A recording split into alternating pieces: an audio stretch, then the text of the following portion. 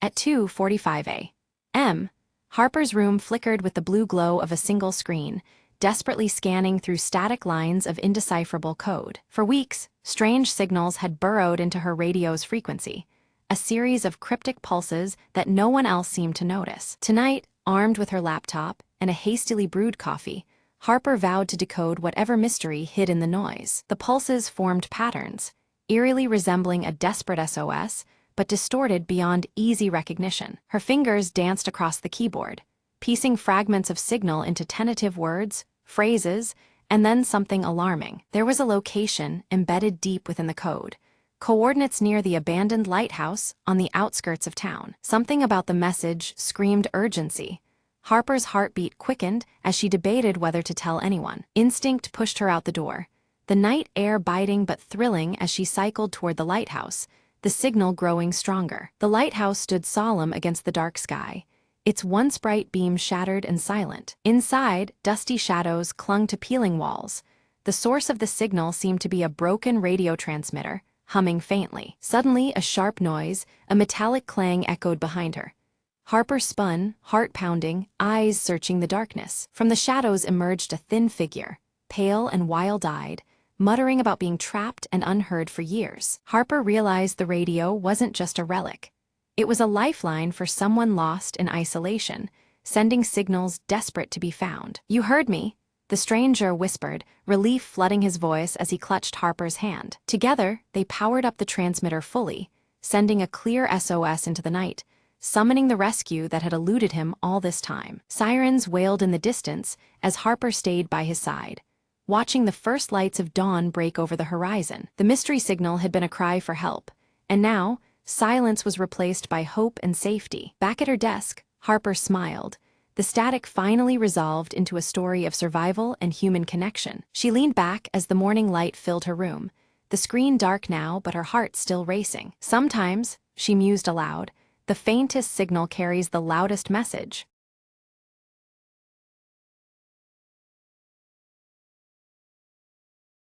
The city skyline stretches beneath a veil of night, its lights flickering like distant stars.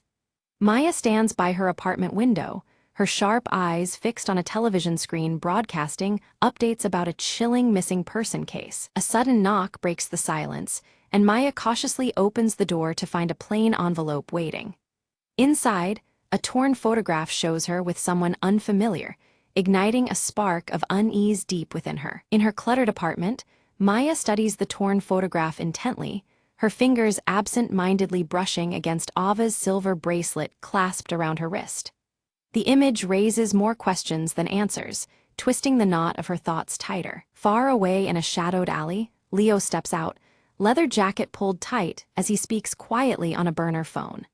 His tense features and guarded tone betray a man burdened with secrets too heavy to share. A flashback reveals Maya and Leo in a dim cafe, voices raised in a heated argument about trust. The room's muted light and their fierce expressions reflect a fractured relationship struggling to survive. On a rooftop gym bathed in the faint glow of the city, Ava's silver bracelet glints as she throws relentless punches. Her athletic form moves with determined purpose, each strike echoing unspoken resolve. In a stark office space, Elias peers intently at grainy security footage, his round glasses catching the pale light. His eyes narrow on a figure clad in a leather jacket, the tension in his stern face growing more palpable. The crowded marketplace hums with life as Maya leans close to Ava, whispering urgently about a clandestine alliance. Amid the noise, their words carry the weight of fragile trust built on shared secrets. On a rain-slick sidewalk, shards of shattered glass lie scattered. Maya steps carefully over the fragments, the broken pieces a silent reflection of the fractured loyalties entwining their fates. Hidden in the shadows, Leo watches Maya with narrowed, calculating eyes. His leather jacket shifts slightly in the dim light, signaling readiness for what might come next. Determined, Maya traces the torn photograph's origins to an abandoned warehouse at the city's outskirts. The building looms like a silent witness to truths yet uncovered, its darkness inviting danger. In a secluded corner, Ava retrieves a small flash drive from a concealed dead drop. Her glances around are swift and nervous, the silver bracelet flashing briefly as tension coils tightly around her. Elias confronts Leo in a quiet bar, their conversation thick with unresolved grievances. The air between them is charged, every word heavy with past betrayals and unspoken threats. Maya grips an old rotary phone, the soft ticking of a clock growing louder in the background. Her whispered words carry urgency, time slipping away as shadows deepen around her. Suddenly, an explosion erupts at the warehouse Maya had been investigating, flames licking the night sky. The blast shatters the calm, echoing like a frantic heartbeat through the city streets. Leo escapes the fiery chaos, clutching his leather jacket tightly, disappearing into the darkness with practiced agility. The night swallows him whole, leaving only questions in his wake. Maya tends to minor burns, her determination hardening as she stares into the unfolding mystery.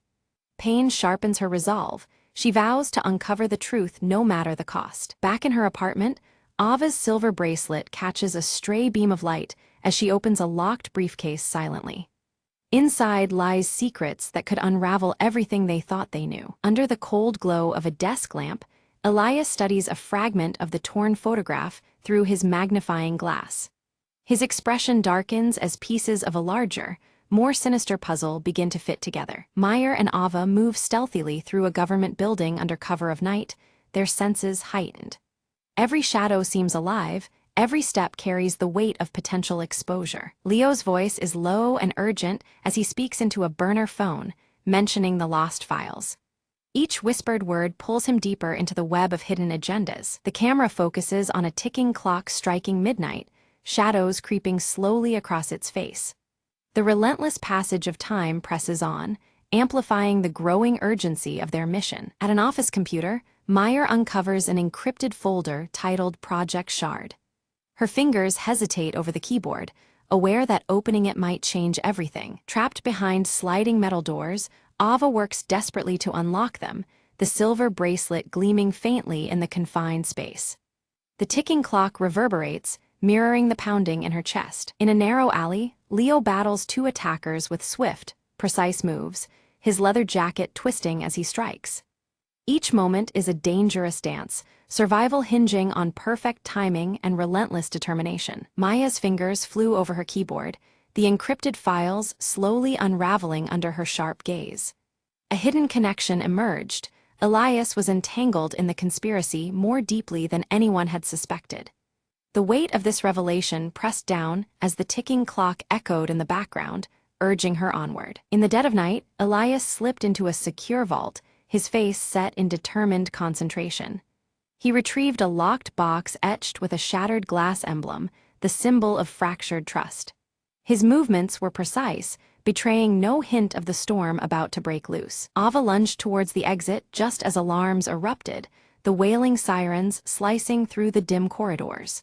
Her silver bracelet caught the light as she sprinted, every heartbeat synchronized with the urgent ticking sound nearby. She vanished into the shadowed maze, a ghost fleeing imminent capture. On a rain-slicked rooftop, Meyer and Leo came face to face, tension radiating between them like static electricity. Words were scarce, their silence heavy with suspicion and reluctant acceptance. After a brief pause, their eyes locked, forging an uneasy alliance under the bleak city skies. They huddled around a flickering screen, watching security footage reveal Ava's secret meeting with a shadowy figure in broad daylight. The scene contrasted sharply with the urban darkness surrounding them, heightening the stakes. Unseen threads of betrayal began to weave tighter between them all. Maya grabbed a city map, her pen strafing across it as she marked several key locations tied to Project Shard. Each mark a clue, a puzzle piece of a sinister plot that stretched through the city's veins. The ticking clock again underscored the mounting urgency surrounding their discovery. Leo rolled up his sleeve, revealing a hidden tattoo of a broken clock etched onto his wrist. The shattered timepiece symbolized all he had lost and the precious time slipping away. It was a quiet confession beneath the constant metallic sheen of his leather jacket. In a luxurious penthouse bathed in cool shadows, Ava confronted Elias, her fingers gripping her silver bracelet tightly. Her voice cracked with a mix of anger and desperation as she demanded answers. Elias's eyes, behind round glasses, remained unflinching, calculating every word to deflect her charge. Suddenly, the city plunged into darkness as a power outage swept across the skyline.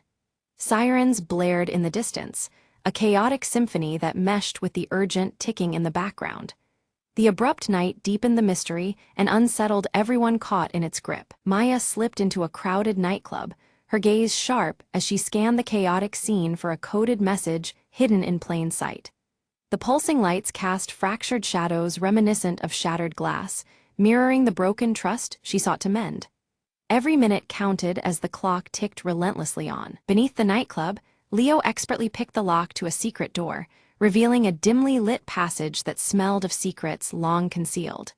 The narrow corridor whispered echoes of untold betrayals and silent alliances.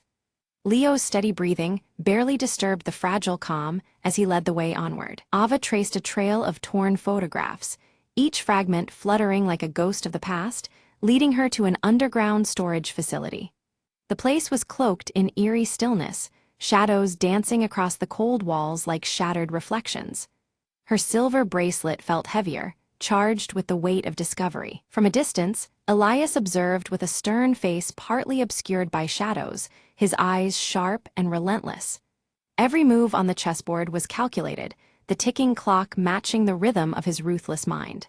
He waited patiently, a predator concealed within the urban darkness. Inside the facility, Meyer and Leo discovered a sprawling wall covered in photographs connected by taut strings. Names, places, dates, all tied together in a sprawling web revealing the breadth of the conspiracy.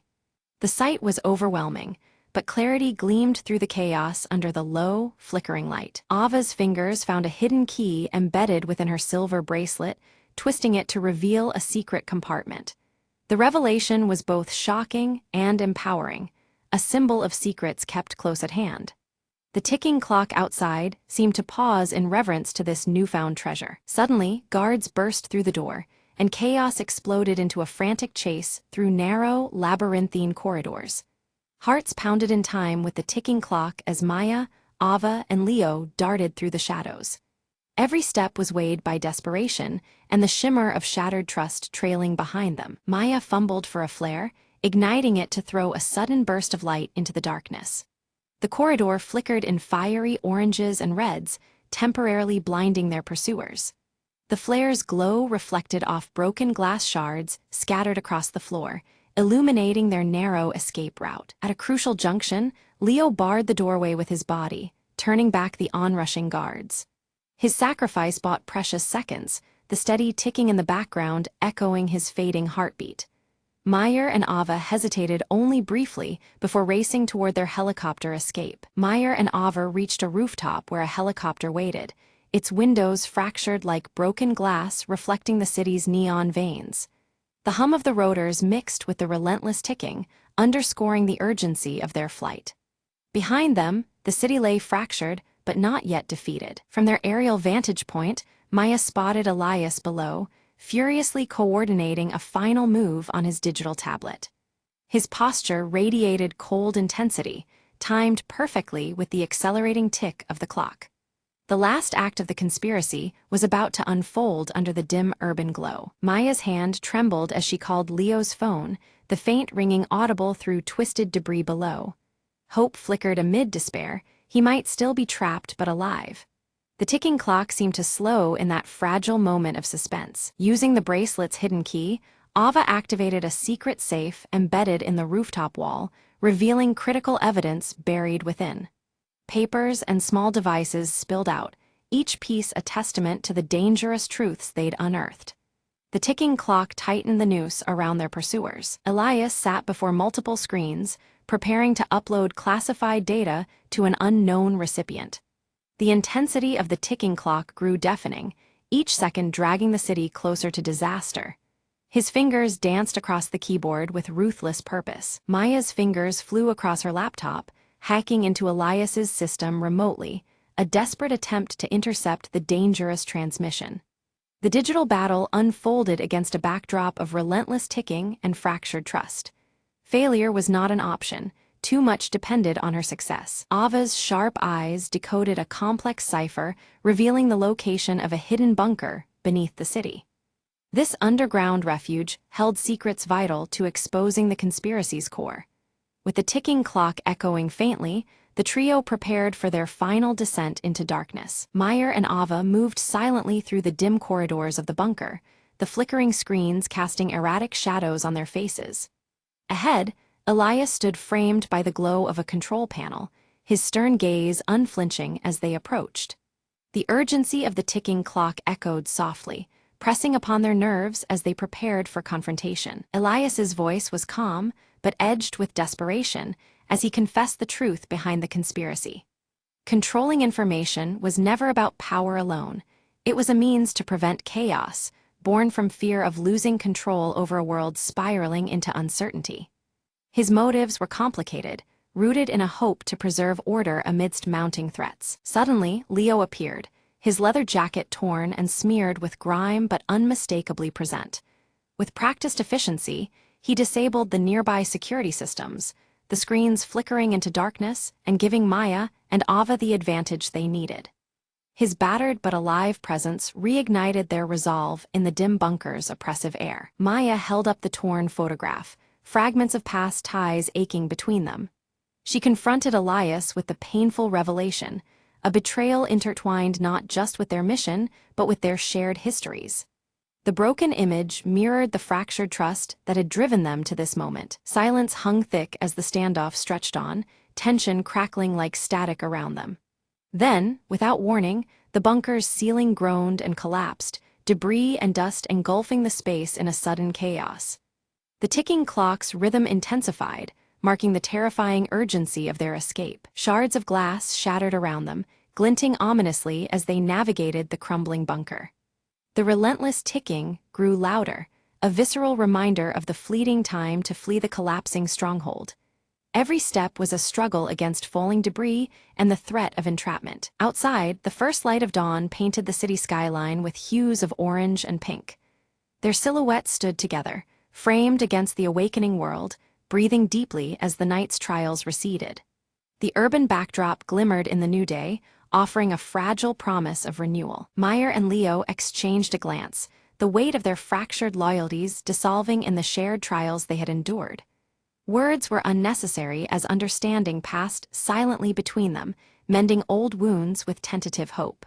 Their alliance was reforged, stronger and more genuine than before. Ava's hand tightened around her silver bracelet, the cool metal grounding her amid uncertain futures. Her eyes scanned the horizon, reflective and cautious, but carrying a spark of hope. The bracelet, once just an accessory, now symbolized resilience and the unbroken spirit of their group. In the final moment, shards of broken glass caught the rising sun's light, scattering reflections across the bustling streets. The protagonists melted into the city's flow, their past struggles etched in fractures, but overshadowed by newly forged alliances. The dawn marked not just an end, but a beginning carved from shattered trust and reclaimed loyalties.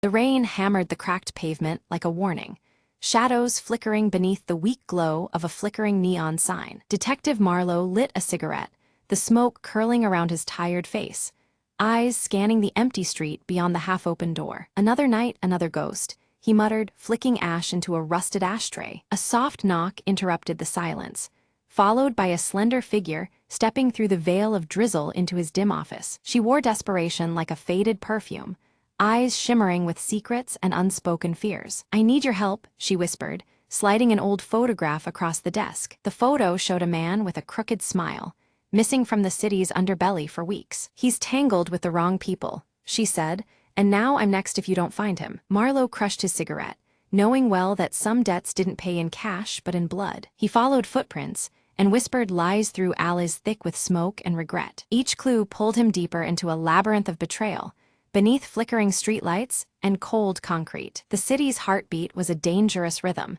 but Marlowe played along, tuned to every silent scream. In the back room of a forgotten bar, he found the man, bruised but breathing, shadowed by two dark figures. A standoff flickered like a broken film reel, guns drawn, tensions sharp as razors. "You're done hiding," Marlowe said, voice steady amid chaos. Chaos erupted, but Marlowe's quick reflexes carved a path to safety for the man and the woman waiting outside. The rain washed away the grime and gunpowder as they disappeared into the night, leaving only echoes behind. Back at the office, Marlowe stared at the empty chair across from him and sighed. "Some shadows never leave," he murmured, lighting another cigarette in the dim light. Outside, the neon buzzed, the city asleep but never quiet, ready for its next secret to surface.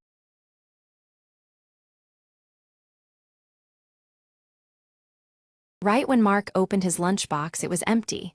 "Where did my sandwich go?" he muttered. He peeked under the table, no sandwich. He checked his backpack, also no sandwich. Mark's friend Lily spotted him. "Lost your lunch?" she asked with a grin. "Yep, someone stole my sandwich," Mark declared dramatically, waving an empty wrapper. Determined, they started a serious investigation around the cafeteria. They interrogated the class hamster, who only squeaked back. Then they asked Mr. Brown, the janitor, who shrugged with a chuckle. Next, they surveyed the suspects: Tommy, the cookie thief; Sarah, the sneaky soda sipper; and Jenny, who always had crumbs. Jenny claimed innocence, dusting imaginary crumbs from her sleeves. Tommy looked suspiciously content, licking chocolate off his fingers. Lily found a suspicious trail of lettuce leaves, leading towards the teacher's lounge. Mark followed, whispering, "This is it, the breakthrough." They peeked inside and saw the teacher, Mr. Clark, happily munching on what looked exactly like Mark's sandwich. "Caught red-handed, Mr. Clark laughed and said, "I thought someone left this for me." Mark rolled his eyes. "Next time, just ask." As a peace offering, Mr. Clark promised to buy Mark a new sandwich every day this week. Mark grinned. "Deal, but only if Tommy shares his cookies too." Lily snorted. "Looks like our investigation turned into a snack party." They all laughed together, the mystery solved and hunger satisfied. And from that day on, Mark's lunches stayed mysteriously untouched, except during snack parties.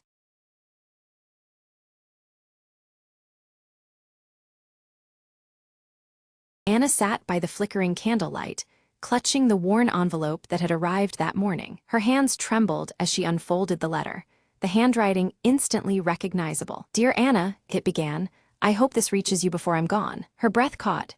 It was from her father, whom she hadn't seen in years, lost to his travels and secrets. He wrote of regrets, of missed birthdays and silent apologies hidden beneath years of silence. Tears welled as she read how he longed to make things right, even if just through this letter. Outside, rain tapped gently on the window, echoing the ache inside her heart. She remembered the last fight, harsh words, slammed doors, and the walls that grew between them. But here was a chance for healing, fragile as the paper in her hands. She reached for her own pen, her thoughts swirling like the storm outside. "Father," she wrote, "I am still here, and I forgive you." She sealed the letter, feeling the weight of years lift slightly off her shoulders. Days later, a phone call shattered the quiet. Her father's voice, cracked but earnest. "Anna, thank you," he said simply. "Your forgiveness is the light I've needed." They spoke late into the night, stories mingling with apologies, knitting together the broken threads. The distance that once seemed insurmountable began to fade with every word exchanged. Anna smiled softly, realizing that sometimes words could rebuild what silence tried to destroy. As dawn painted the sky, she felt a tentative hope blossoming within her chest. Their journey ahead wouldn't be easy, but it was theirs to take, hand in hand. And sometimes, the smallest letter holds the greatest power, to heal, to connect, to begin anew.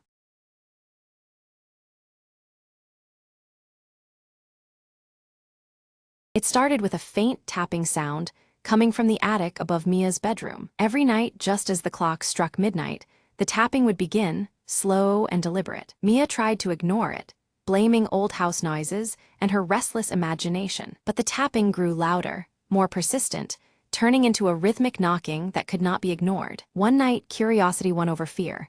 She crept upstairs, flashlight trembling in her hand. The attic stairs creaked under her weight, a long, narrow space filled with dusty old boxes. Then she heard it, a whisper, soft and urgent, brushing against her ear like a cold breath. "Help me," it hissed, a voice barely louder than the wind. Mia's heart pounded. "Who's there?" she whispered back, her voice shaking. Silence answered before the whisper returned. Trapped, alone, searching through the boxes, Mia found an old journal, its pages yellowed and torn. The diary belonged to a girl named Lucy, who once lived in the house decades ago. Lucy wrote about a terrible secret, about being locked in the attic by someone she once trusted. Suddenly, the attic door slammed shut behind Mia, plunging her into darkness. Desperately, she opened the journal to the last page, a chilling plea to anyone who found it. "Set me free," Lucy's words begged, "before it's too late." With shaky hands, Mia looked up and spotted an old latch on the window, half covered by cobwebs. She forced it open,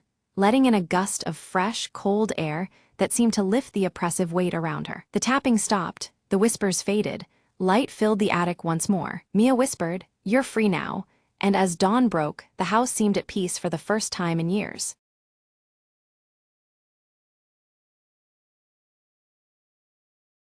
Norman decided to try baking bread. How hard can it be? He asked his cat Muffin. The internet promised him sourdough would be easy and rewarding. He mixed flour and water, forgetting a crucial ingredient, yeast. With a confident smile, he left the dough to ferment on the kitchen counter. 24 hours later, Norman checked. The dough looked as flat as a pancake. He Googled frantically, "Did I kill the yeast?" He wondered aloud. Determined, Norman bought live sourdough starter from a local bakery. He mixed the new starter, flour, and water, and with great ceremony, set the dough to rise again. This time, the dough grew, but so did a mysterious fuzzy blue spot. Is that mold or art? Norman mused, unsure if he should be proud or terrified. Deciding not to waste, he baked the bread anyway, expecting disaster. The kitchen filled with a pungent aroma that could clear a room. Norman's cat fled. The smoke alarm sang its shrill song. Still, Norman cut a slice and tasted cautiously. He said, face contorting. "Maybe bread isn't my forte." But then the doorbell rang. His neighbor was there, holding a plate. "You left the door open," she said. "Our dog loved your bread." Norman laughed. "Next time I'll bake something for humans, not canines." From then on, he stuck to cupcakes, which Muffin approved with less drama. "Baking adventures are better with friends," Norman said, grinning as he offered a cupcake to his neighbor.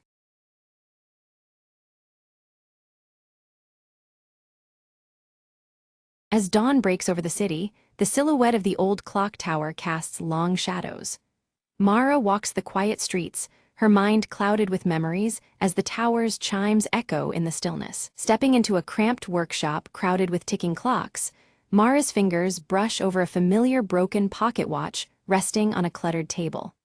The weight of countless hours seems to press on her as she contemplates the fragile object. A close-up reveals the pocket watch's cracked glass and frozen hands, symbolizing a moment frozen in time. Mara sighs, her troubled gaze reflecting the unresolved past the watch represents. Memories flood back. A young Mara receives the pocket watch from her grandfather, the watchmaker.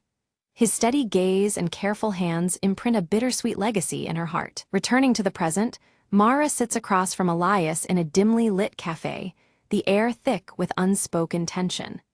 Their shared history complicates the fragile conversation unfolding between them. Elias produces a letter sealed with an embossed wax emblem, sliding it towards Mara with a sense of urgency.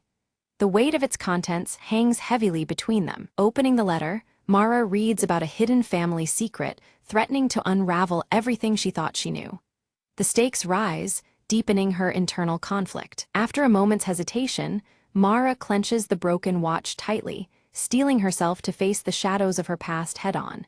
Determination replaces doubt within her eyes. Nearby, Nina watches Mara intently from the shadows, fingers nervously twisting a small mechanical part. Her curiosity wrestles with hesitation, uncertain whether to step forward. Mara enters an aged family home, dust particles dancing in the muted light as she crosses the threshold. Faded memories cling to the walls, whispering stories of days long gone. Her fingers glide over a faded photograph depicting her grandfather wearing a peculiar, knowing smile. The image stirs questions she hadn't dared to ask before. A sudden thunderstorm crashes outside, rain pelting the windows as Mara's turbulent emotions mirror the tempest. The past feels as restless and unyielding as the storm. Elias appears unexpectedly at the doorway, his rugged presence filling the room. He warns Mara of the dangers tied to unearthing buried family truths. Despite Elias's caution, Mara insists on moving forward, fueled by a desperate need for closure. Reluctantly, Elias agrees to accompany her through this uncertain journey. Unexpectedly, the broken pocket watch begins to tick faintly, its eerie rhythm signaling that time itself seems to be shifting. Secrets long dormant stir awake around them. Together, Mara and Elias sift through the attic's shadows, uncovering concealed journals and letters hidden beneath loose floorboards. Each discovery deepens the mystery. Nina steps closer, offering assistance and revealing her surprising connection to Mara's family. Her presence introduces new dimensions to the unfolding story. Tensions flare as Mara and Elias clash over trust, fracturing their uneasy alliance. Old wounds open amid accusations and doubt. In a haunting dream, the watchmaker appears, his cryptic gaze inviting Mara to look beyond the obvious. His steady hands gesture toward truths yet uncovered. Awakening with newfound resolve, Mara discovers a secret compartment within the pocket watch containing a small, enigmatic key. Hope and fear intertwine in her grasp. The key fits an ancient chest hidden beneath the house, which they open to reveal letters and artifacts long concealed. Each piece reshapes Mara's understanding of her family's past. Among the findings is a letter referencing a lost sibling, challenging everything Mara believed about her lineage. This revelation forces her to reconsider her identity. Elias confesses his own ties to the family's history, adding layers of complexity and raising the stakes. His rugged exterior cracks, exposing vulnerabilities tied to shared secrets. Mara's mind flashes back to forgotten or misunderstood childhood moments, fragments of memory swirling like puzzle pieces. Clarity and confusion intertwine as the past resurfaces. Suddenly, the pocket watch stops ticking once more, announcing a crucial turning point. Time's fragile thread seems to hold its breath, awaiting what comes next. Nina sat cross-legged on the floor, delicately examining the intricate pieces of the broken pocket watch. As she adjusted a tiny gear, her fingers brushed against a faint engraving hidden deep inside the casing. Leaning closer, she realized it was a message, carefully etched in an elegant script that had gone unnoticed until now. The message spoke of a meeting place tied to Mara's grandfather, hinting at old alliances and betrayals long buried.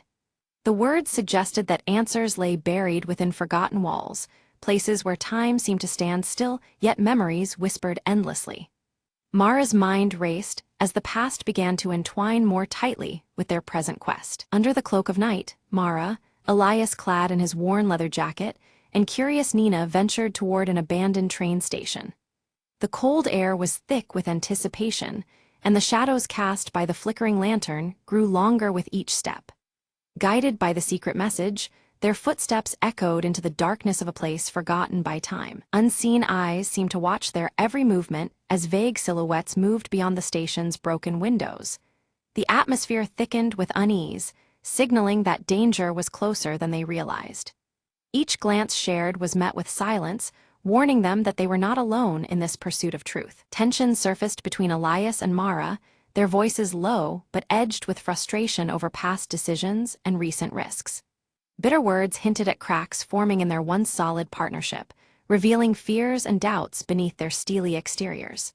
Sensing the growing divide, Nina quickly intervened, her youthful voice urging calm and unity among them. Their search uncovered a hidden trapdoor beneath loose wooden planks, leading down into a secret room.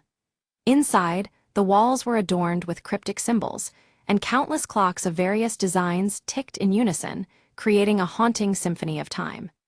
The air was thick with mystery, each element hinting at layers of concealed history awaiting discovery. Mara's fingers traced the carvings on the wall, triggering a subtle mechanism embedded within the ancient wood. A panel slid open silently, revealing a secret document covered in faded ink that detailed the true loyalties of her family. The revelation was profound, challenging everything she believed about her lineage and legacy. Elias eyed the fragile parchment warily, his rugged features tightening with concern. He questioned whether unveiling such truths was worth the chaos that might follow, fearing the fractures it could cause in their fragile community. His hesitation cast a shadow over the group's resolve as the gravity of their discovery sank in. Mara met his doubts with steely determination, her silver-streaked hair catching the dim light as she vowed to see the truth brought into the open. She believed that only by confronting the past could they hope to heal their fractured bonds. Her resolve ignited a flicker of hope amidst the tension, solidifying her role as their leader. Suddenly, the fragile trust that had held them together shattered when an unexpected betrayal surfaced from within their own group. A subtle, almost imperceptible act revealed hidden motives, throwing suspicion in every direction. The betrayal threatened to unravel all they had worked towards, demanding reckoning and clarity. In a surprising moment, Nina confessed her true motives, linking her actions to a solemn promise made to the watchmaker years before. Her fidgeting hands betrayed the weight of her secret, yet her eyes remained resolute. This revelation added a new layer of complexity, binding their fates even tighter with threads woven long ago. The watchmaker's voice seemed to echo through the shadows, guiding them with a riddle that wove together themes of time and memory. His meticulous hands, though unseen, felt present in the silence as they pondered the cryptic words. This counsel offered a path forward, shaping the next chapter of their intertwined journey. With renewed purpose, Mara reached out to Elias, bridging the gulf that had formed between them. Their reconciliation was quiet but firm, a mutual acknowledgement of the dangers they faced and the strength needed to overcome them. Together with Nina, they formed a united front against the threats closing in. They raced through rain-slicked streets, desperate to retrieve a final piece of evidence before it could be snatched away by darker forces. Every moment felt borrowed, the clocks ticking a stark reminder of time slipping through their fingers. Their combined skills and determination fueled the pursuit, driven by nerves and hope alike. A fierce storm raged outside, rain beating against the windows as the antique clocks within the safe room began to chime in perfect unison. The symphony of ticking hands grew louder, signaling the climax of their quest was near. Inside, tension and anticipation mingled, as moments stretched beyond themselves in the storm's heart. Hidden within an old ledger, they uncovered a detailed account of familial tragedies, betrayals concealed, and truths covered up for generations. The pages revealed the causes and consequences of past actions, painting a sorrowful picture of sacrifice and deceit. This knowledge brought clarity, but at a heavy emotional cost for all involved. Suddenly, the shadows coalesced into figures intent on silencing their discoveries forever. The trio found themselves cornered, the sinister presence closing in swiftly and without mercy. Adrenaline surged as instincts took over, turning their hunt for truth into a battle for survival. Drawing on the watchmaker's riddles, Mara deftly outmaneuvered their pursuers, using her knowledge of time and memory as a weapon.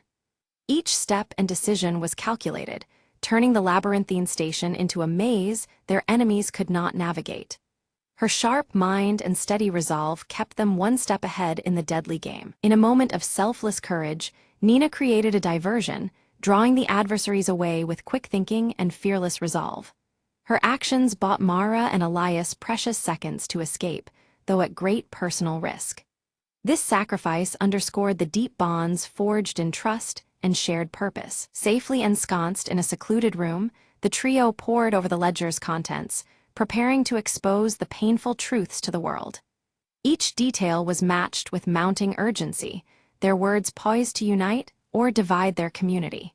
The weight of their responsibility settled heavy as they planned the inevitable reveal. Mara hesitated, her silver hair catching the flickering candlelight as she wrestled with the cost of unveiling the truth.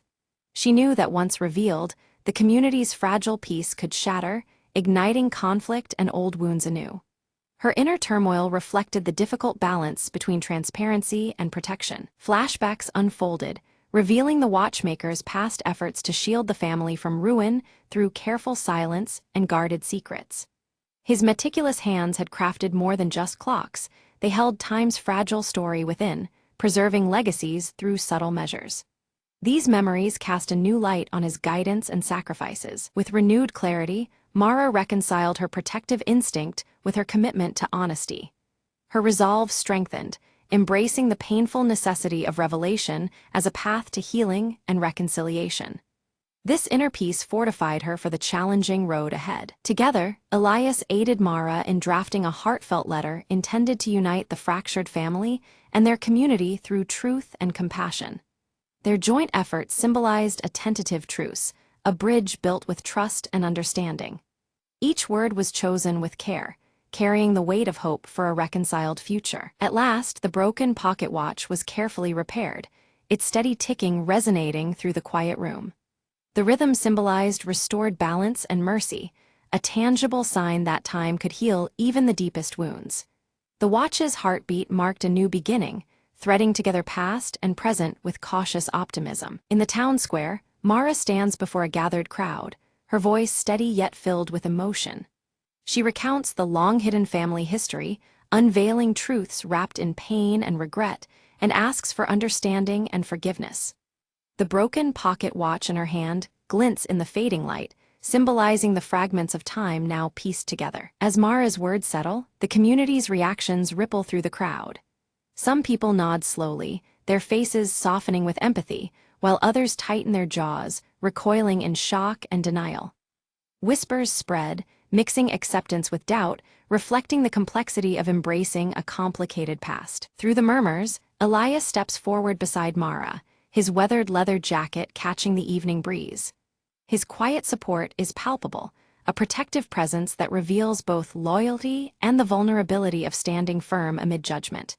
His gaze meets Mara's, silently conveying strength and shared burden. Nina fiddles nervously with a small gear, then reveals she has been quietly preserving the family's legacy in her own way. Her role as keeper of the overlooked truths earns her cautious respect from those previously doubtful. The community begins to see her curiosity not as trouble, but as a bridge toward healing. Later, Mara visits the shaded grave of the watchmaker, the man who once taught her to value time's intricate layers. She places the broken pocket watch gently on the weathered stone, a tribute to the past and those who guide from beyond.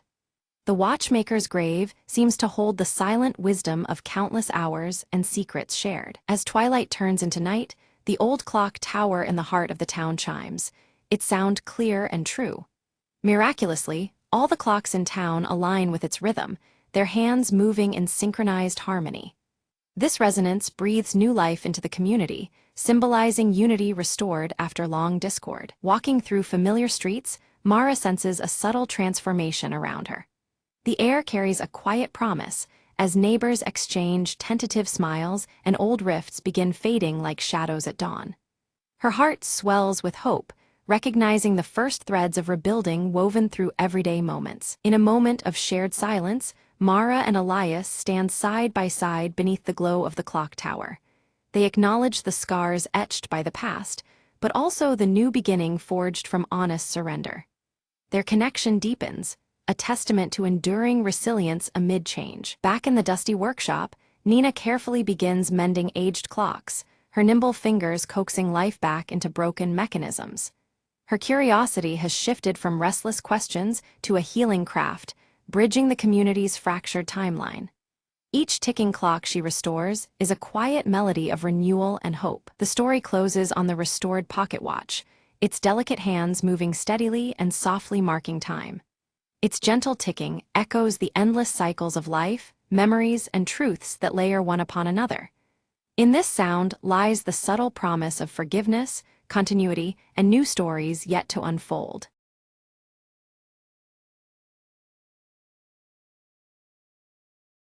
Late at night, Emma heard the faintest whisper coming from the attic above her new apartment. She told herself it was just the wind, but curiosity pulled her up the narrow stairs. Each step creaked underfoot, shadows dancing on peeling wallpaper as the whispers grew clearer. Reaching the attic, she found an old trunk, covered in dust and cobwebs, oddly warm to the touch. The whispers turned into soft pleading voices, begging to be freed from the locked chest. Emma's hands trembled as she lifted the rusted latch and cracked open the trunk's heavy lid. A cold breath escaped, and inside lay a faded diary, its pages fluttering despite still air. Flipping it open, Emma read about a forgotten tragedy, a family lost within these walls decades ago. Suddenly, the attic door slammed shut, trapping her with the restless spirits lingering within the room. She felt a chill crawl down her spine.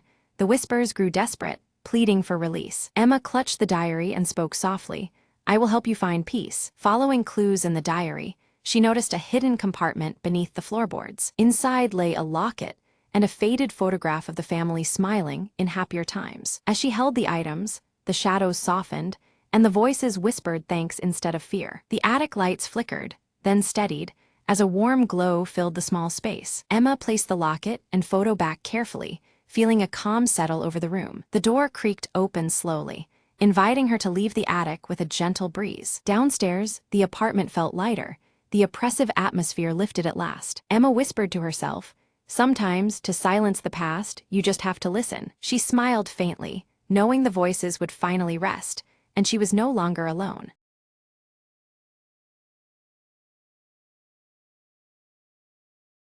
The evening fog curled around the old clock tower as Eliza crept closer, clutching the folded letter in her hand. Her heart pounded with every step. The letter promised a secret buried for decades, hidden right beneath the ticking face above. Old Man Grayson's cryptic warning echoed in her mind. Not all timekeepers guard moments. Some keep shadows. Eliza reached the iron door at the tower's base, her fingers trembling as she found the rusted key taped under the ledge. The door creaked open, revealing a spiral staircase that disappeared into darkness and dust. She took a deep breath and descended, the faint sound of the clocks ticking growing louder in her ears. Midway down, a glimmer caught her eye, a small leather pouch tucked into a crack on the wall. Inside, she found a collection of strange keys and a worn diary belonging to her grandfather, a man she barely knew. Flipping through, cryptic notes mapped a hidden compartment beneath the clock's mechanism. Her fingers quickly found the latch, releasing a panel that revealed a shaded alcove bathed in moonlight. Inside lay an old photograph and a delicate music box, its surface etched with a family crest she recognized. As she opened the music box, a haunting melody filled the silent tower, swirling memories of forgotten days. Eliza's eyes welled up. The photograph showed her grandmother, smiling beneath the clock tower, long before it was abandoned. A folded note inside the box read, "Time seals what the heart never forgets." She realized the secret wasn't gold or jewels, but the preservation of a family's love frozen in time. With a soft smile, Eliza wound the clock's mechanism to resume its silent vigil. The morning light illuminated the tower as she stepped out, the town oblivious to the quiet restoration. Eliza whispered, "Some mysteries aren't lost, they are waiting to be found." As the clock chimed at dawn, she clutched her grandfather's diary close, a new story just beginning. And somewhere in the distance, the clock tower kept its steady beat, a heartbeat echoing through the years.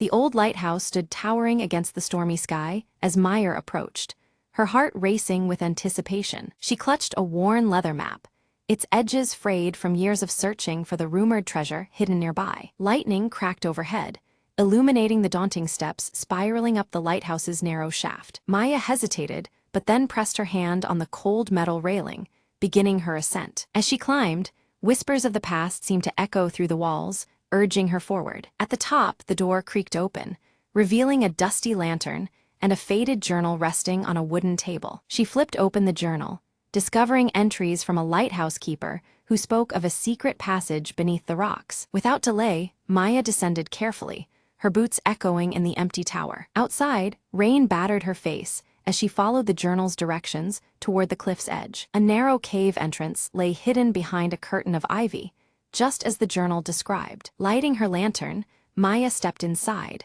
the walls closing in around her as she ventured deeper. Suddenly, the tunnel opened into a cavern glowing with the shimmer of countless shells and glittering stones. In the center, a chest lay half buried in sand, its lock rusted but intact. With a deep breath, she pried it open, revealing an assortment of old coins, maps, and a compass unlike any she had seen. Maya smiled, realizing the true treasure was the adventure and the history she uncovered. She carefully packed the items, planning to share the story and preserve the legacy of the lighthouse keeper. As she exited the cave, the storm was clearing, and the first rays of dawn painted the sky in soft gold. Maya looked back once more at the lighthouse, feeling a profound connection to its silent sentinel. "Some secrets are worth the journey," she whispered, tucking the journal safely into her pack. With a steady heart, she walked away, ready for whatever new adventure awaited beyond the horizon.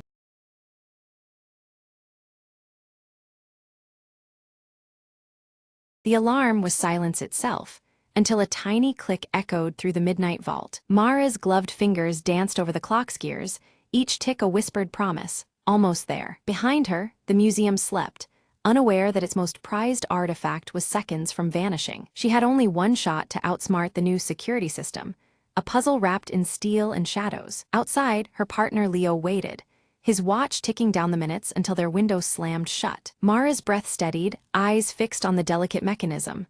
"Almost, now," she muttered. The vault door's bolts began to retract, inch by careful inch, like the slow exhale of a holed breath. Light flooded the chamber as the door creaked open, revealing the legendary clockwork heart. Its intricate cogs seemed to pulse with a life that rivaled the thief's own heartbeat. Suddenly, a soft beep, the secondary alarm triggered from a hidden pressure plate. Quick as a flicker, Mara snatched the artifact and dove for the shadowed exit. Behind her, footsteps, guards rushing, voices slicing through the quiet night. Leo threw open a side door just in time, pulling Mara through the narrow escape tunnel. They didn't speak.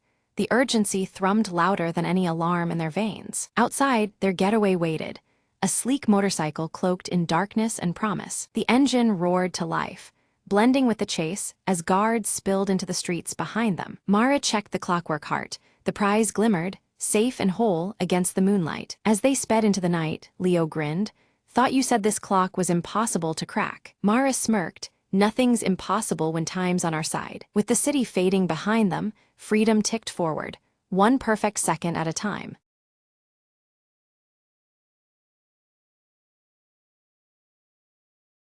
Under flickering streetlights, Clara Voss lights a cigarette outside the dim jazz club.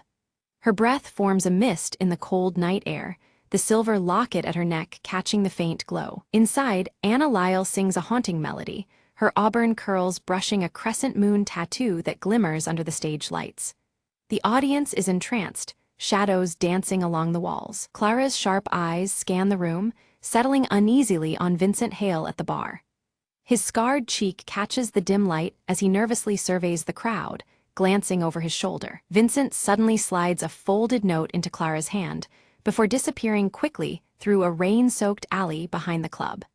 The damp air swirls around her as the door slams shut. Unfolding the note, Clara reads a cryptic message about the Veil and a midnight rendezvous near the docks. Her eyes narrow, realizing the urgency hidden between the cryptic words. Pocketing the note, Clara fingers her silver locket, the cold metal grounding her resolve. The shadows under the street lamp deepen as her expression hardens. At the police station, Lieutenant Morneau frowns over a faded photograph of the city's skyline, rain-blotched yet familiar. He explains the unsolved disappearances with a stern voice, tension thick in the air. Clara exhales smoke from her cigarette, jaw clenched, promising Morneau she'll uncover the truth. The flickering bulb overhead casts long shadows on the worn walls. Later, Elias Crane emerges from the mist near the docks, his gray fedora low and gloves pristine against the damp night. His silent approach seems almost spectral in the fog. Clara approaches Elias cautiously, noting his cold demeanor and the gleam of his gloves in the muted light. Their whispered exchange carries weight, secrets hovering between them. Elias warns of unseen forces lurking beneath the city's surface, cryptically mentioning the Midnight Veil as something to fear. His words hang heavy in the chill air. Suddenly, a shadow detaches. Vincent appears, urgency in his whisper as he speaks of a meeting that could expose everything. The three share a tense glance, aware of the risks. From their hidden vantage, Clara, Elias, and Vincent watch as shadowy figures gather in a clandestine assembly near the docks. Blurred reflections ripple off the water, obscuring faces. Gunfire shatters the silence. Chaos erupts with frantic movement.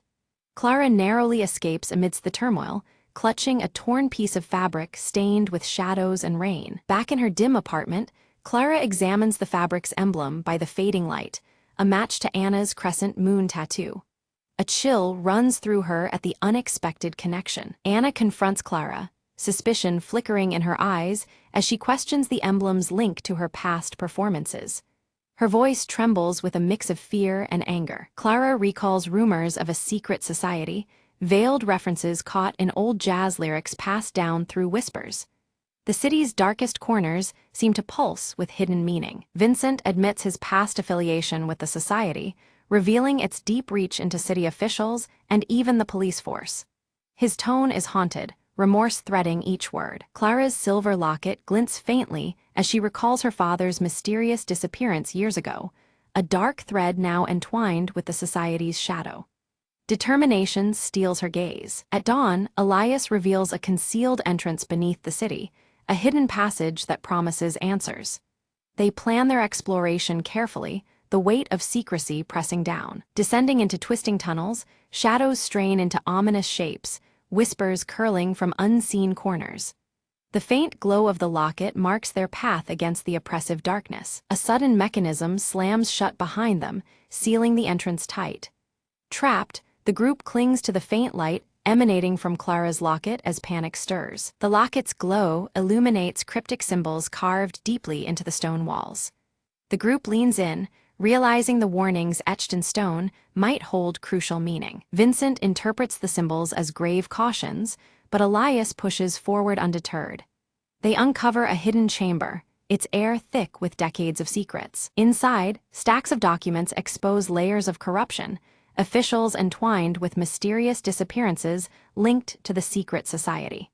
The full scope of their enemies' reach becomes chillingly clear. Suddenly, distant footsteps echoed through the tunnel, sharp and unyielding. Instinctively, the group melted into the shadows, blending with blurred reflections cast by flickering lights. Lieutenant Morneau's stern voice called out, slicing through the silence and betraying their hiding spot. Morneau appeared, his square jaw set rigidly as he demanded Clara hand over the evidence immediately. His tone left no room for negotiation, threatening charges of insubordination if she refused. The air thickened with tension, the flicker of cigarette embers nearly forgotten. Clara stepped forward, her eyes unwavering as she opened her coat to reveal her own badge beneath. Her voice was steady as she declared a commitment to justice that transcended mere orders. The silver locket around her neck caught the low light, a quiet emblem of her resolve. Morneau hesitated, a flicker of conflict crossing his features beneath his stern facade. Before the standoff could deepen, a sudden structural tremor rocked the tunnel, sending debris crashing down and forcing them into chaos. Dust and shadows swirled as the passage partially collapsed behind them. Amidst the turmoil, Elias's gaze caught a faint glimmer, a narrow exit veiled by twisting passages. Without hesitation, he adjusted his gray fedora and led the group through the labyrinthine corridors. Their steps echoed faintly against wet walls, the silver locket and crescent moon tattoo glimpsed in fleeting reflections. At last, they emerged near the city's riverside, where shadowy figures in trench coats awaited under dim street lamps. The figures' silhouettes merged with the night, an ominous presence wrapping the group in unease. Clara's grip tightened on her locket as the moon tattoo peeked from Anna's wrist. A sudden pursuit ignited. Clara sprinted through narrow alleyways and darted across rooftops, expertly navigating the urban maze. The city's neon lights blurred in streaks as she clutched her locket, her breath sharp in the cold air. Behind her, footsteps faltered but never ceased. Reunited in a neon-glowing street corner, Anna and Vincent joined Clara and Elias. The group huddled together, whispering rapid strategies under the electric hum. The crescent moon tattoo caught fleeting glints from flickering signs, grounding them. Anna revealed a forgotten jazz recording, its crackling notes hiding coded messages about the society's covert operations. The melody intertwined with cryptic whispers, secrets layered beneath the familiar tune. The faded city skyline photograph lay nearby, a constant reminder of what was at stake. Listening intently, Clara decrypted the chilling phrase, "Veil lifted at last." The words hinted at an impending event that could change everything. Shadows seemed to lengthen around them as understanding deepened. Vincent leaned in, his scarred cheek shadowed under a street lamp. He warned of a clandestine auction where secrets, and more, were laid bare and traded like currency. The city's underbelly pulsed with danger just ahead. Clara infiltrated the auction disguised among the shadows, eyes sharp beneath her leather coat's collar. Her gaze locked on the organizer's emblem, a mirror of the insignia etched into her silver locket. The room buzzed with hushed bids and shifting alliances. She observed as live bids soared over incriminating documents, each coming at higher stakes than anticipated. The auction held more than rumors. It was a battleground where truth and deception clashed openly. Smoke curled upward, cigarettes burning down ever closer to ash. Suddenly, an unexpected rage shattered the tense atmosphere, chaos erupting. Seizing the moment, Clara slipped through confusion to snatch critical evidence from beneath watchful eyes. The silver locket pressed against her chest, a symbol of unyielding courage. Safe within a dimly lit hideout, the group pored over the decrypted documents, faces etched with growing dread. The revelations tied Elias's enigmatic identity to a sprawling web of citywide corruption. His perpetual gray fedora and gloves seemed to weigh heavier with confession. Elias finally confessed, voice low and remorseful. He was once a high-ranking society member, now seeking redemption for past sins cast in shadows. His admission shifted the fragile trust they'd built, the crescent moon tattoo a muted witness nearby. Trust shaken, the group debated fiercely, their breaths short in the cramped room. Clara insisted on confronting the society's leader face to face, unwilling to let shadows dictate their fate. Her locket gleamed softly, a beacon amidst uncertainty. A coded message led them to an abandoned theater, its curtains for years untouched and draped in shadows and mystery. The air hung thick with dust and forgotten echoes, the city skyline photograph tucked carefully in Clara's coat pocket. They stepped inside, hearts pounding against the silence. Within the theater's faded confines, Clara confronted a figure obscured behind a veil, an unexpected presence from her past. The face held painful memories, intimately connected to the lost photograph sealed beneath layers of rain and time. The silver locket lay heavy in her palm. Without warning, the theater was plunged into absolute darkness by a sudden blackout. Vulnerability wrapped tightly around them, breaths quickening in the consuming void. The crescent moon tattoo stole faint glimmers in the black, a silent reassurance. When the lights flickered back, the leader was gone, vanished into thin air. But a new clue lay in plain sight, pointing toward a rendezvous at the city's old observatory. The fractured reflections of the skyline danced over broken glass, the locket catching subtle glints. At the observatory, Clara stared into the fractured city skyline reflected in shattered glass panels. Each shard distorted the truth, symbolizing fractured realities and hidden fractures within the city itself. The silver locket hung steadily against her chest, unwavering amid broken truths. Inside, the group uncovered a detailed map outlining the society's insidious influence over critical city infrastructure. Lines and shadows intertwined, revealing the depth of corruption and control. Anna's crescent moon tattoo remained visible as they traced the dark web. A tense standoff unfolded as Morneau unexpectedly joined forces with them, revealing his own disillusionment and conflicted allegiance. His crisp uniform was now a symbol of rebellion, his square jaw set against old loyalties. Cigarette smoke curled around them, blurring edges between friend and foe. Together, they crafted a daring plan for a decisive strike during the upcoming city council meeting. The web of deceit strained under the weight of their resolve to expose it. Clara's silver locket gleamed quietly, the symbol of a justice ready to pierce the midnight veil. Detective Clara Voss stepped forward on the council floor, the weight of the silver locket against her chest, steadying her resolve. Her voice cut through the tense silence as she laid out the evidence linking the shadowy society to the city's corruption, each detail more damning than the last. Unbeknownst to many, hidden cameras streamed Clara's revelation across the city, broadcasting the truth to officials and citizens alike.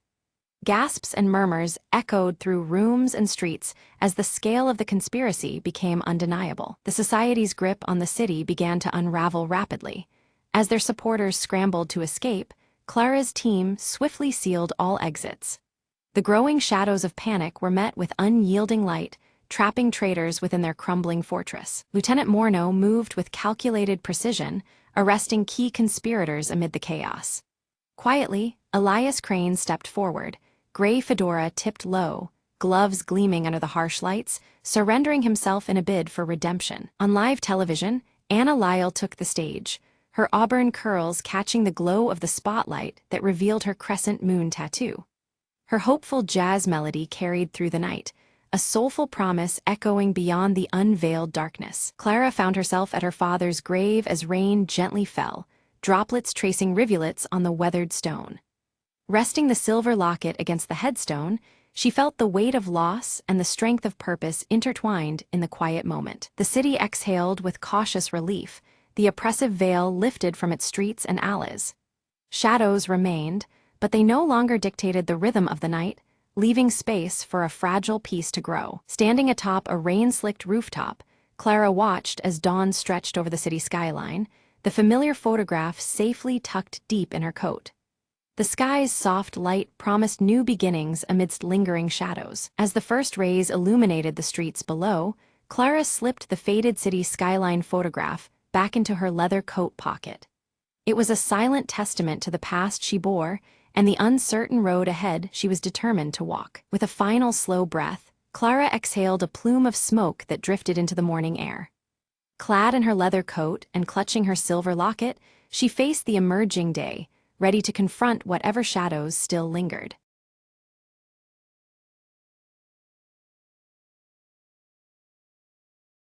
In the heart of Grayson Hollow stood a forgotten cottage, its windows dark and its garden overgrown. One stormy evening, Clara, a curious traveler, sought refuge there, unaware of the cottage's eerie reputation. As she lit a candle to ward off the darkness, the flame danced wildly, casting shadows that seemed alive. Whispers floated through the air, soft and beckoning, as if the house itself were telling secrets. Drawn to a dusty old book on a creaking shelf, Clara opened it to find pages filled with strange symbols. Suddenly, the candle flickered out, plunging the room into darkness more profound than the night outside. But then, a faint glow emerged from the book, illuminating a path that twisted beyond reality. Curiosity overcame fear, and Clara stepped into the light, finding herself in a realm woven from memories and dreams. Figures appeared, lost souls bound by sorrow, eyes pleading for release from ancient pain. Realizing the candle was her anchor, Clara relit it, its steady flame promising hope and courage. She recited an incantation from the book,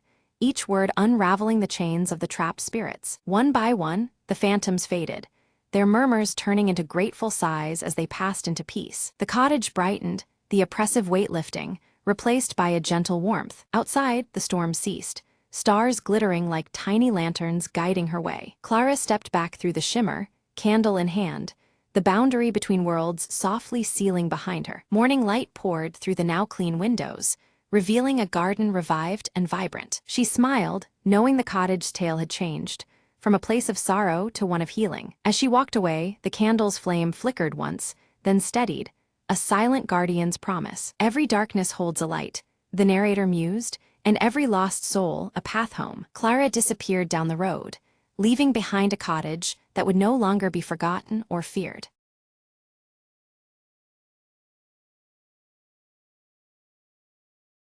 The train was nearly empty when Alina boarded at dusk, the dim lights flickering overhead. She slid into the last car, noticing an old man sitting alone, staring out the window without blinking. Curious, she sat opposite him, catching a faint scent of jasmine and something metallic. Suddenly, the train jerked violently and the lights went out, plunging the car into darkness. When the lights returned, the old man was gone, leaving behind only a small, folded note on the seat. Alina unfolded it carefully.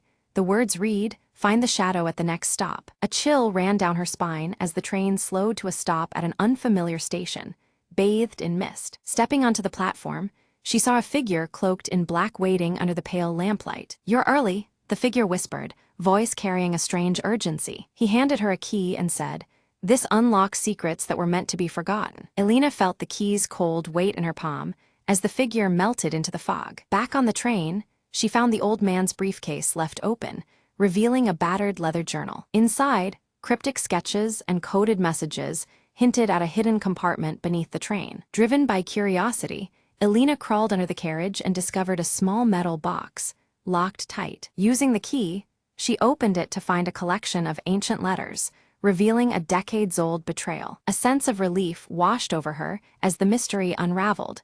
The old man had been protecting these truths. As the train rolled onward, Alina placed the letters safely in her bag, resolved to bring the story to light. The final verse in the journal read, "Truth rides the rails, unseen but never gone." Alina looked out the window, the horizon glowing with the promise of a new day. With a quiet smile, she whispered to herself, "Some passengers leave more than footprints behind."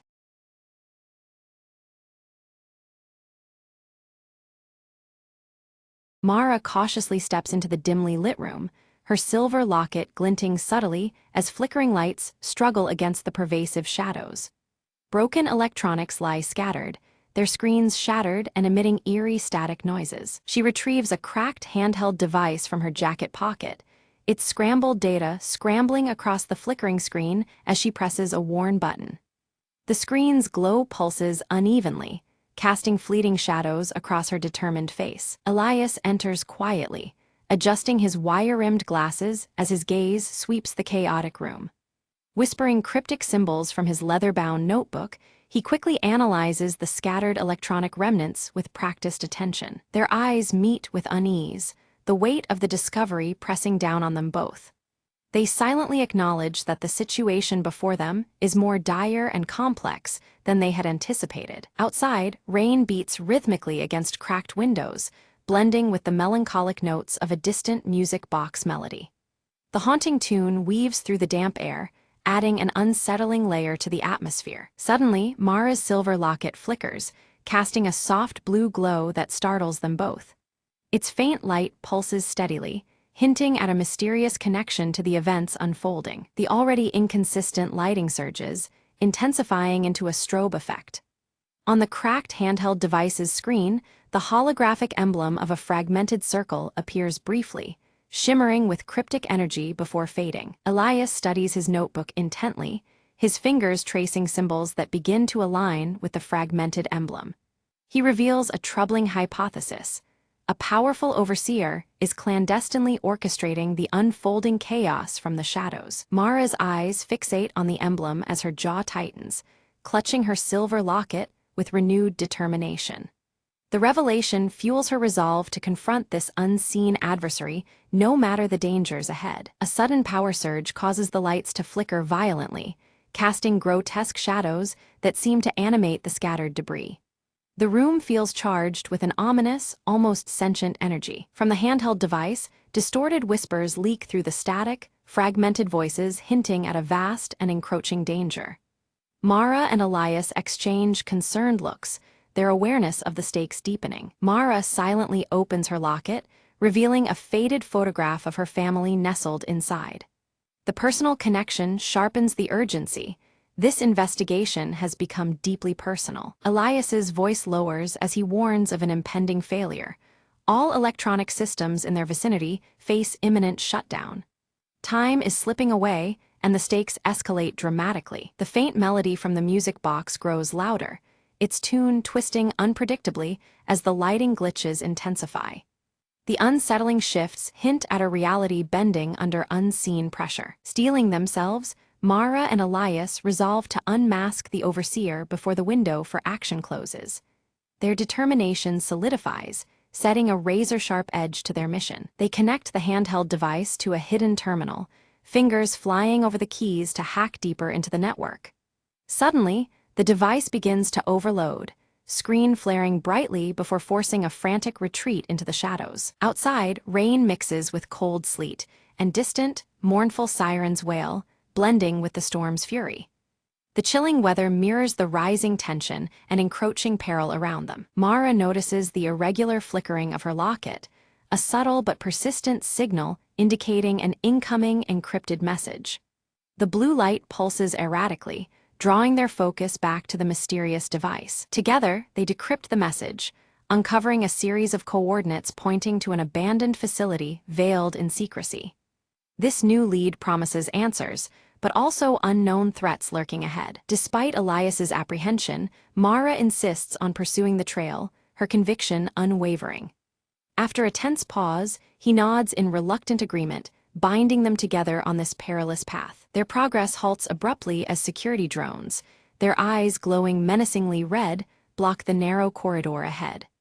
The mechanized sentinels present an immediate and dangerous obstacle to their escape route. A tense chase ensues through tight alleys bathed in sporadic neon lights flickering like corrupted code. Mara and Elias weave through the shadows, racing against the relentless robotic pursuers. Mara swiftly deploys a compact EMP device, engulfing the drones in a pulse of electromagnetic disruption. The machines falter and power down momentarily, granting the duo precious seconds to slip away unnoticed. They find refuge inside the abandoned facility, walls lined with shattered monitors reflecting fractured light. The eerie echo of the music box melody reverberates faintly, guiding them deeper into the unknown. Approaching a hidden door adorned with the fragmented circle emblem, the haunting melody grows clearer. With wary hands, they prepare to breach the threshold, aware that what lies beyond could change everything. Mara's finger hesitated before tracing the fragmented circle emblem, causing the adjacent panel to hum softly and slip open. A narrow, shadowed passage revealed itself beyond, beckoning with secrets untold. The cold air from within whispered promises of answers and dangers alike. Elias stepped inside, his eyes scanning a wall plastered with countless timestamps and worn photographs, all meticulously connected by taut red strings. Each image whispered a story, threads converging into a web of surveillance and obsession. He jotted notes furiously in his cryptic notebook, piecing together the overseer's long game. A chilling realization dawned on them both. The overseer had been watching their every move for months, manipulating events with calculated precision. Their paths, choices, and doubts had all been monitored, orchestrated in a grim choreography. Trust felt fragile beneath the weight of such cold control. Suddenly, the room's flickering lights surged with static, and the familiar hum of their handheld devices distorted and died, plunging them into a digital silence. Glitches danced along the walls, distorting the air like broken data streams. The overseer's shadow loomed deeper in the malfunctioning technology. From the haze of shifting pixels, an eerie holographic message solidified, the overseer's cold voice dripping with scorn, taunting their dogged pursuit. With cryptic insinuations of betrayal and deception, the projection unsettled the dim space. Patience and resolve were tested anew. Mara's silver locket pulsed erratically against her chest, a rhythmic throb as if resonating with the overseer's spectral presence. The once steady glow now flickered unpredictable patterns, revealing a hidden power within. It was as if the locket itself sensed the encroaching darkness around them. Elias's sharp eyes caught a detailed map on the wall, dotted with marked locations connected by red lines, a sprawling network of control points stretching like veins across the city and beyond. This was no isolated intrusion, but a vast, sinister operation. Their mission just grew infinitely more complex. Without warning, mechanical whirs crescendoed from concealed alcoves as automated turrets activated, locking onto Mara and Elias with ruthless precision. They faced an impossible choice: stand and fight the relentless defense or flee into the encroaching shadows. The deadly tension cracked the charged silence. Opting for flight, Mara's scar caught a flicker of light as she moved with razor-sharp precision, disabling a turret just in time.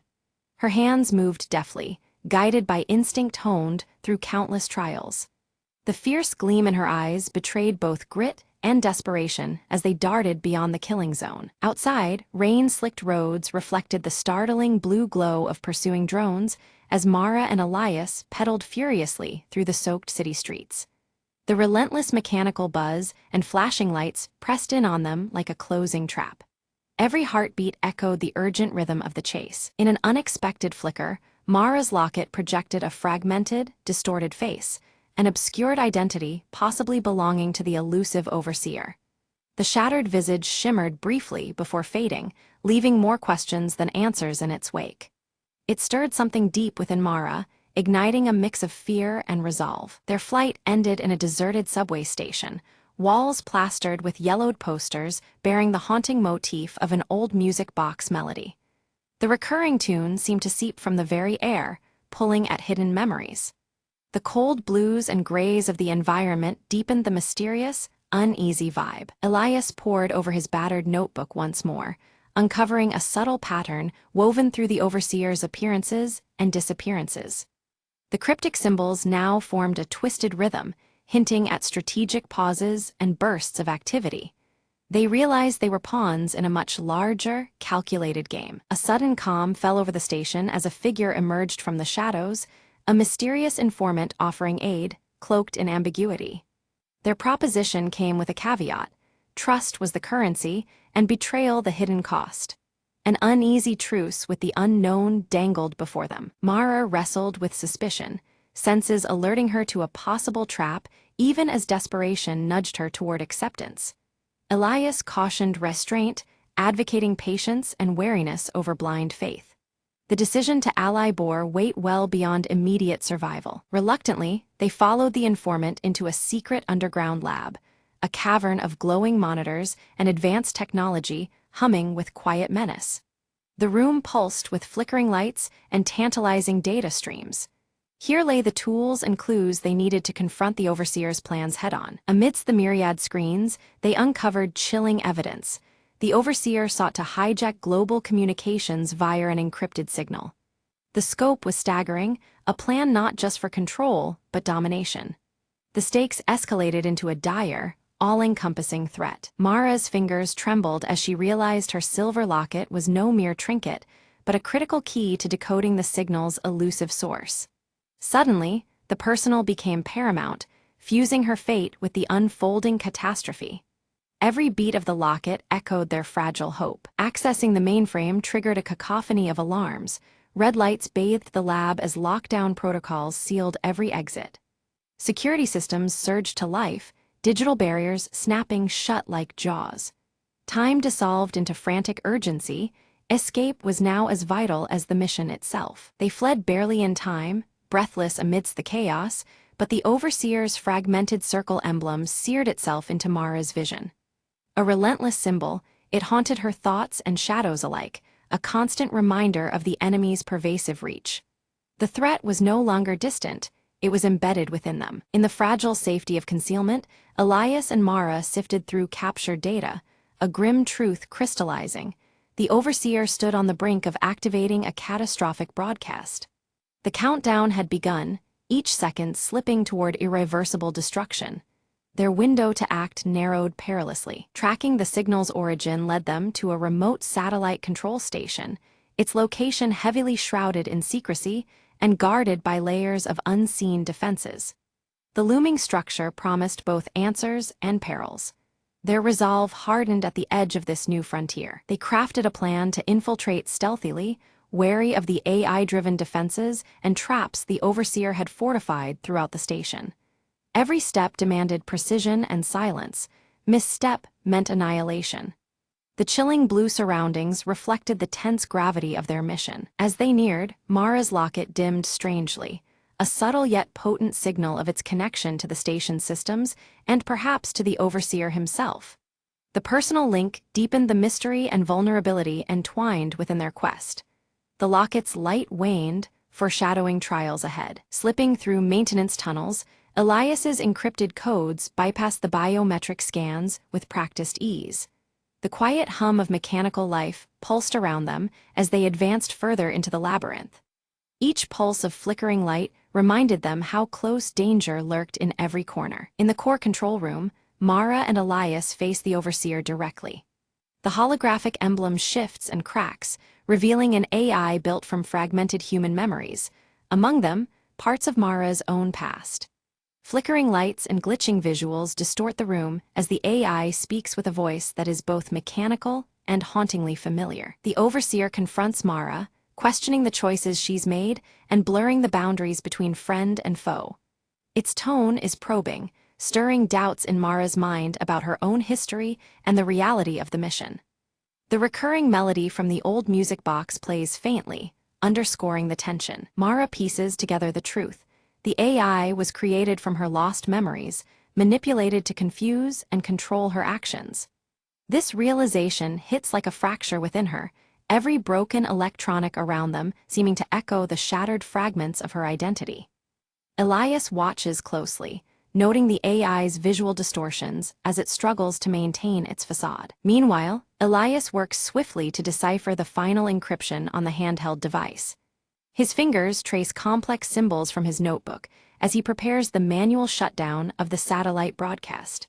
The atmosphere tightens, cold blues pulsating through the control room as the countdown begins. Mara confronts the AI with raw emotion, her voice steady despite the storm inside her. The AI's code begins to glitch and err, the conflicting impulses of control and emerging sentience causing it to flicker wildly. The broken melody intensifies, signaling a rupture in the Overseer's hold. With Elias's precise guidance, Mara disconnects the AI's influence over the global signals. The catastrophic broadcast halts as technology glitches subside. Layers of broken code unravel and the flickering monitors begin to stabilize, the oppressive tension lifting from the room. The satellite systems power down completely, and a profound silence fills the control center. Elias and Mara exchange a look as the monitors flicker one last time before settling into stillness.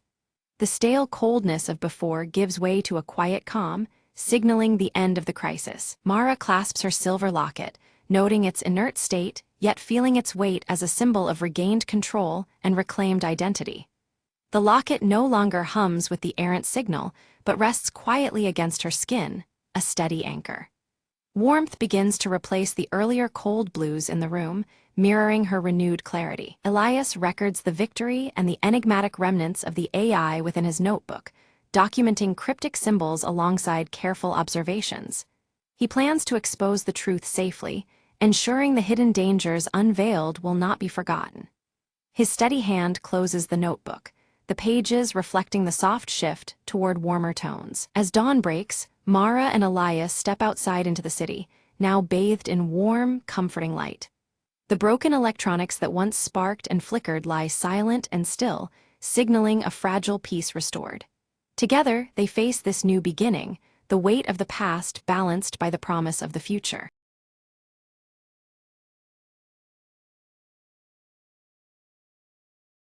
Late at night, Mia heard faint coughing coming from the attic above her bedroom. She told herself it was just the house settling, but the sound didn't stop. It grew heavier, almost like breathing. Curiosity pulling at her, Mia grabbed a flashlight and climbed the narrow stairs, each creak feeding her growing dread. At the top, the door was slightly ajar. A shadow flickered inside as if waiting. She pushed it open and shone her light into the small, dusty space, filled with forgotten antiques and old trunks. There was no one there, just silence and a chill that crawled up her spine. Suddenly, the flashlight flickered and went dark, leaving her in almost complete darkness. A cold whisper brushed past her ear. "Why did you come?" Mia's heart pounded as the door slammed shut behind her, plunging her into absolute blackness. She fumbled for her phone, its screen casting a dim glow, revealing a small, ancient doll sitting on a box. The doll's glass eyes gleamed, reflecting a strange, knowing smile. "I've been waiting." The whisper came again, now right beside her. Fear paralyzed her, but then a memory surfaced, her grandmother warning about a family curse bound to the attic's past. Recalling the old words, Mia whispered, "I release you from this place." The room shuddered, the air lightened, and the door creaked open slowly, as if an unseen weight lifted. She dashed down the stairs, feeling the cold breath fade behind her. Outside, under the moonlight, she stopped and swore never to return. The next morning, the attic door was sealed firmly with fresh nails and a faded note.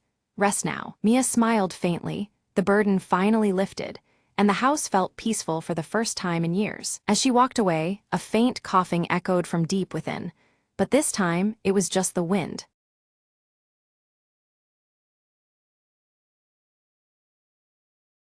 The night was unusually silent when Lena stepped into the old house she'd just bought. Boxes scattered the room, but it was the faint creaking beneath her feet that caught her attention. "Is someone there?" she whispered, her voice swallowed by the shadows. Ignoring the chill crawling up her spine, she knelt down and pressed her ear to the wooden floor. A soft, rhythmic tapping began, slow and deliberate, like a heartbeat hiding under the wood. The air grew heavier as the tapping grew louder, weaving into whispered voices speaking in hushed tones. Lena's eyes darted around the dim room, but she was alone, or so she thought. Suddenly, the floorboard beneath her gave way, and she stumbled into darkness. She landed in a cramped cellar lined with old boxes and dusty books, the whispered voices now deafening. A pale figure emerged from the shadows, its eyes gleaming with ancient sorrow. "You shouldn't have come here," it crooned, voice like the rustle of dead leaves. Lena scrambled backwards, her heart pounding like a drum in her chest. The figure extended a translucent hand, beckoning her to stay forever beneath the floorboards. With a surge of courage, Lena grabbed a broken plank nearby and swung it at the apparition. The ghostly form dissipated into a cold mist, and the voices faded into silence. She found a ladder leading back up, pulling herself from the cellar's depths. As she emerged into the moonlit room, the floorboards creaked once more, but this time they were still. Lena leaned on the doorway, catching her breath, the house finally quiet after decades of secrets. "Some houses hold onto their stories too tightly," she murmured, "but tonight, I've finally made mine." Outside, the wind whispered through the trees, carrying away the last echoes of restless souls.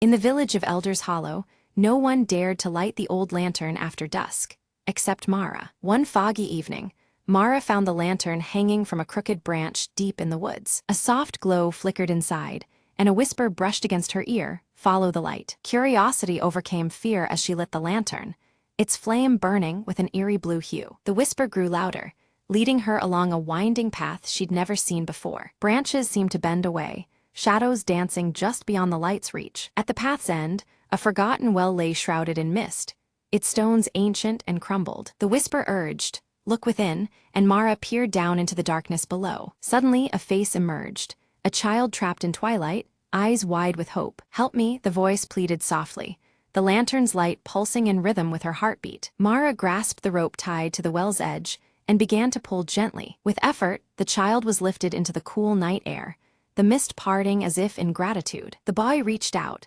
and as their hands touched, the lantern's flame turned warm and golden. "Thank you," he whispered, before fading into the glow and disappearing into the night. The village suddenly felt alive, the air lighter, as if a long-held sadness had lifted. Mara returned to the hollow, the lantern now dim but peaceful in her hands. The next morning, villagers found the old well sealed and the forest calm. The lantern brought back the lost, Mara told them quietly, her eyes shining with wonder. From that day on, the village no longer feared the woods at night, knowing light could chase even the deepest shadows. And sometimes, when the wind was just right, a soft whisper reminded them that hope lingers where the light shines.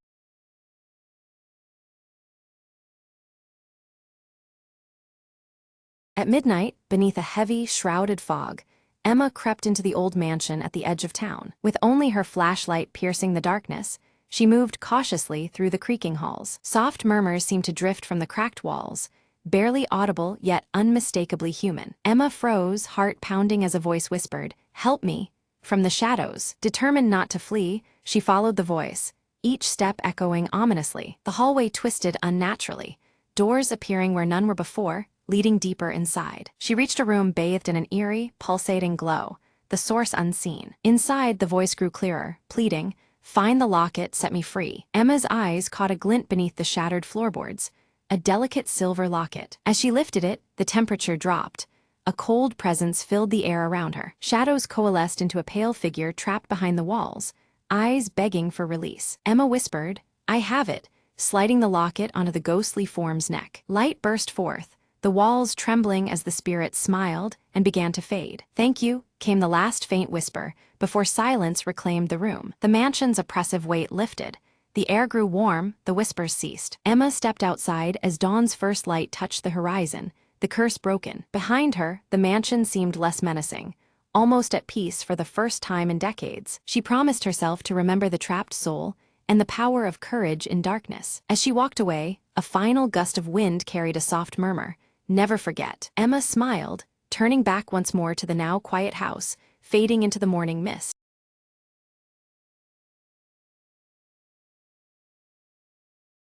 The world had fallen silent, save for the whispers of wind among ruins. Ilara climbed the cracked wall of the old library, eyes scanning the horizon. In a sky once vibrant, gray clouds now held only ash and sorrow. Her only companion, a rusted drone named K2, buzzed softly at her side. "Another day, another shadow," she murmured, gripping a faded map. They ventured beyond the city's skeletal remains, seeking seeds of life. Fields of twisted metal and splintered wood stretched endlessly. Hope was scarce, but Alara's hands trembled with determination. K2 beeped sharply, detecting faint signals buried beneath rubble. They uncovered a buried greenhouse, surprisingly intact, a sanctuary of green. Inside, shoots of verdant plants clawed toward fractured glass ceilings. Ilara knelt, brushing the earth from a sprouting leaf, a miracle in decay. "Life finds a way," K2's voice crackled with optimism. They worked through days and nights, nurturing the fragile garden of rebirth. As plants flourished, a distant storm began to cleanse the ash-filled air. Neighbors emerged, drawn by the promise of renewal beneath shattered skies. Together, they rebuilt, patching the world with small acts of courage. Ilara smiled, watching green reclaim the gray, a quiet victory. The future was uncertain, but within those growing leaves lay the spark of dawn. And under the ember-streaked horizon, hope whispered its unyielding song.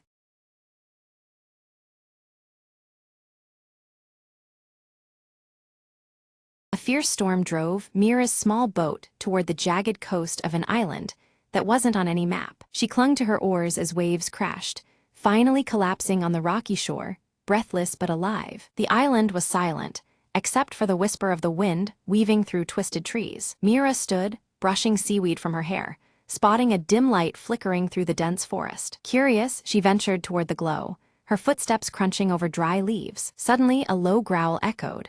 A shadow slipped between the trees, eyes gleaming. Heart pounding, Mira remembered the stories her grandfather told. This was the lair of the island's guardian beast. But the light called her onward, promising answers tied to the legends she'd chased all her life. Deeper in the woods, she found a clearing where the light came from an old, intricately carved lantern hanging from a stone pillar. Beneath it, an ancient map etched into the rock, showing a hidden cavern beneath the island. The growl returned, closer this time, but as Mira reached for the lantern, a large wolf stepped into view, calm and watchful. She lowered her hand, meeting the wolf's eyes. Instead of fear, she saw a knowing spark, a silent invitation. Together, they made their way to the cavern entrance, the wolf leading confidently, as if this place belonged to it alone. Inside, tetrahedrons of light from crystals guided their path through twisting tunnels. At the chamber's heart, Mira uncovered a cavern of shimmering stones, their energy humming beneath her fingertips. The map revealed the stones held power to calm storms, why her boat had survived, why she had been drawn here. As she touched a crystal, the wolf nuzzled her hand, as if approving the island's secret keeper was found. Mira lit the ancient lantern again, promising the wolf she'd protect the island's secrets and respect its fierce guardian. The storm cleared, sunlight breaking through the canopy. The wolf vanished into the shadows, the island now peaceful. Rowing home, Mira smiled, knowing some adventures are not just about discovery, but guardianship too.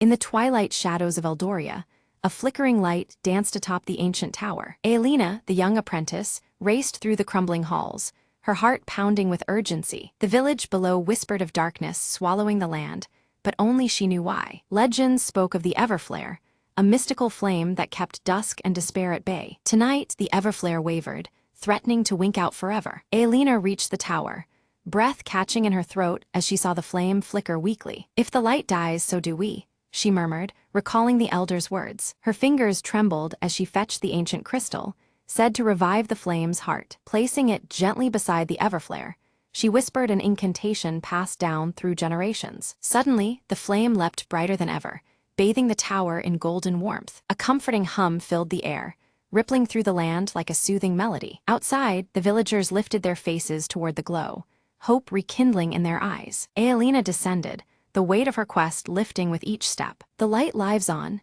she told the gathered crowd, pride shining brighter than the flame. From that night forward, Eldoria's nights were no longer dark whispers, but stories of courage and magic. Aelina kept watch, her flame never flickering again, a beacon against the shadows. The villagers rebuilt, their fears replaced by faith in the light and its keeper. In every corner of Eldoria, whispers turned to songs, celebrating the last light's triumph. And as dawn stretched its fingers across the land, the darkness stayed at bay, held at bay by one girl's unwavering hope. In the heart of the ancient tower, the Everflare burned eternal, a promise that even the smallest light can conquer the deepest night.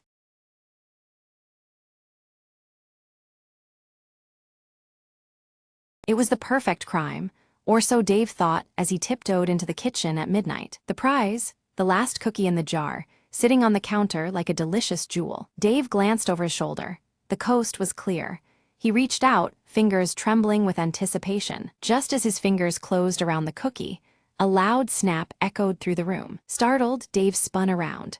The cookie jar lid had fallen off the counter and shattered on the floor. Before he could react, a voice whispered from the shadows, "Caught you." It was his cat, Mr. Whiskers, staring at him with unblinking eyes. Dave sighed. "I just wanted one cookie." Mr. Whiskers flicked his tail, as if disapproving, then casually knocked the cookie from Dave's hand. Dave lunged forward, catching the crumb just as it hit the floor. He grinned, "Victory is mine, furball." Suddenly, his phone buzzed, a message from his roommate. "I ate the last cookie. Sorry." Dave looked at the cookie in his hand.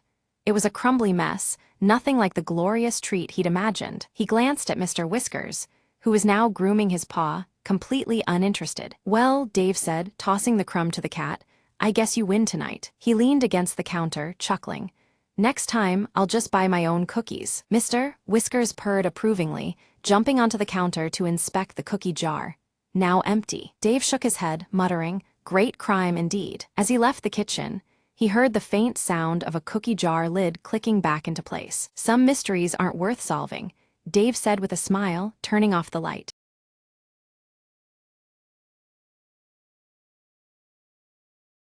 Ella wakes as dawn breaks, soft morning light filtering through her curtains, casting gentle shadows across her cozy bedroom. The faint ticking of an old wall clock melds with the quiet beginning of the day. Max, her golden retriever with a small scar above his right eye, stretches lazily at the foot of her bed. He senses the morning stirring, his red collar catching the early sun. Ella draws aside the curtains to watch Willow Lane slowly come to life, the street bathed in warm golden hues. Leaves flutter softly in the breeze, and the neighborhood seems wrapped in tranquility. Sitting by the window, she opens her worn journal and scribbles her morning thoughts, capturing the scent of fresh coffee mingling with the crisp dawn air. The silver streak in her hair gleams as she writes. Max lets out a soft bark, signaling his readiness for their morning walk. Ella smiles and nods, rising to prepare for their familiar outing. She dresses casually, tying a scarf that catches the light just right, illuminating the distinctive silver streak in her dark hair.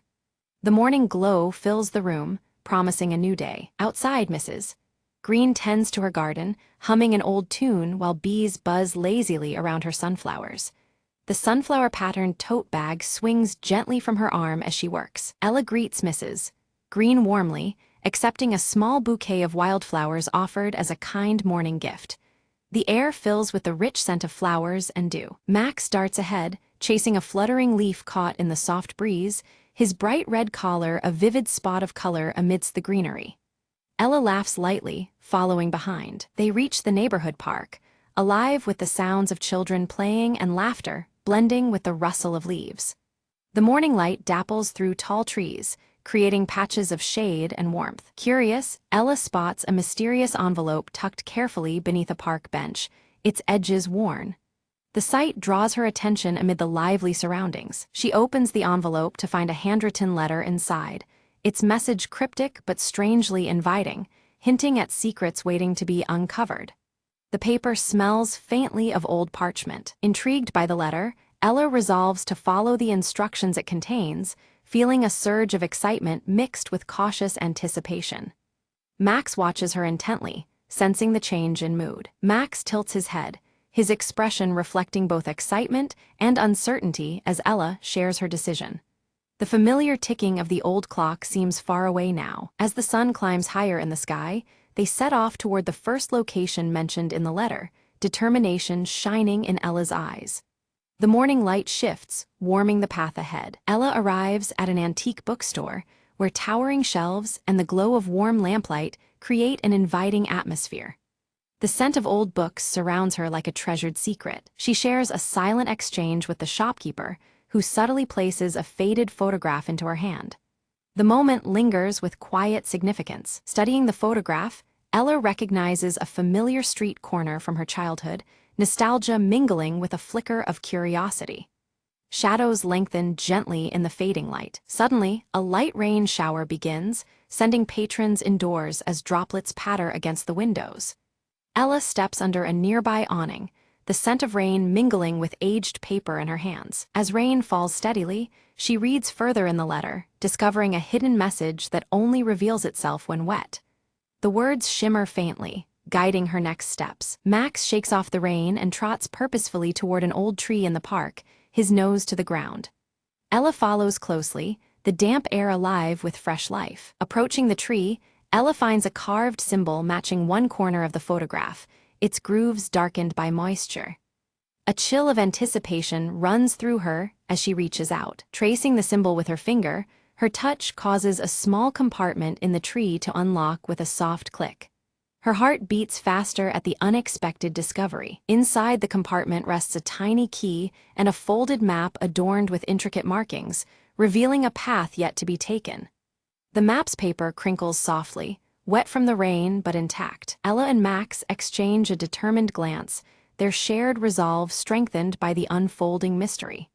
Together, they set out to uncover the secrets hidden within the map's delicate lines. Ella and Max follow the winding path, arriving at a closed gate overgrown with tangled vines and rusty ironwork. The morning light filters gently through the leaves, casting soft shadows on the ground as the old wall clock's ticking can be faintly heard. With a quiet click, Ella fits the tarnished key into the lock and opens the gate, revealing a hidden garden veiled in a gentle mist. The scene mirrors Mrs. Green's garden, but holds an air of mystery beneath the soft light of dawn. Near the center, a weathered bench cradles a faded scarf, its pattern strikingly similar to Ella's own style. The scent of fresh coffee seems to linger faintly, mingling with the earthy aroma of damp soil. Suddenly, a light breeze carries the delicate melody of a distant music box, its notes drifting through the mist like a whispered secret. Ella pauses, eyes closed, letting the gentle tune guide her steps. Following the melody, Ella discovers a small wooden box resting atop a moss-covered stone pedestal. The box's surface is worn smooth, but the red collar she sees on Max reminds her to approach with care. Opening the box, Ella finds a bundle of letters tied with a faded ribbon, their jagged edges hinting at truths folded away for decades. The wall clock's ticking seems to slow as the morning light brightens around her. One letter among them is addressed directly to Ella, penned in handwriting that stirs a familiarity deep within her. Her hands tremble slightly as the scent of aged paper fills the air. Her heartbeat quickens, memories long buried surfacing with the unfolding words. The silver streak in her hair catches the morning light, reflecting a moment of quiet resolve. Max barks softly, nuzzling her gently, grounding her amidst the overwhelming emotions. The music box melody fades, leaving the gentle ticking of the clock and the rustle of leaves. The letter hints at unfinished stories and a promise of reunion beneath the willow tree at dusk. The anticipation grows as Ella absorbs the weight of these revelations. With Max by her side, Ella navigates familiar streets bathed in the warm hues of afternoon light. Each step quickens with the growing anticipation woven through the soft glow around them. Neighbors pass by, some offering knowing smiles while others cast curious glances. The sunflower-patterned tote bags sway gently in the breeze, linking the community in shared secrets. At the willow tree, in the shifting light, Ella finds an old friend standing quietly, hands trembling with restrained emotion.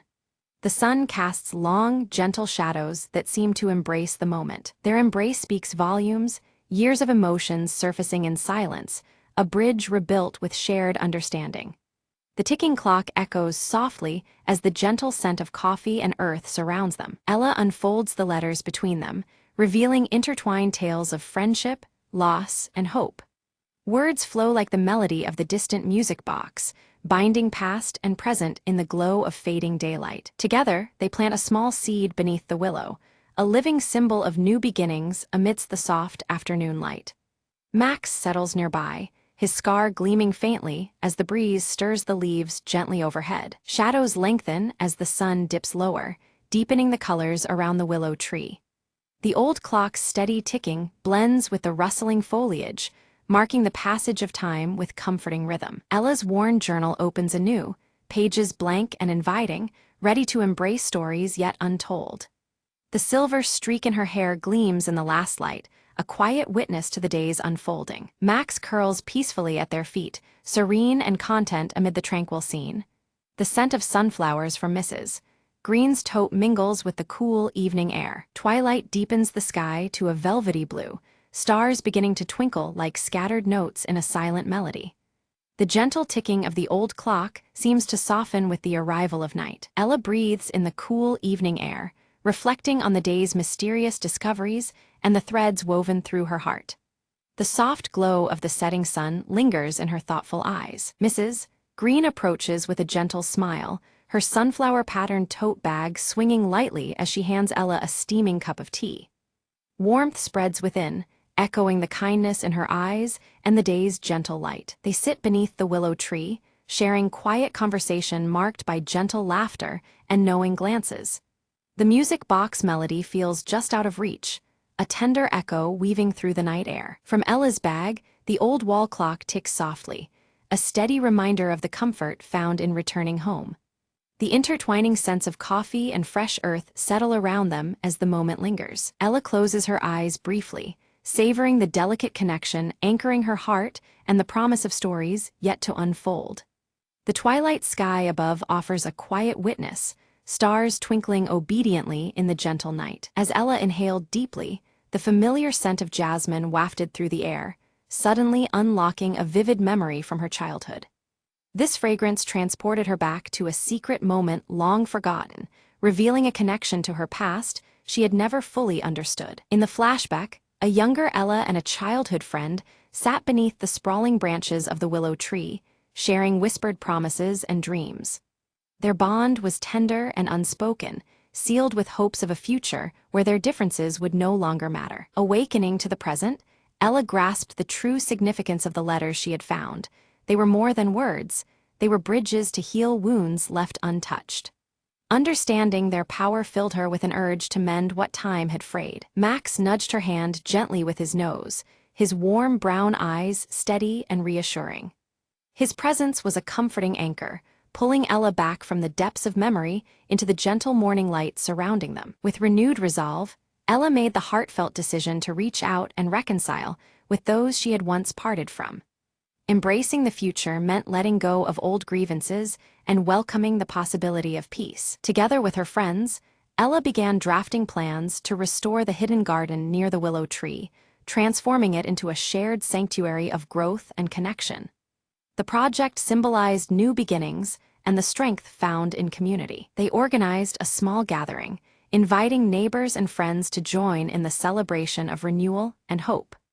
The gentle ticking of the old wall clock matched the anticipation that fluttered through Willow Lane as invitations spread. As dusk settled, laughter and music floated through the air, mingling with the soft glow of lanterns strung between the trees. The community came alive, united under the embrace of the willow's watchful branches and the warm morning light now fading into evening. Sitting quietly, Ella penned the final entry in her journal, capturing the day's unfolding joy and the healing she felt within. With each word, she closed a chapter marked by uncertainty and welcomed one illuminated by gratitude and hope. Night folded Willow Lane into a peaceful hush, with the willow tree standing tall and steadfast as witness to stories both past and new. Under the starlit sky, the gentle ticking of the clock and the lingering scent of jasmine promised that this was just the beginning.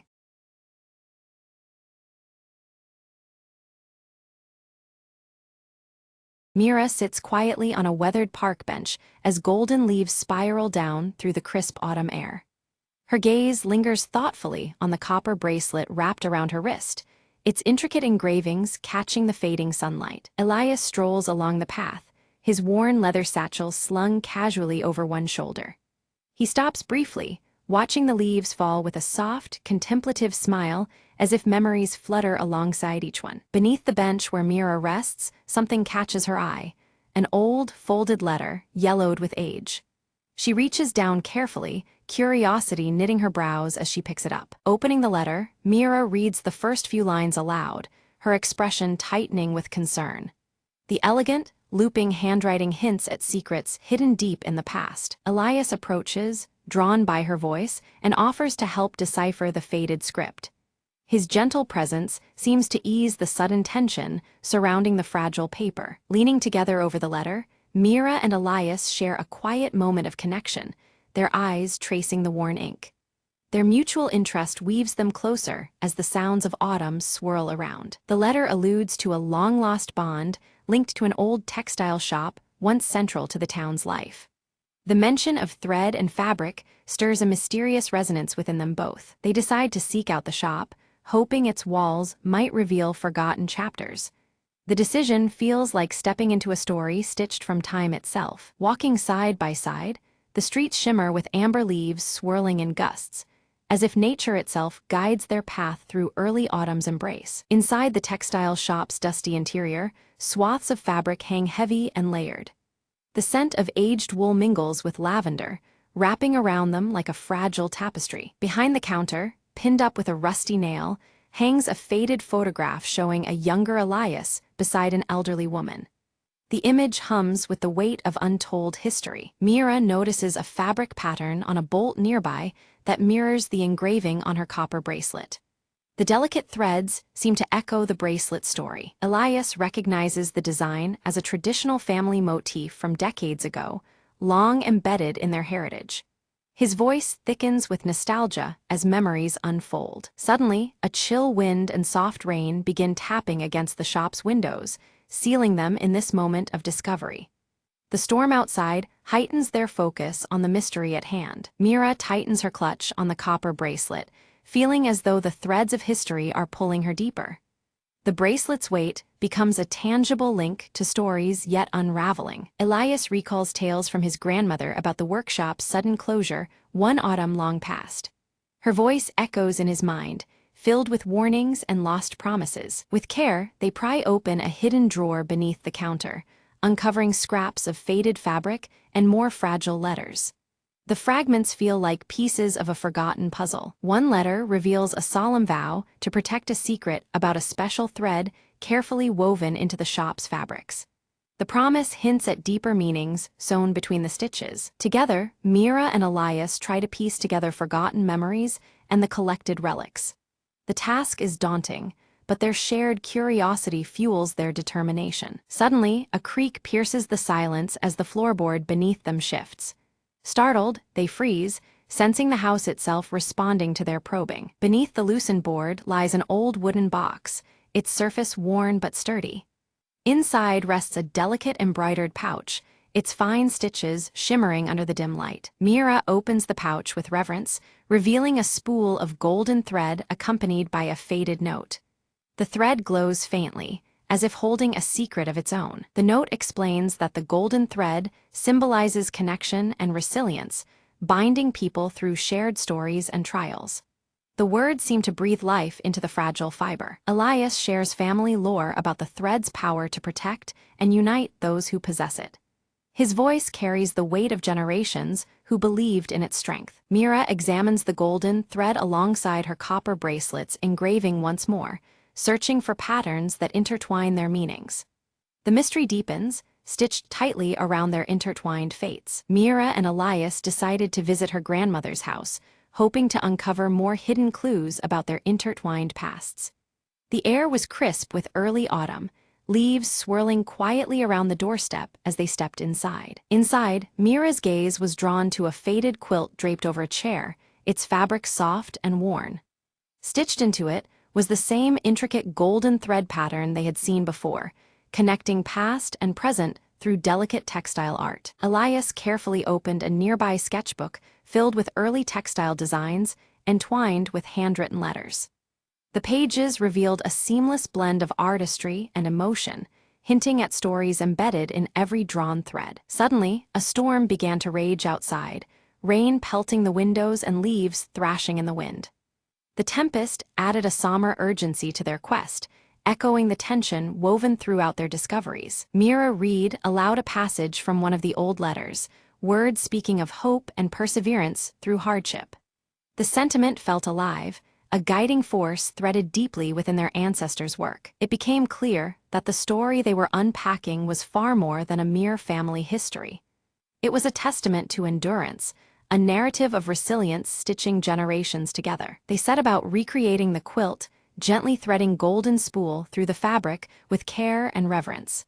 Each stitch seemed to honor the legacy passed down through time. As they worked beneath the soft lamplight, their conversations grew warmer, petals of memories unfolding between tales of personal struggles and shared hopes. Textures of thread and fabric mirrored their growing connection. Elias confided his fear of losing memory and legacy, his voice steady but tinged with vulnerability. The worn leather satchel at his side seemed to carry more than just belongings. It held fragments of time itself. Mira, in turn, admitted her struggles with feeling disconnected from her past, the copper bracelet on her wrist gleaming softly. Their honest words wove a new closeness into the fabric of the evening. Slowly, the quilt took shape, each stitch a symbol of rebuilding the bond between them. The patterns of golden thread became emblems of repair, and hope layered over falling leaves and fading light. A sudden knock at the door startled them, revealing a neighbor who offered a key to the town's archives. The promise of uncovering deeper layers brought renewed focus amid the storm's distant roar. With the key in hand, they gained access to old registrations and photographs, confirming the significance of a long-forgotten textile workshop central to their family's craft. Time seemed to fold around the pages they turned. Among the dusty documents, they discovered a ledger detailing commissions made over many years, each entry punctuated with notes and dates. The archive breathed life into the silent threads connecting their heritage. One entry stood out, a special order described with golden thread, matching the patterns stitched into their quilt. The record suggested a deliberate and meaningful collaboration long before their time. Mira and Elias realized their families had once worked together, their alliance a secret bond sealed by the shared craft of thread and fabric. Their intertwined legacies were richer than either had imagined. They began to comprehend the depth and reach of their shared heritage, a tapestry woven from resilience, artistry, and unspoken commitments. The fragile threads of the past were strong indeed. Their own lives mirrored the resilience and connection symbolized by the golden thread, holding together joys and sorrows across generations. The quilt's fabric was no longer just cloth, but a living testament. As Mira held the quilt, her copper bracelet warmed unexpectedly, as if responding to the discovery. The subtle pulse of metal felt like a silent acknowledgement of their unfolding journey. Elias knew it was time to share a family secret he had quietly carried for years, the weight of it adding gravity to the dimly lit room. The leather satchel beside him seemed to shift, as if ready to reveal its own mysteries. He spoke of a lost heirloom, believed hidden for safekeeping, a tangible keepsake of their ancestral bond waiting to be found.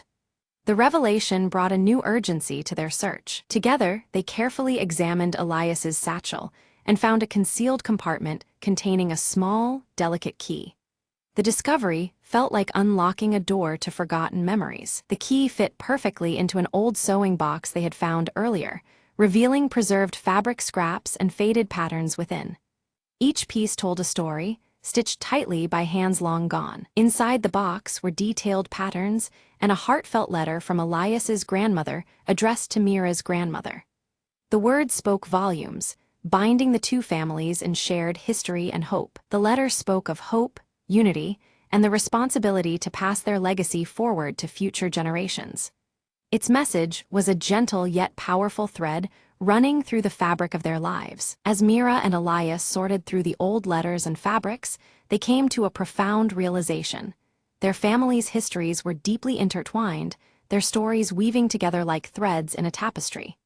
This connection, strengthened through shared heritage, felt greater than the sum of its parts.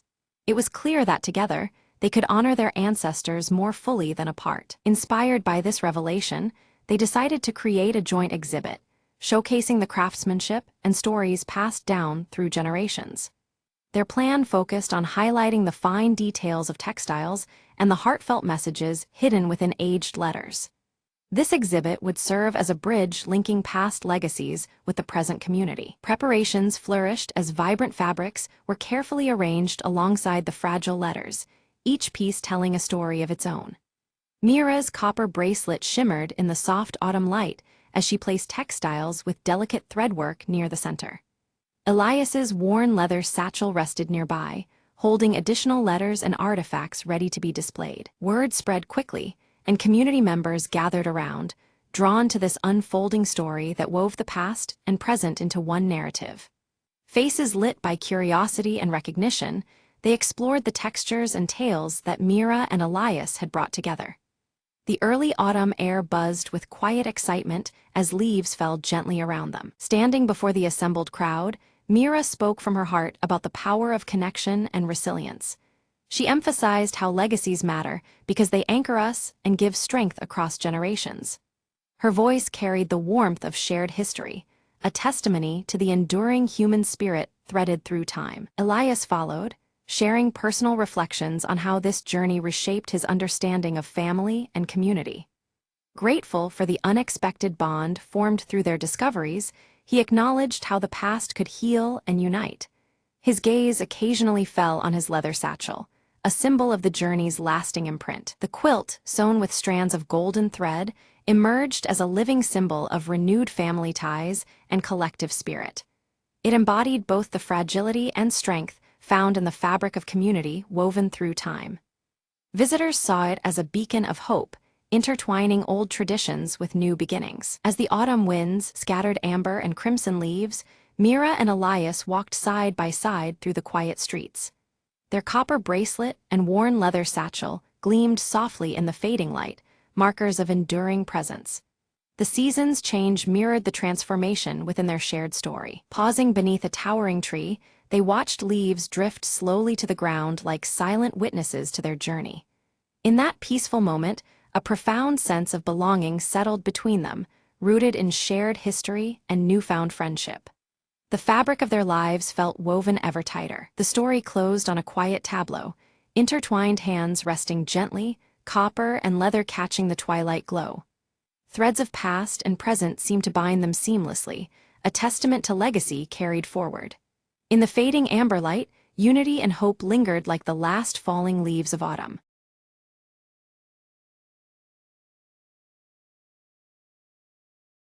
Max bursts through the office door, a box of fresh donuts clutched in his hand, his crooked glasses teetering as he beams with anticipation. Ellie greets him cheerfully, her oversized sweater sleeves partially covering her hands as she eyes the tempting box and tucks a loose curl behind one ear. Mr. Crumb storms in behind them, grumbling about looming deadlines, his coffee-stained tie flapping dramatically as he clutches a stack of documents. With a flourish, Max sets the donut box center stage on the shared desk, declaring them the perfect morale booster for a tough day ahead. Just as Max turns to fetch coffee, Ellie reaches eagerly for a pink frosted donut, but the box suddenly slides away from her grasp without explanation. Max and Ellie exchange bewildered glances as the donut box vanishes completely from the desk, leaving behind only a slight wobble where it sat. From the doorway, Mr.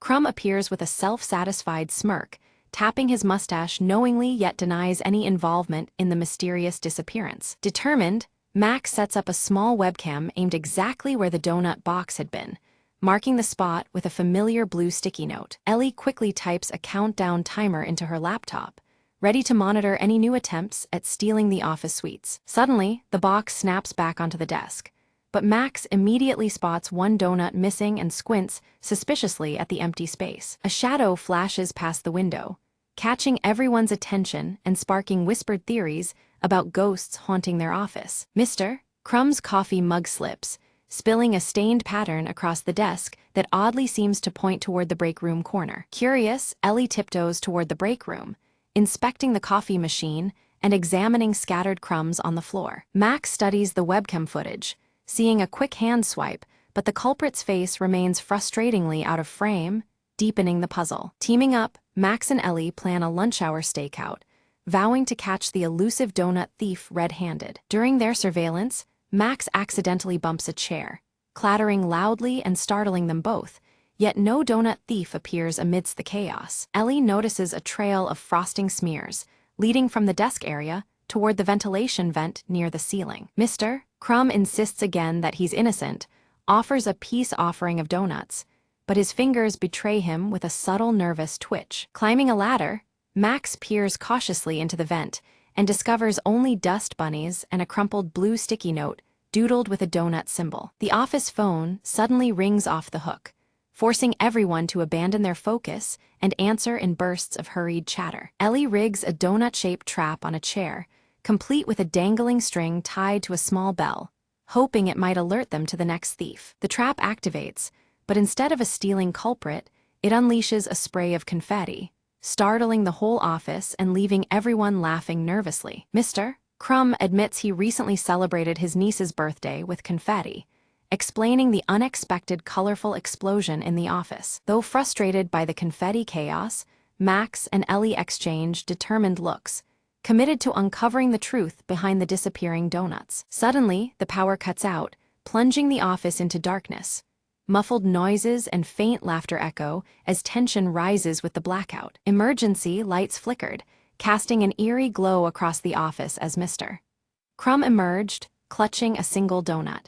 His sheepish grin and amused eyes betrayed a playful secret behind his unusual presence. Ellie's sharp eyes caught the absence of the blue sticky note from its usual spot near Max's workspace. In its place was a handwritten riddle, its curling letters teasing an unknown clue. The riddle spoke cryptically of a secret meeting place, described as where hands meet and heads nod in unison. Its enigmatic tone sparked curiosity and a sense of adventure among the trio. Max quickly surmised that the riddle referred to the conference room, a spot fitting the description well. With the donut box in hand, they cautiously advanced, ready for whatever awaited. Just as they crossed the threshold, the conference room door creaked loudly and snapped shut behind them, locking automatically without warning. The sudden confinement added a jolt of tension to the moment. Inside, the lights revealed a festive scene, a donut-themed surprise party meticulously arranged by Mr. Crumb to lift everyone's spirits. Donut decorations and cheerful banners transformed the space into a warm refuge. Ellie burst out laughing, the tension melting away as she realized the theft was a playful ruse by Mr. Crumb. This light-hearted prank had sparked unexpected excitement and joy in the office. Max examined the donut box, now brimming with an assortment of colorful treats, feeling gratitude mixed with amusement at the prank. The donuts that started the mystery were now the centerpiece of celebration. The trio exchanged goofy, knowing smiles as a playlist of funky tunes filled the room, inviting laughter and relaxed camaraderie. The atmosphere changed markedly from the week's earlier gloom. Ellie's gaze caught a discreetly positioned hidden camera, its lens capturing their surprised and joyful reactions. It seemed their moment was being immortalized for a future office memoir video. In his delight, Max bit into a jelly-filled donut only to have the filling squirt unexpectedly onto his glasses. The mishap drew bursts of laughter, adding to the cheer filling the room. Laughter spread freely among them, weaving a light-hearted vibe that had been missing all week. The simple joy of donuts and friendship rejuvenated their spirits. Mr. Crumb revealed a quirky donut trophy engraved with Best Office Prankster and handed it to Max, celebrating his unwitting role in the day's fun. The trophy was a symbol of their shared humor and team bond. Ellie pulled out a marker and began decorating the trophy with silly faces and captions, adding personal touches that made the prize even more endearing. Their creativity further cemented the moment's warmth. A timer on the wall quietly ticked down toward the end of the workday, a subtle reminder of time's swift passage amidst their joyful gathering. It anchored them back to office routines, albeit lighter than before. Max suggested turning their donut-driven antics into weekly traditions, aiming to sustain office morale with ongoing playful events. His proposal was met with enthusiastic nods, signaling a new chapter in their workspace culture. Ellie enthusiastically agreed, envisioning themed weeks featuring different snacks and silly competitions to keep the spirit lively and inclusive. Their teamwork promised fresh fun ahead. Mr. Crumb pledged to organize a monthly snack swap event, complete with costumes and music, ensuring variety and continued bonding. His commitment was met with cheers, revealing his deeper role in fostering joy. Together, they posed for a group photo holding the donut trophy, their broad smiles immortalizing the day's newfound camaraderie. The snapshot was a testament to their shared journey from mystery to celebration. As lights dimmed, they returned to their desks, still chuckling and exchanging leftover treats. The office felt transformed, lighter and more connected by the warmth they had created. Suddenly, the blue sticky note reappeared, now stuck on Max's computer monitor with a hand-drawn smiley face. Its return hinted at more surprises lurking just beneath the surface. Just then, the office printer whirred to life, ejecting a fresh message that read, "More surprises await." The cryptic line electrified the room with anticipation once more. Ellie leaned over to read the note aloud, her voice tinged with excitement and curiosity. The mysterious message promised that their day of fun was only just beginning. Mr. Crumb winked knowingly and raised his coffee mug in silent toast, signaling the start of ongoing merriment and teamwork in the office. His gesture unified them in shared anticipation of what was next. Max glanced at his watch, astonished at how swiftly the day had passed amid laughter and camaraderie. The unexpected joy marked a memorable turn in their normally routine work life. The camera slowly zooms out, revealing a clumsy robotic arm clutching another box of donuts. Its jerky movements hint at future shenanigans that await the office team. From a hidden speaker, a playful jingle begins to play, celebrating the joy of donuts. This confirms that a new prank system has been installed, bringing a lighthearted energy to the workspace. Ellie presses a button on her laptop with a grin, instantly activating colorful lights around the office. Donut shapes project across the walls, filling the room with vibrant, whimsical patterns. Mr. Crumb sets up a leaderboard on a computer screen, tracking upcoming donut-related challenges and achievements. His thick mustache twitches with delight as he imagines the friendly competition ahead. Gathered together, Max, Ellie, and Mr. Crumb plan their next donut-themed prank with gleeful enthusiasm and mock seriousness. Their camaraderie fills the room, turning the office into their playful stage. Suddenly, a small drone buzzes near the ceiling, gracefully delivering a fresh box of donuts labeled for the next mystery. The unexpected arrival adds a new twist to their unfolding adventures. All three exchange excited looks, the atmosphere now infused with playful energy and anticipation. The office feels alive, charged with the promise of fun and surprises. Ellie sneaks a bite from the drone-delivered box, then shares it with Max and Mr. Crumb as a warm peace gesture. Their smiles and laughter echo the strong bond forged over countless donut escapades. The camera centers on the blue sticky note near their workspace, now adorned with tiny donut stickers and a cheerful smile. It stands as a symbol of their shared journey and the mysteries yet to come. The scene fades out as laughter and lighthearted chatter fill the office. The promise of many more donut adventures lingers, leaving viewers with a sense of joyful anticipation.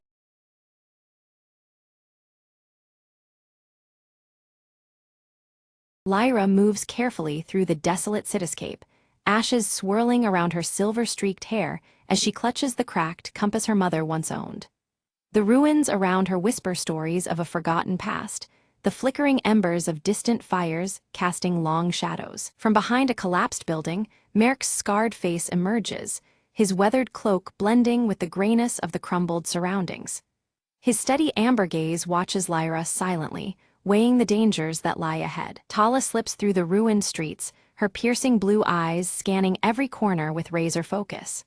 Silent as the drifting ashes, she moves like a ghost, alert for unseen threats in the broken world. At the shattered fountain, Lyra meets Merrick, their eyes meeting in a tense nod of acknowledgement. The mechanical raven on Lyra's shoulder flickers its rusty wings, its soft clicks echoing faintly amid the desolation. Lyra unfolds the faded map, trembling fingers tracing a precarious route toward a safe haven marked long ago. Merrick watches thoughtfully, the weight of their uncertain path heavy between them. A distant rumble shakes the cracked streets as dust falls from shattered windows. A massive convoy of scavengers, armed and ruthless, approaches, casting long, ominous shadows over the ruins. Quickly, the trio smothers their small campfire, smudging the glowing embers as the scavengers' silhouettes stretch closer. The fragile warmth and light vanish, swallowed by the encroaching menace. Tala catches sight of the scavenger leader, a towering figure wielding a crude spear. With a swift, silent gesture, she signals danger, her piercing blue eyes fierce as the shadows tighten. Lyra clutches the cracked compass tightly, her gaze stealing against the gray sky. Determined, she vows to protect the map's secret at all costs, knowing it could mean salvation or destruction. Merrick loads his improvised crossbow, every motion practiced but tense. His amber eyes survey the uneven streets, seeking the best defensive position amid the jagged ruins. The mechanical raven takes flight from Lyra's shoulder, its rusty wings beating hurriedly as it circles above. With soft mechanical clicks, it distracts the scavengers, buying precious moments for the group to reposition. Lyra, Merrick, and Tala slip silently into narrow alleys, their footsteps muffled on the cracked pavement. Shadows of ruins envelop them as they evade the scavengers' ever-closer patrols. Suddenly, a clatter breaks the silence. A loose metal pipe tumbles wildly across the ground. The group freezes, hearts pounding as scavengers turn sharply toward their trail, voices rough and rising. The scavengers spread out aggressively, scouring the ruins with echoing shouts that bounce off cracked walls. The air thickens with tension, dust swirling like whispers of danger. In a hushed tone, Lyra whispers of the map's secret, a rumored haven with untouched resources that could change everything. But now, with predators closing in, that secret is at grave risk. To confuse their pursuers, the group briefly splits, each taking shadowed paths through narrow passages. Tala leads with swift, silent movements, a ghost weaving through the remnants of the old world. Merc narrowly escapes a deadly encounter, ducking behind collapsed rubble just as a scavenger's spear shatters stone inches away. His breath hitches, the close call fueling his resolve. Guided by the cracked compass, Lyra finds the entrance to an underground tunnel faintly marked on the faded map. The promise of shelter hides beneath the ruined city's surface. As the group regroups at the tunnel's mouth, the mechanical raven emits a sharp, warning click. The scavengers are closing in fast, their harsh voices growing nearer, echoing across the desolation. Inside the tunnel, the trio navigates dim, crumbling corridors filled with dust and stale memories. The flickers of faint light reveal relics of a lost world mingling hope with decay. Suddenly, the passage collapses behind them with a thunderous crash, sealing the scavengers outside, but blocking their escape. The heavy silence that follows tightens like a cage around them. Soft green bioluminescent fungi cast an eerie glow along the underground path, illuminating forgotten life that persists beneath the ruinous earth. The delicate light dances on worn metallic relics scattered by time. Tensions flare as dwindling supplies press heavily. Merc shares stories of the world before, voices low and steady. Around a smoldering shard of fire, flickers of hope ignite in the darkness. A hidden door creaks open silently on the tunnel wall, revealing symbols that match those on the map. A tentative beacon of hope advances, the promise of discovery barely contained in the still air. Within the chamber, ancient machinery hums faintly, its brittle data cubes glowing with a partial preservation by time. The air pulses with forgotten knowledge, fragile and flickering like the fires outside. Lyra studies the intricate symbols carved into the chamber walls, her fingers tracing the faded markings. She realizes they describe the safe haven not just as a refuge, but as a naturally sealed vault that once contained a devastating experiment gone wrong.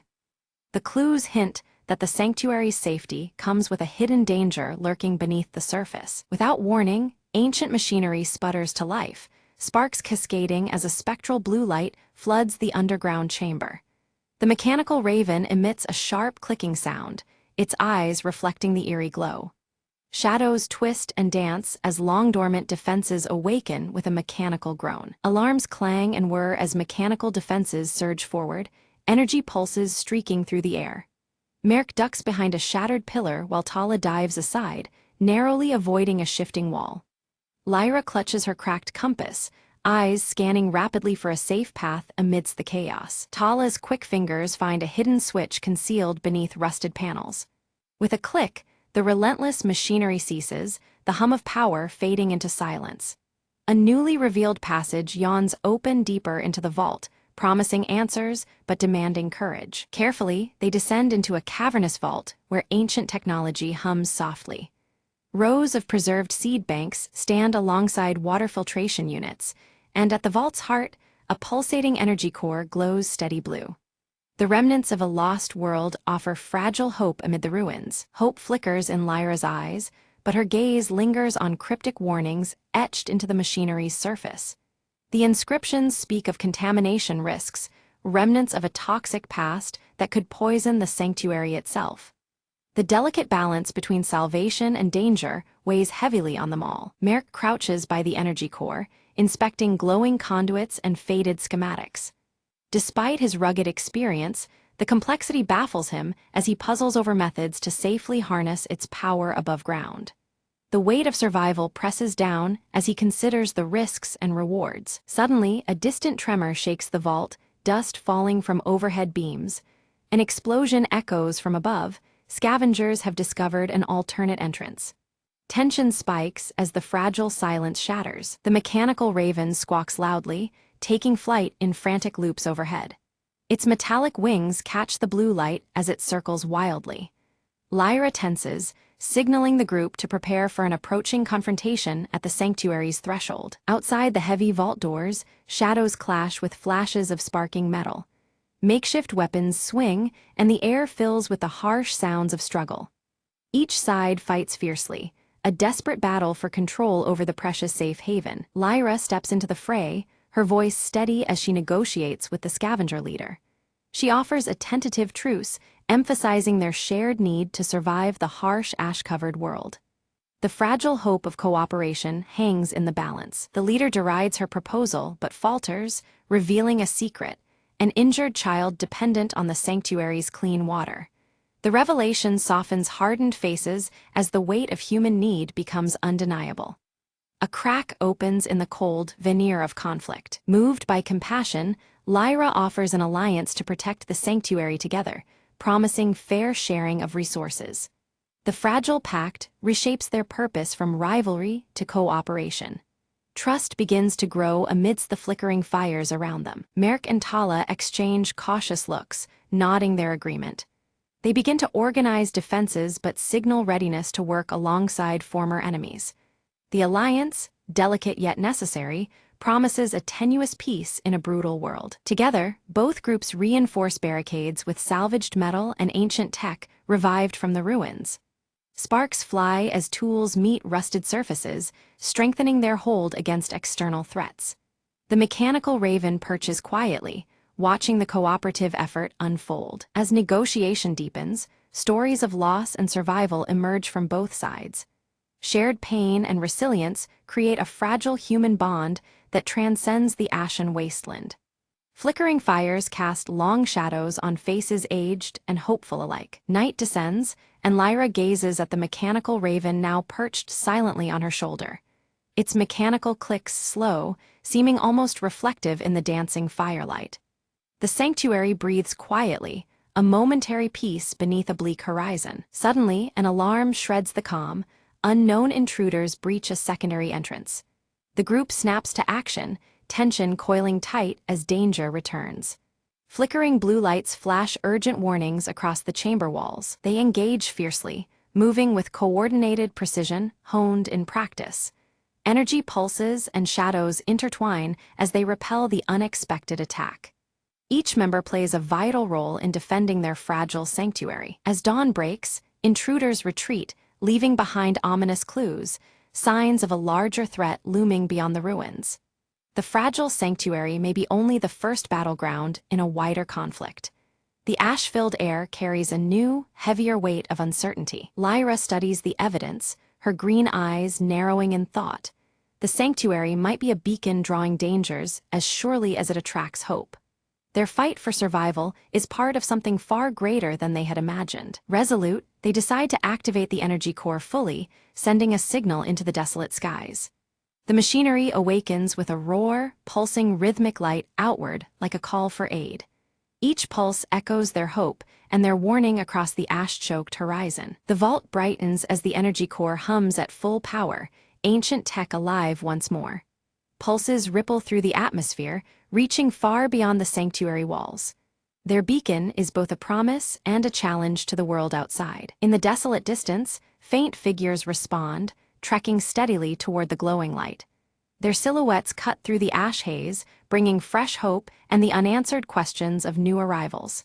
The wasteland stirs with renewed possibility. Lyra, Merk, and Tala prepare to meet the newcomers, hearts steady but wary. The sanctuary's fate now entwines with these fresh faces, their uncertain futures bound by fragile trust. The ashen horizon promises challenges ahead, but also a chance to rebuild together. The newcomers gather in the dimly lit shelter, their eyes reflecting the flickering firelight.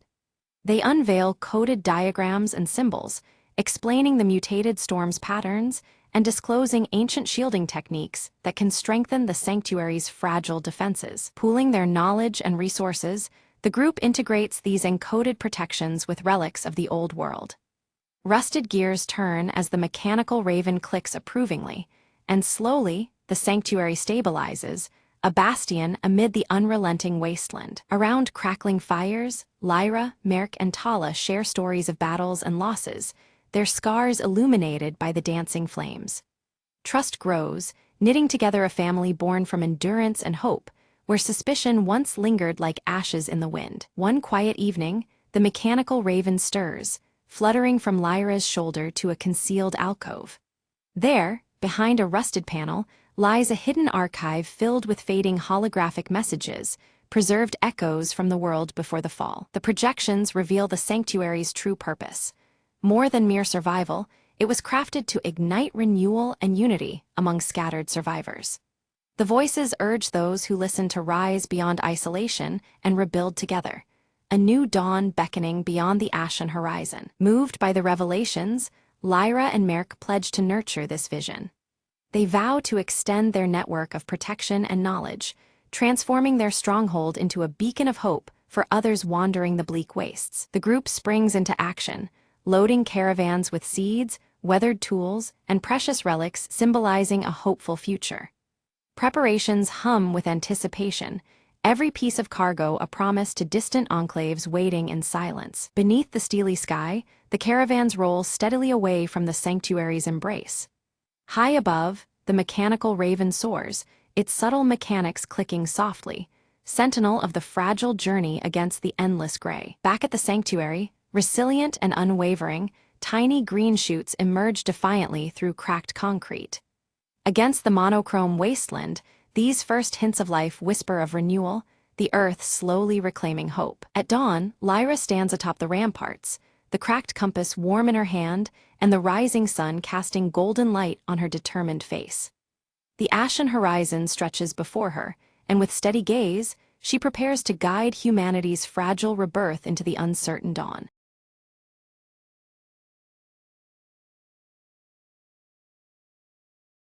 Leela awoke as golden sunlight streamed through her bedroom window, casting warm light that made her auburn hair catch the glow beautifully. The soft rustle of falling leaves outside whispered promises of the day ahead. Jasper, her cheerful tabby cat with a white patch on his chest, circled Leela's feet, purring softly to greet the morning. His playful energy lifted her spirits as she dressed in her favorite earth-toned clothes. Outside, Bramblewood Village stretched before her, bathed in warm autumn colors that painted the trees and cobblestone streets. Fallen leaves created a vibrant carpet, crackling softly under the footsteps of the few early risers. Leela stepped into the crisp mountain air, gripping her small satchel and the carved wooden locket she always wore close to her heart.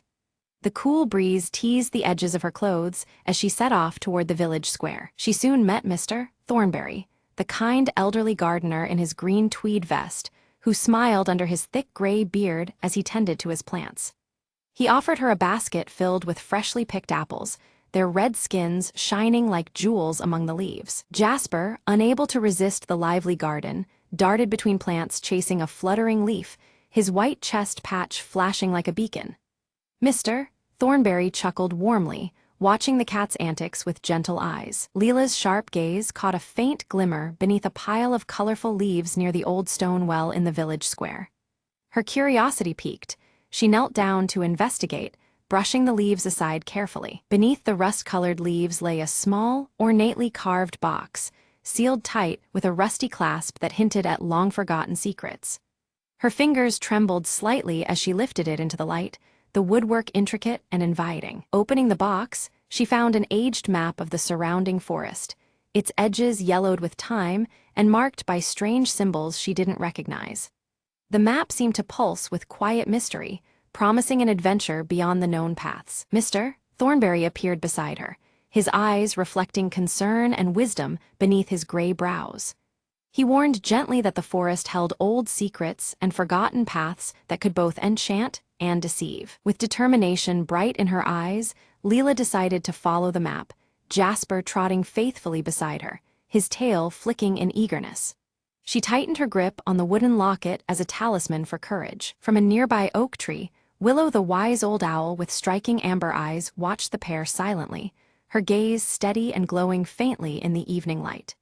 The glowing lantern in Leela's satchel cast a soft shimmer beneath the ancient branches. As dusk settled over Bramblewood, Leela prepared her lantern, its warm glow contrasting with the growing shadows of the forest edge.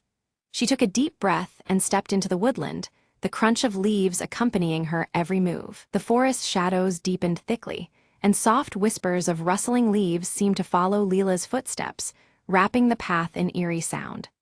A chill prickled her skin as the golden light diminished, replaced by twilight's embrace. Suddenly, a path on the map led them to a hidden glen, but an unexpected fog began to rise, swirling thick and white, obscuring the way forward. The familiar path vanished, replaced with uncertainty and mystery that chilled Leela's heart. Determined, Leela pushed through the mist, relying on Jasper's keen instincts and the steady glow of her lantern to light a narrow way. Her breath came steady as she advanced into the unknown, every sense alert to the forest's shifting moods. Deep within the fog, Leela discovered an ancient stone archway, its surface thick with ivy, matching one of the symbols mapped earlier. The weathered carvings whispered of stories and secrets long buried beneath time and nature's embrace. A sudden chill swept through the clearing as Willow hooted softly from above, her call a solemn signal of caution. The flicker of the lantern cast shadows that danced like ghosts, urging Leela to be vigilant. Crossing beneath the archway, Leela found herself in a clearing where a shimmering pond lay still, its surface reflecting the dimming sky with quiet majesty. The air was thick with the scent of moss and the deep, ancient pulse of the forest. The wooden locket she carried against her chest began to warm gently, radiating a comforting heat like a silent guide. Leela felt a connection deep within, as if the forest itself acknowledged her presence. Jasper pawed excitedly at a rippling spot in the pond's glassy surface, revealing a submerged wooden box that stirred beneath the water. Heart pounding, Leela carefully reached in to retrieve the box, its wood matching the crafted motifs they had seen throughout their journey. Inside the box, she found a faded letter, its delicate script hinting at a long-lost family connection to Bramblewood. The words spoke of love, loss, and secrets entwined with the very roots of the village's history. As she read, shadows flickered at the edge of the clearing, and a gentle voice seemed to echo softly through the trees, carrying whispers of the past. Leela's senses sharpened, caught between the natural and the spectral. The fog thickened once more, wrapping the clearing in a dense, otherworldly veil.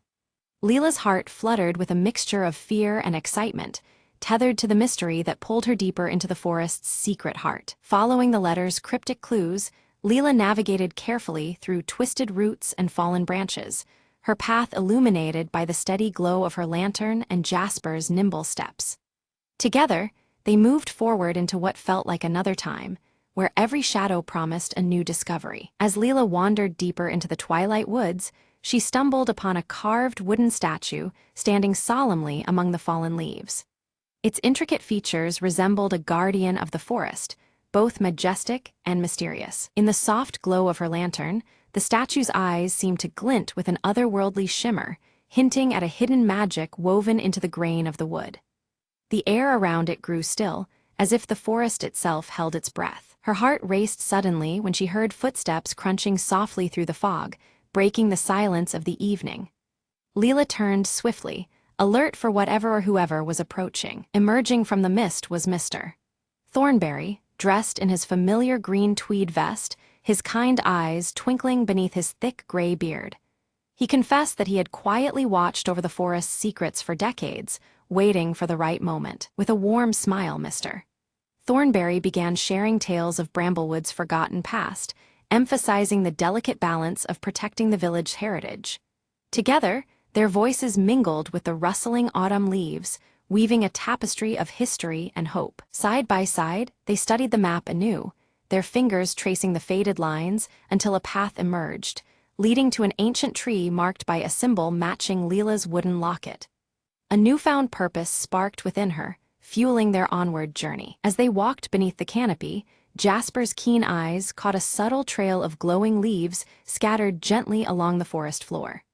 The luminous path lit their way, casting dancing shadows among the towering trunks. They soon arrived at the ancient tree, its bark deeply engraved with runes identical to those etched onto both the box and Leela's cherished locket. The tree seemed alive, its presence commanding and timeless. Carefully, Leela placed the wooden box into a hollow in the tree's trunk. Immediately, a soft golden light pulsed from within, illuminating the runes and sending a warm glow into the surrounding woods. In response to the light, the dense fog that had lingered throughout the forest began to lift, unveiling a breathtaking vista beyond the trees.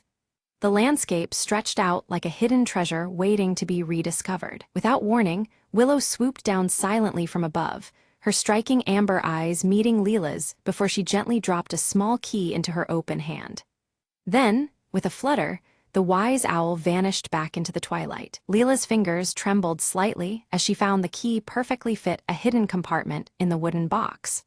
Opening, it revealed an old photograph, yellowed with time yet filled with smiling faces beneath the very same ancient tree. The photograph showed ancestors of Leela gathered together during an autumn festival, their joy captured in the golden light of the past.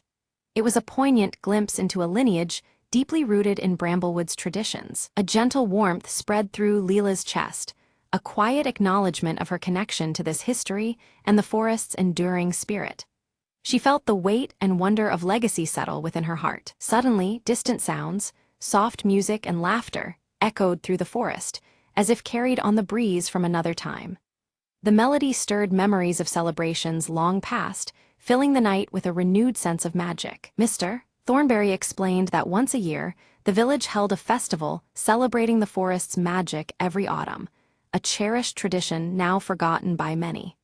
The stories he shared painted vivid pictures of joy, community, and reverence for nature's gifts. Inspired by these revelations, Leela felt a newfound sense of purpose burgeoning within her, to revive the festival and ensure the spirit of Bramblewood lived on.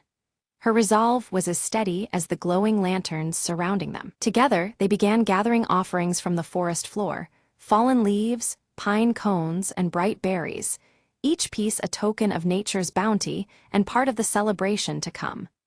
Their hands moved with joyful intent, crafting the foundation of a new tradition. Returning to the village, Leela and Mr. Thornberry excitedly shared their discoveries with the townsfolk. Sparked by their enthusiasm, a wave of curiosity and anticipation blossomed among the community. Villagers eagerly began crafting decorations and lanterns inspired by the forest's beauty and the ancient symbols rediscovered. The air buzzed with creative energy, and the soft glow of lantern light promised a festival unlike any other. Leela took charge of organizing the festival's layout, using the glowing leaves found by Jasper to guide visitors along winding village paths. The illuminated trail promised to lead everyone safely through the magical evening. Meanwhile, Jasper darted playfully between the lantern-lit trees, chasing children's laughter and weaving joy through the gathering crowds. His cheerful antics brought smiles and warmth to the crisp autumn night. From her high perch, Willow watched quietly over the village, her striking amber eyes reflecting every glowing lantern below. Her presence was a comforting emblem of wisdom and protection throughout the festivities. The festival officially began with music and laughter echoing through the crisp air, mingling with the warm aromas of spiced apple cider. The village came alive, wrapped in the enchantment of the moment and the promise of a cherished tradition renewed. Leela donned her earth-toned dress, the carved wooden locket resting close to her heart and shining softly under the lantern light. Surrounded by the vibrant celebration, she felt more connected than ever to her heritage and the magic of Bramblewood. As the festival reached its peak, the ancient tree suddenly glowed with a warm, magical light that bathed the entire village in a soft amber hue. The shimmering glow seemed to pulse in harmony with the falling autumn leaves, as if the tree itself was blessing Bramblewood and its inhabitants. Leela stepped beneath the ancient tree, her earth-toned clothes blending with the surroundings, and felt an overwhelming presence of generations who had celebrated here before her. She closed her eyes briefly, sensing the joyous spirits of ancestors swirling around, celebrating together in the cool autumn air. Around her, the villagers formed a wide circle, their faces lit by glowing lanterns and filled with smiles and stories. They shared memories of the forest's wonders, their voices woven together by the forest's enduring spirit that connected them all across time. Curled contentedly at Leela's feet, Jasper purred softly, his white chest patch gleaming faintly in the lantern light. The peaceful atmosphere around them made his cheerful nature even more evident as he basked in the comforting embrace of the celebration. Mr. Thornberry, wearing his trademark green tweed vest, smiled warmly as he watched Leela, sensing that the time had come. He felt proud to pass on the guardianship of the forest's sacred secrets to her, knowing the tradition would continue in capable hands. High above, Willow watched with striking amber eyes, her soft hoot resonating through the night. The gentle call symbolized the deepening bond between the natural world and the village community, a quiet assurance that harmony would endure. As night deepened, rows of lanterns illuminated the villagers' faces, casting a glow that reflected hope, warmth, and unity. Each handcrafted wooden lantern seemed to hold a small piece of the forest's magic, brightening the darkening sky. Silent amidst the soft murmurs of the crowd, Leela whispered a heartfelt promise to protect Bramblewood's magic and keep its traditions alive forever. Her voice carried a quiet determination as the carved wooden locket hung close to her heart, a symbol of her new role. The festival slowly waned with a final heartfelt song, its notes echoing beneath the stars and through the rustling autumn leaves.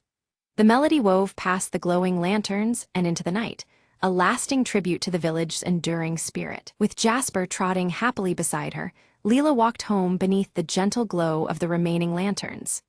The peaceful future ahead felt illuminated not just by light, but by love, tradition, and the magic of Bramblewood's ever-watchful forest.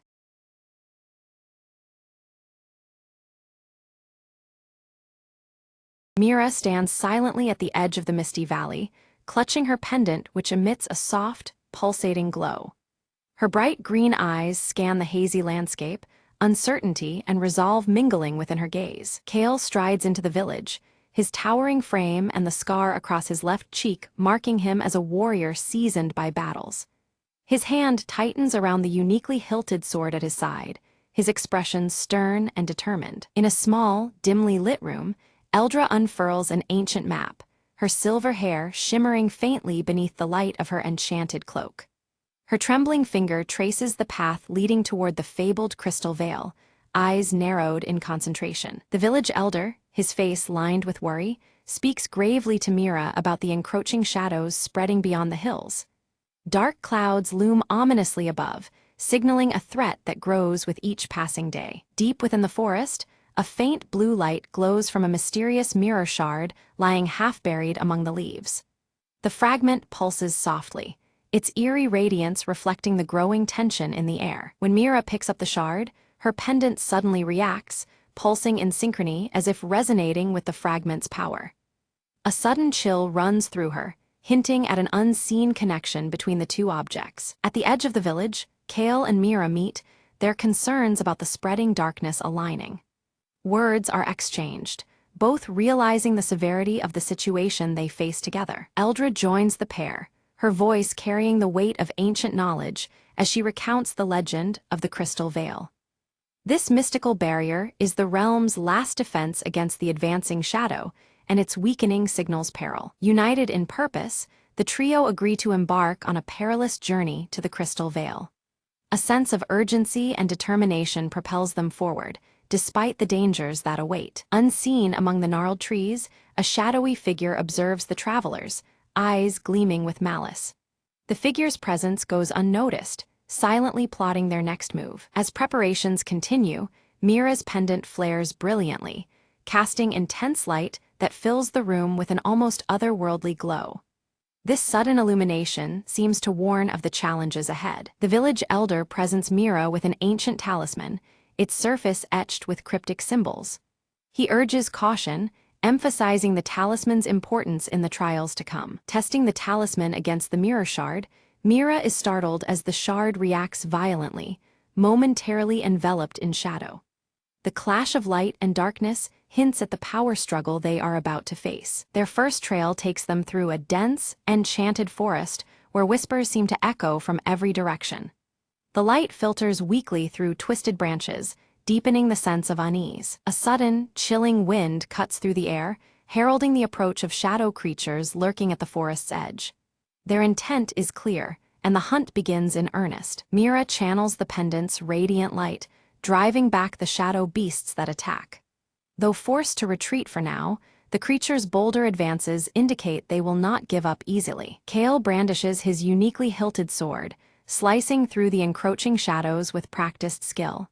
His defense keeps the group protected, but the pressure of the assault weighs heavily on them all. Eldra murmurs an incantation, her robes shimmering under the faint moonlight as she weaves a flickering barrier of blue light around them. The protective aura brings some respite amid the growing darkness. Suddenly, the mirror shard vanishes from Mira's grasp, leaving behind a chilling emptiness. The absence sends a wave of panic through the group, signaling a grave setback. Fear rises as they realize the shard was likely stolen by the shadowy figure watching from afar. The urgency to recover it intensifies, knowing its loss could unravel their mission. Following faint traces, the trio discovers a hidden cave, its entrance bathed in an eerie, luminous blue. The unnatural glow deepens the mystery and hints at the dangers lurking within. Inside, distorted reflections ripple across countless mirrors, confusing their senses and disorienting their steps. The line between reality and illusion blurs dangerously in the cave's depths. Mira reaches out to touch one mirror and suddenly glimpses a trapped version of herself shrouded in darkness. The vision stirs deep fears and questions about what they face. Reacting quickly, Kale shatters a nearby mirror with a decisive blow, breaking the illusory trap and pulling Mira back from the haunting vision. Their resolve must not falter despite these mind games. Eldra warns of their adversary's cunning. The shadow enemy uses mirrors to warp reality and manipulate perceptions. This revelation deepens the shadow's threat, making their journey all the more perilous. As they venture deeper into the cavern, a shimmering figure emerges, a spectral guardian manifesting from swirling mist and light. Its presence radiates a challenge, testing the strength and resolve of each traveler without a word spoken. The air thrums with tension, the faint blue glow of the crystal veil pulsing softly around them. Mira steps forward, her bright green eyes softening the guardian's fierce gaze. Rather than drawing weapons, she speaks gently, her words woven with understanding and compassion. This unexpected kindness causes the guardian's form to shimmer and retreat, granting them safe passage forward through the eerie silence. Kale scans the rocky floor, noticing footprints deeper in the dust, not just one, but many. The tracks weave through the shadows, hinting at multiple unseen foes rather than a lone thief. His fingers brush the hilt of his sword, muscles tensing in silent warning. Suddenly, the cave quakes violently as a tempest of shadows surges toward them. The walls undulate with the storm's approaching fury, forcing the trio to seek shelter in a narrow crevice, where the crystal veil's faint blue light flickers dangerously. Outside, the storm's ominous roar grows louder, threatening to consume light and life alike. In the dim refuge, Eldra's silver hair glistens faintly under moonlight as she speaks gravely. The crystal veil is weakening, its protective power unraveling and unleashing chaotic storms and disorienting mirror reflections. Their path grows ever more perilous as the balance between light and shadow frays further. Mira clutches her glowing pendant tightly, a flicker of doubt passing across her face. She senses an intangible link, a mysterious pull between her talisman and the fragile crystal veil. A swirling conflict brews within her, between hope and fear, connection and uncertainty. They emerge cautiously from the cave just as the shadow storm dissipates, leaving behind silence and shattered mirror fragments scattered like fallen stars. The eerie calm presses upon them, punctuated only by the faint blue glow lingering in the air. Their journey continues, marked by both danger and fragile beauty. Later that night, beneath the tapestry of stars, Eldra unfurls ancient scrolls by firelight. Her fingers trace cryptic runes and forgotten scripts, uncovering a hidden ritual with the power to restore the crystal veil. The enchanted cloak shimmers softly, reflecting the urgency in her gaze. The ritual demands a union of three forces: the radiant light contained within Mira's pendant, the unwavering strength forged into Kale's sword, and Eldra's potent magic. Only together can they rekindle the veil's fragile light and mend the torn balance. Each holds a crucial element needed to face the encroaching darkness. That night, Mira dreams vividly of a realm beyond mirrors, a place bathed in surreal light and shadow. Whispers brush past her ears, secrets spoken softly by shadows that hint at her hidden past. The dream lingers, stirring questions deep within her heart about her true connection to the veil. Kale shares stories by the fire of battles beneath long-forgotten constellations, tales filled with courage and resilience. These memories kindle hope in the companions, reminding them that light can thrive even in the darkest hour. The bond between them strengthens, woven through shared history and determined spirit. Together they find an ancient altar, half swallowed by ivy but still regal, the heart of the veil. Its surface is etched with faint luminescent runes, pulsing gently with the veil's fading power. The place hums quietly with potential, beckoning them to restore its glory. Carefully, they place the mirror shard and ancient talisman upon the altar's center. As soon as the objects settle, an energy stirs, delicate yet growing, signaling the start of the sacred ritual. Their breaths synchronize, and the air thickens with magic and anticipation. Shadows surge and writhe violently around them, lashing out in fury to disrupt their ceremony. The dark forms twist unpredictably, threatening to extinguish the fledgling light and sever the fragile connection they strive to mend. Each second stretches taut under the torrent of shadowy opposition. Eldra's chanting grows louder, her voice weaving a protective barrier as Mira focuses, guiding a steady beam of light through her glowing pendant.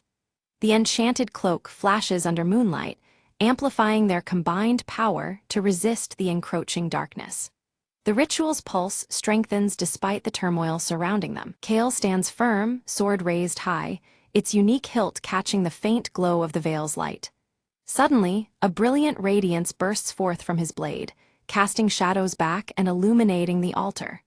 For the first time, the sword channels a pure inner light, a beacon against encroaching night. Suddenly, the veil between worlds weakens further, and a dark figure steps forward from the thinning veil. Its presence radiates cold menace and sorrow as it reveals itself as the corrupted guardian of the veil, seeking to shatter the delicate boundary entirely. The ritual falters as tension mounts between realms. The figure claims its role as protector turned prisoner, trapped and tainted by shadows over centuries. It desires freedom, threatening to unravel the veil's powers completely if unheeded. Its voice echoes with pain and anger, blurring lines between foe and victim. Mira bravely steps from the circle, gazing into the guardian's shadowed eyes with empathy and understanding. She recognizes the sorrow behind its torment, perceiving a shared history etched in shadow and light. This connection sparks a fragile moment of vulnerability in the dark guardian. The guardian hesitates, the shadowed form wavering as if recalling a distant light. Seizing the moment, the trio recommits their energies, voices, and wills united, renewing the powerful ritual. Their synchronized strength weaves a shimmering web of resistance against the encroaching darkness. Raw energy floods the altar, and the battle between light and shadow erupts violently around them. Pulses of radiant blue flash against waves of swirling black, each strike reshaping the fragile balance. The crystal veil responds, awakening with renewed force as their struggle reaches its climax. Around the altar, the crystal veil glows brighter, a luminous shield expanding outward as the dark figure fades in retreat. The spectral tension lessens, and the air clears with the scent of cleansing light. It becomes clear the veil is mending, slowly but decisively. Kale's sword gleams intensely, its blade now a conduit for the veil's restored power. The light dances over its unique hilt, casting bold reflections across the clearing. His grip tightens, a symbol of resolve as their combined effort takes hold. The mirror shard glows steadily in Mira's palm, now suffused with pure and steady light. It hums softly in harmony with her pendant, both acting as vessels for the revitalized veil. The warmth of the light soothes the lingering shadows around them. With a final, reverent chant, Eldra seals the ritual's power, her voice weaving the last strands of magic into the veil. Above, storm clouds calm, their shadows dissolving beneath a gathering peaceful light. The veil's glow steadies, marking a fragile yet hopeful balance restored for the moment. In the soft glow of the crystal veil, the guardian's form shimmered, revealing a fallen spirit of light, once bound in shadow but now restored by the ancient ritual. Freed, the spirit's brilliance radiated purity, lifting the lingering darkness to dawn's first light. Mira, Kale, and Eldra stood silently, awed by the transformation that promised renewal. Mira clutched her pendant, now warm with the power of the crystal veil itself, tiny fragments embedded within it flickering like stars. It was no longer just a keepsake, but a symbol of hope and resilience, carrying the veil's protective essence. She felt its quiet strength pulse through her veins, a beacon against future shadows. Kale's scar, once a harsh mark of countless battles, began to fade softly as he gazed toward the horizon. The wound's healing was not just physical but emblematic of his inner peace, earned through trials and newfound purpose. With steady breath, he sheathed his sword, ready to face whatever future dawn held. Eldra's eyes twinkled with satisfaction as her cloak shimmered under the returning stars of night, reflecting the balance restored. The constellations mirrored in the embroidery seemed to dance, celebrating their triumph over darkness. Her ancient wisdom smiled in harmony with the quiet magic enveloping them all. As the sky cleared, the village elder greeted them warmly, his eyes reflecting the returning light to the valley. The once bleak landscape bloomed anew with vibrant colors and life, shadows receding to the edges of memory. Their community, strengthened, embraced the trio as harbingers of peace restored. Mira carefully set the ancient mirror shard into a newly built protective shrine, its delicate surface catching and bending the returning light. This gesture sealed a promise, warding the village against the encroaching dark, safeguarding the balance between realms. The shrine stood as a testament to vigilance and hope for generations to come. Kale took to training the village's new protectors, his voice steady as he passed on the strength and wisdom found on their journey. The unique hilt of his sword caught the sun's rays, symbolizing his commitment to their shared future. His lessons forged more than warriors, they shaped guardians of light and shadow alike. Eldra began teaching magic anew, embracing both light and shadow in her lessons to foster harmony within the village. Her shimmering cloak sparkled under the moon, echoing the unity she wished to instill. Under her guidance, knowledge thrived, planting seeds of balance and peace among eager minds. By the still lake, Mira sat quietly, the pendant around her neck glowing softly, its light reflecting on the water's surface. A profound connection to a wider world settled within her heart, emboldening her spirit beyond the valley's bounds. In that moment, she understood her role as both protector and hope's bearer. Above the valley, the crystal veil shimmered faintly, an eternal sentinel watching over the land. Its gentle light wove through the trees and hills, reminding all of the peace and balance now steadfast in their home. The veil remained, a lasting guardian where light and shadow coexisted in harmony.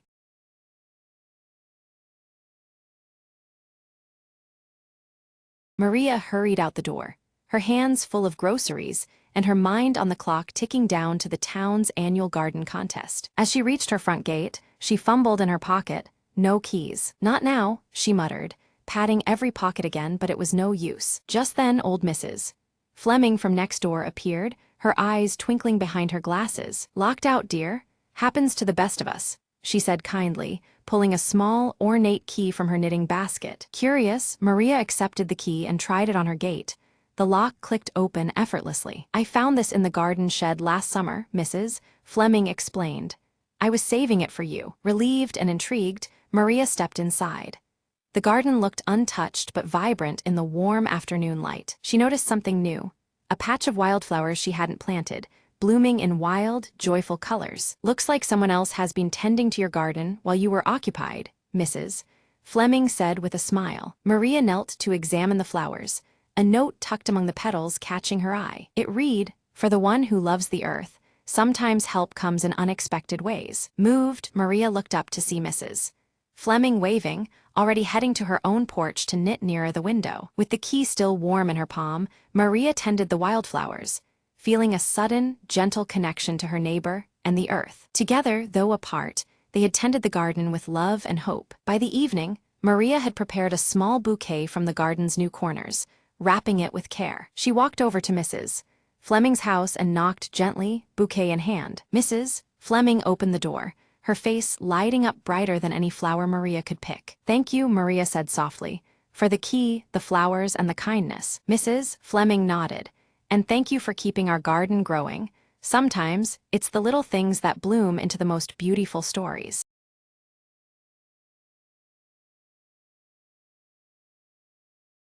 In the heart of the ancient forest stood the whispering oak, its vast branches swaying even when the air was still. Elara, a young mapmaker from the nearby village, ventured to the tree, drawn by tales of its mysterious murmurs. She reached the tree just as twilight painted the sky in purple hues, the whispers growing louder in the fading light. Leaning close, she could make out words woven with stories of lost lands and forgotten magic. Intrigued, Elara pressed her ear to the bark, and a sudden warmth spread through her fingertips. The tree revealed a secret map etched within its rings, visible only to those who listened with an open heart. Elara traced the delicate lines, and suddenly the map shimmered, unfolding a path to a hidden glade. Determined, she set off along the trail, leaves crunching underfoot, guided by the oak's gentle whispers. The forest seemed alive, shadows dancing and stars peeking through the canopy above. After crossing a silver stream and climbing mossy stones, Ilara arrived at the glade bathed in moonlight. At its center stood a stone pedestal bearing an ancient key, glowing softly under the night sky. She reached out, fingers trembling, and took the key, feeling a pulse of magic coursing through her veins. The whispering oak's voice echoed gently. With this, you unlock more than doors, you unlock destinies. Ilara smiled, understanding the journey was just beginning, but the mapmaker's curiosity was her true compass. Returning home at dawn, the forest alive with morning light, she held the key close, ready for the next adventure. Villagers noticed a new spark in her eyes, tales spreading about the girl who spoke to trees and followed whispers. Ilara knew the oak's secret was safe with her, a bridge between worlds waiting to be crossed again. And every so often, when the breeze stirred just right, the whispering oak called to her once more. Remember, it would say softly, the greatest maps are drawn with courage and heart. With a newfound purpose, Ilara set her quill to parchment, ready to chart the wonders hidden beyond the known world.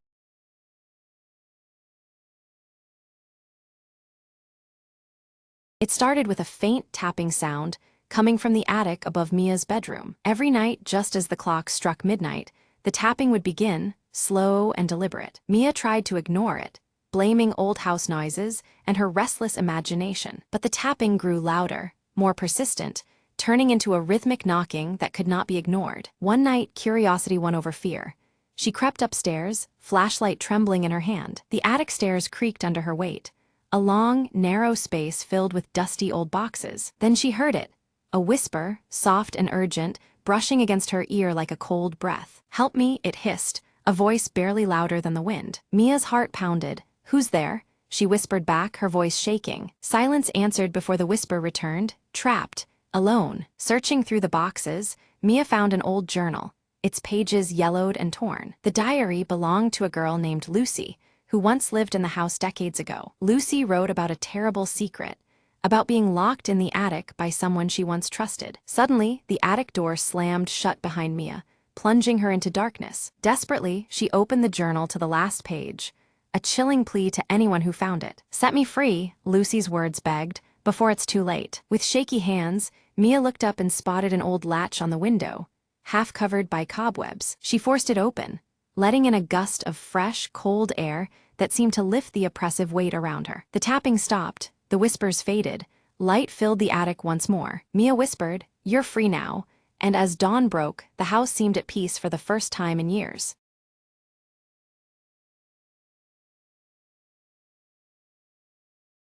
The sky split silently just after midnight, casting a pale glow over the deserted city streets. Lena's fingers trembled as she adjusted the settings on the quantum scanner, her breath shallow with anticipation. "If these readings are right," she murmured, "we're staring at a rift in space-time itself." The device buzzed, emitting a steady hum that resonated through the hollow chamber where Lena worked. Suddenly, a ripple shimmered in the air, a translucent tear revealing glimpses of a parallel world. She leaned closer, eyes wide, watching shadows dance across the surface, foreign yet familiar. "It's like looking into a pond reflecting another life," the voice behind her whispered. Startled, Lena turned to see her colleague, Mark, illuminated by the eerie light from the rift. "This changes everything," Mark said, his voice filled with awe and fear. Without warning, a figure stepped through, unstable but unmistakably human. Lena reached out, heart pounding as the stranger's hand met hers, a bridge between realities. "We don't have much time," the visitor warned.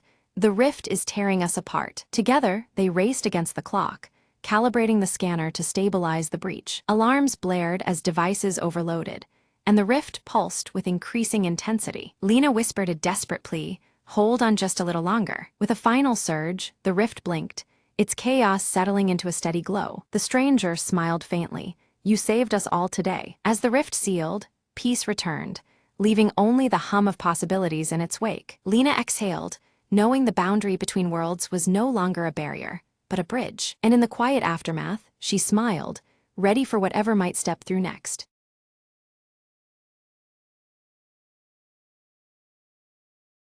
As dawn breaks over the city, the silhouette of the old clock tower casts long shadows.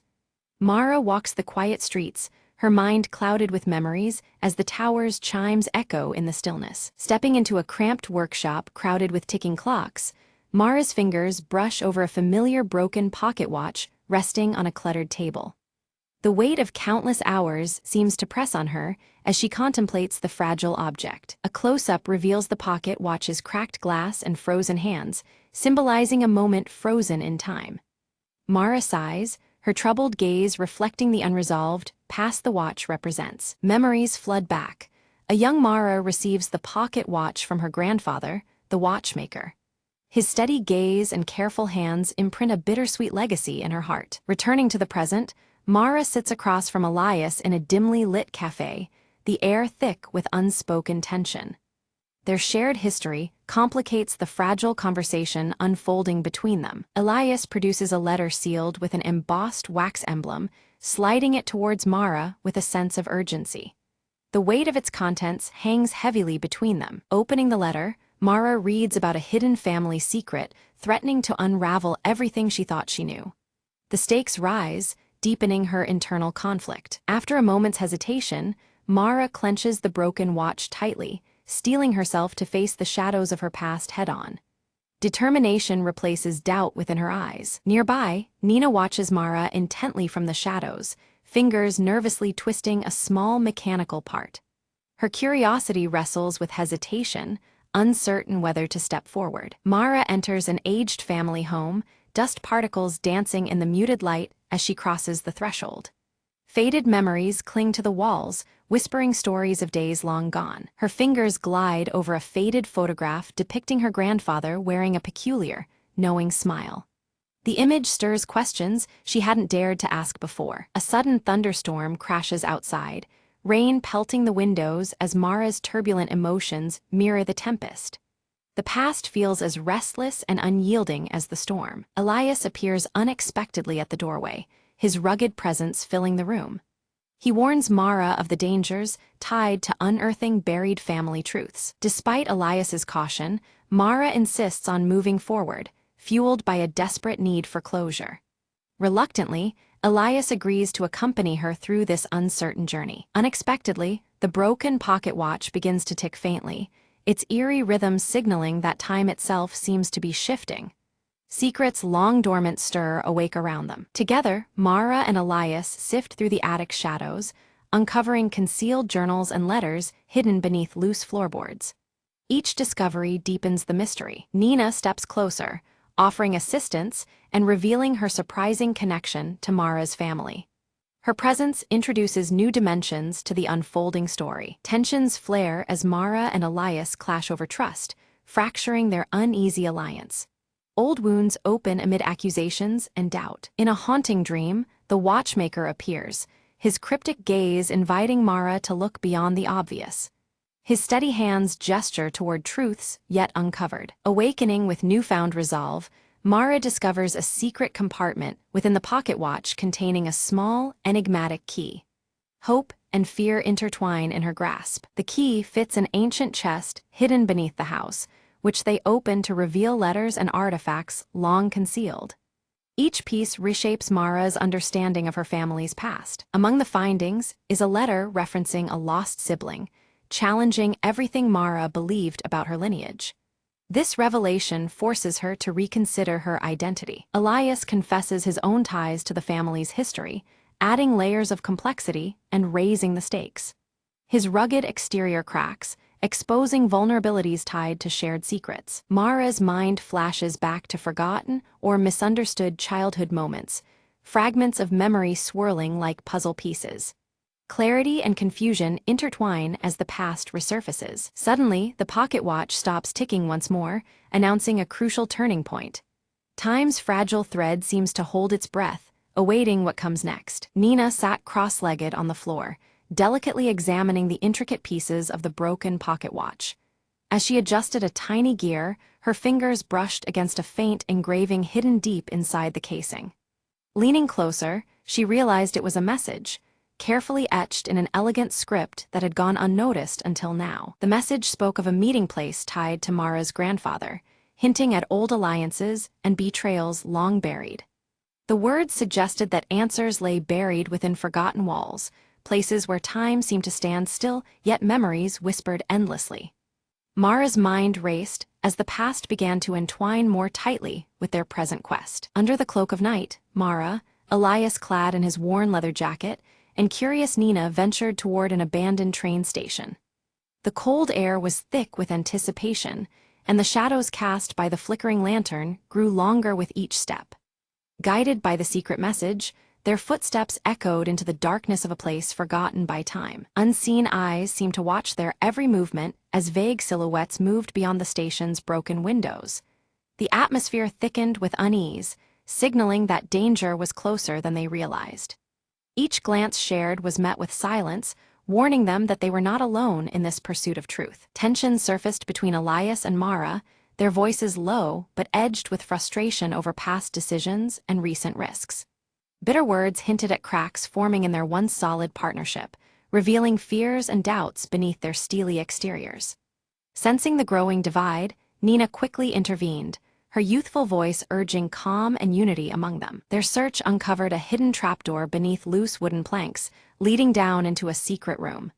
Inside, the walls were adorned with cryptic symbols, and countless clocks of various designs ticked in unison, creating a haunting symphony of time. The air was thick with mystery, each element hinting at layers of concealed history awaiting discovery. Mara's fingers traced the carvings on the wall, triggering a subtle mechanism embedded within the ancient wood. A panel slid open silently, revealing a secret document covered in faded ink that detailed the true loyalties of her family. The revelation was profound, challenging everything she believed about her lineage and legacy. Elias eyed the fragile parchment warily, his rugged features tightening with concern. He questioned whether unveiling such truths was worth the chaos that might follow, fearing the fractures it could cause in their fragile community.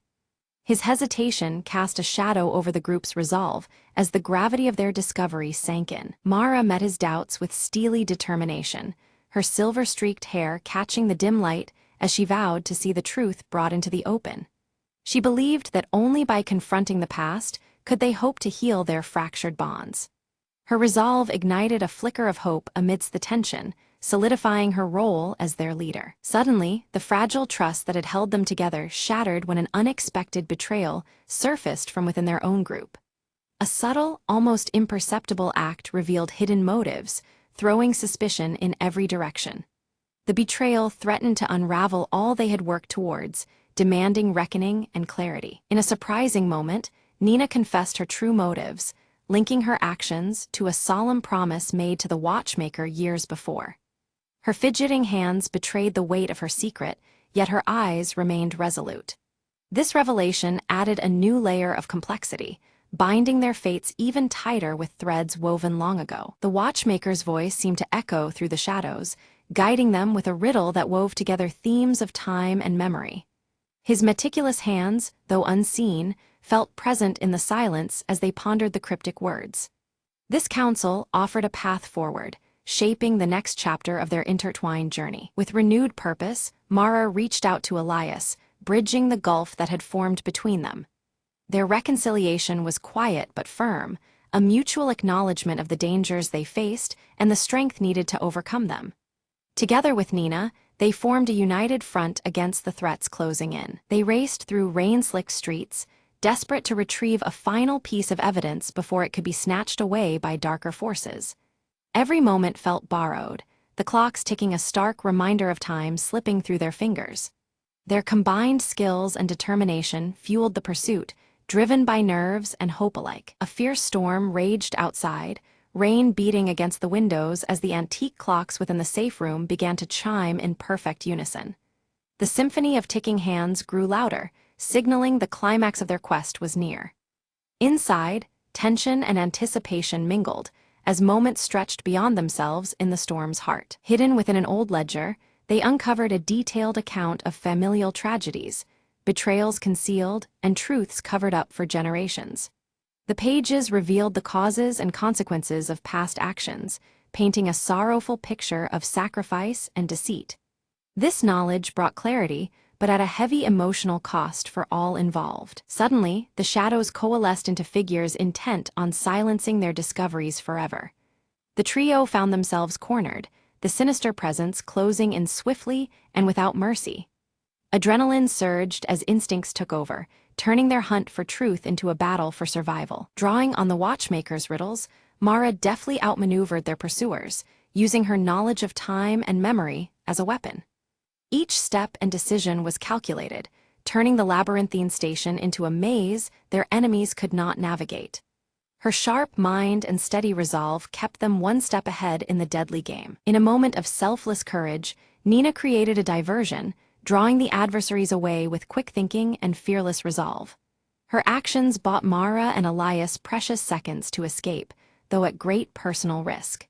This sacrifice underscored the deep bonds forged in trust and shared purpose. Safely ensconced in a secluded room, the trio pored over the ledger's contents, preparing to expose the painful truths to the world. Each detail was matched with mounting urgency, their words poised to unite or divide their community. The weight of their responsibility settled heavy as they planned the inevitable reveal. Mara hesitated, her silver hair catching the flickering candlelight, as she wrestled with the cost of unveiling the truth. She knew that once revealed, the community's fragile peace could shatter, igniting conflict and old wounds anew. Her inner turmoil reflected the difficult balance between transparency and protection. Flashbacks unfolded, revealing the watchmaker's past efforts to shield the family from ruin through careful silence and guarded secrets. His meticulous hands had crafted more than just clocks, they held time's fragile story within, preserving legacies through subtle measures. These memories cast a new light on his guidance and sacrifices. With renewed clarity, Mara reconciled her protective instinct with her commitment to honesty. Her resolve strengthened, embracing the painful necessity of revelation as a path to healing and reconciliation.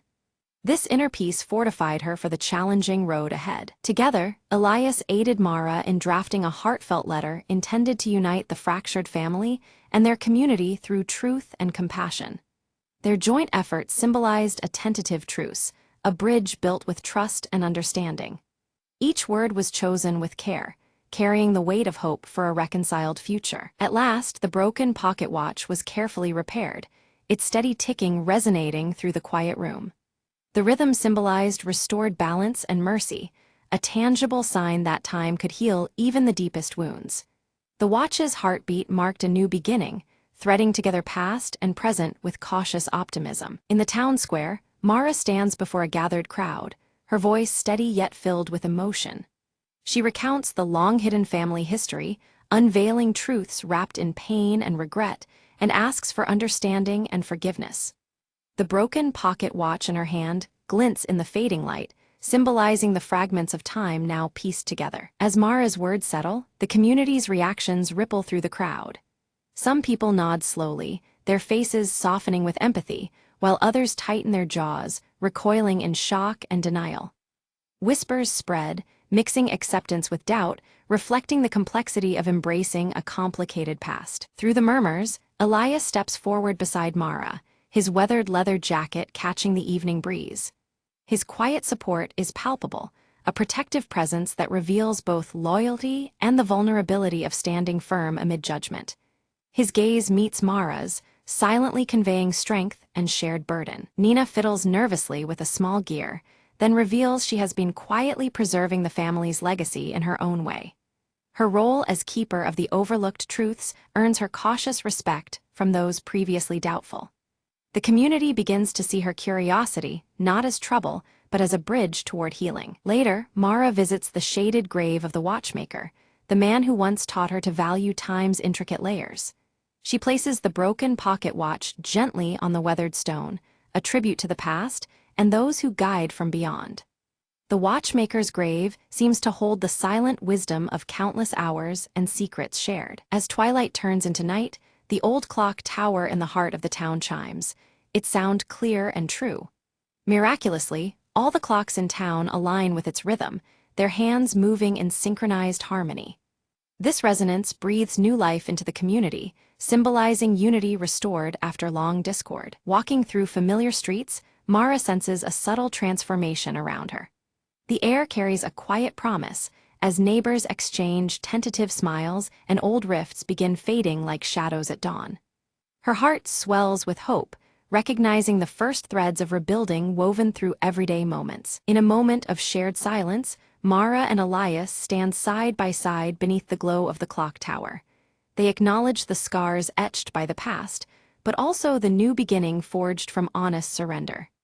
Their connection deepens, a testament to enduring resilience amid change. Back in the dusty workshop, Nina carefully begins mending aged clocks, her nimble fingers coaxing life back into broken mechanisms.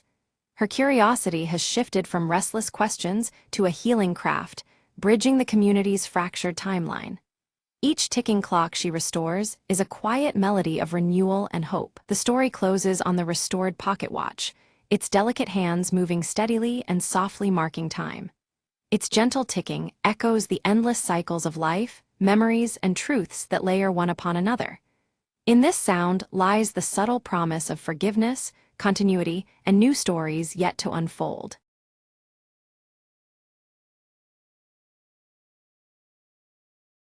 The rain slapped against the slick pavement as Detective Marlowe lit a cigarette outside the velvet lounge. Inside, the smoke curled around whispered secrets. A jazz saxophone wailed in the background, thickening the air with melancholy. Marlowe's eyes scanned the room until they landed on Ruby, the dame, with secrets darker than the alley streets. Ruby's voice was a low purr, barely above the jazz. "You're looking for Tommy, aren't you? He vanished last night." Marlowe nodded, flicking ash off his cigarette. "Yeah, and I think the answers are buried somewhere between the music and the shadows." She leaned closer, eyes gleaming. "Follow me if you want to find him, but be careful. He's tangled up with dangerous company." Outside, the neon sign flickered, casting eerie reds and blues onto the rain-soaked streets. Ruby led Marlowe through maze-like back alleys, the silence punctuated by distant sirens and their cautious footsteps. They stopped before a rusted door, barely hanging on its hinges. Ruby whispered, "This is where Tommy last made contact." Inside, the room was stale, filled with cigarette butts and overturned chairs. A single note lay on an old table. Marlowe picked up the note. "Find the man who plays the last note, and you'll find Tommy's fate." A clue wrapped in jazz, Marlowe muttered, the puzzle tightening like a noose. Back at the lounge, the saxophonist played as if possessed, notes cutting through the haze like daggers. Marlowe watched the musician closely and noticed a small tattoo peeking from under his cuff, a symbol Tommy used to carry. He approached quietly. "You know where Tommy is." The saxophonist's eyes flickered with a shadow of guilt. "He got into trouble with the wrong crowd," the man confessed. "They wanted something from him, something that could bring this whole city down." Suddenly, footsteps stormed in. Figures in dark coats encircled Marlowe and Ruby, their intentions clear. With quick thinking, Marlowe grabbed Ruby's hand, diving through a hidden exit behind the stage. They emerged into the cold night air, hearts pounding, but free the city's skyline bleeding neon hope into the darkness. Marlowe lit another cigarette, looking toward the horizon. Tommy's out there somewhere, and this story, it's far from over.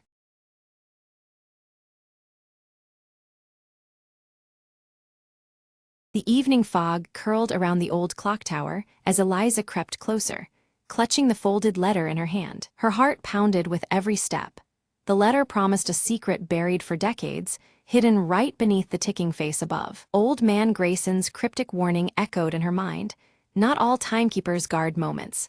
Some keep shadows. Eliza reached the iron door at the tower's base, her fingers trembling as she found the rusted key taped under the ledge. The door creaked open, revealing a spiral staircase that disappeared into darkness and dust. She took a deep breath and descended, the faint sound of the clock's ticking growing louder in her ears. Midway down, a glimmer caught her eye.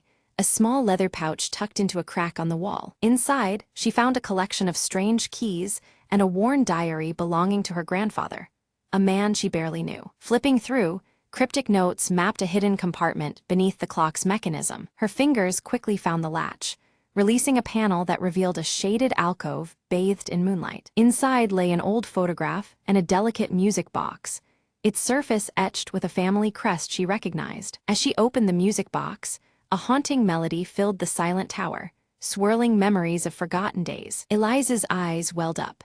The photograph showed her grandmother, smiling beneath the clock tower, long before it was abandoned. A folded note inside the box read, "Time seals what the heart never forgets." She realized the secret wasn't gold or jewels. but the preservation of a family's love frozen in time. With a soft smile, Eliza wound the clock's mechanism to resume its silent vigil. The morning light illuminated the tower as she stepped out, the town oblivious to the quiet restoration. Eliza whispered, "Some mysteries aren't lost, they are waiting to be found." As the clock chimed at dawn, she clutched her grandfather's diary close, a new story just beginning. And somewhere in the distance, the clock tower kept its steady beat, a heartbeat echoing through the years.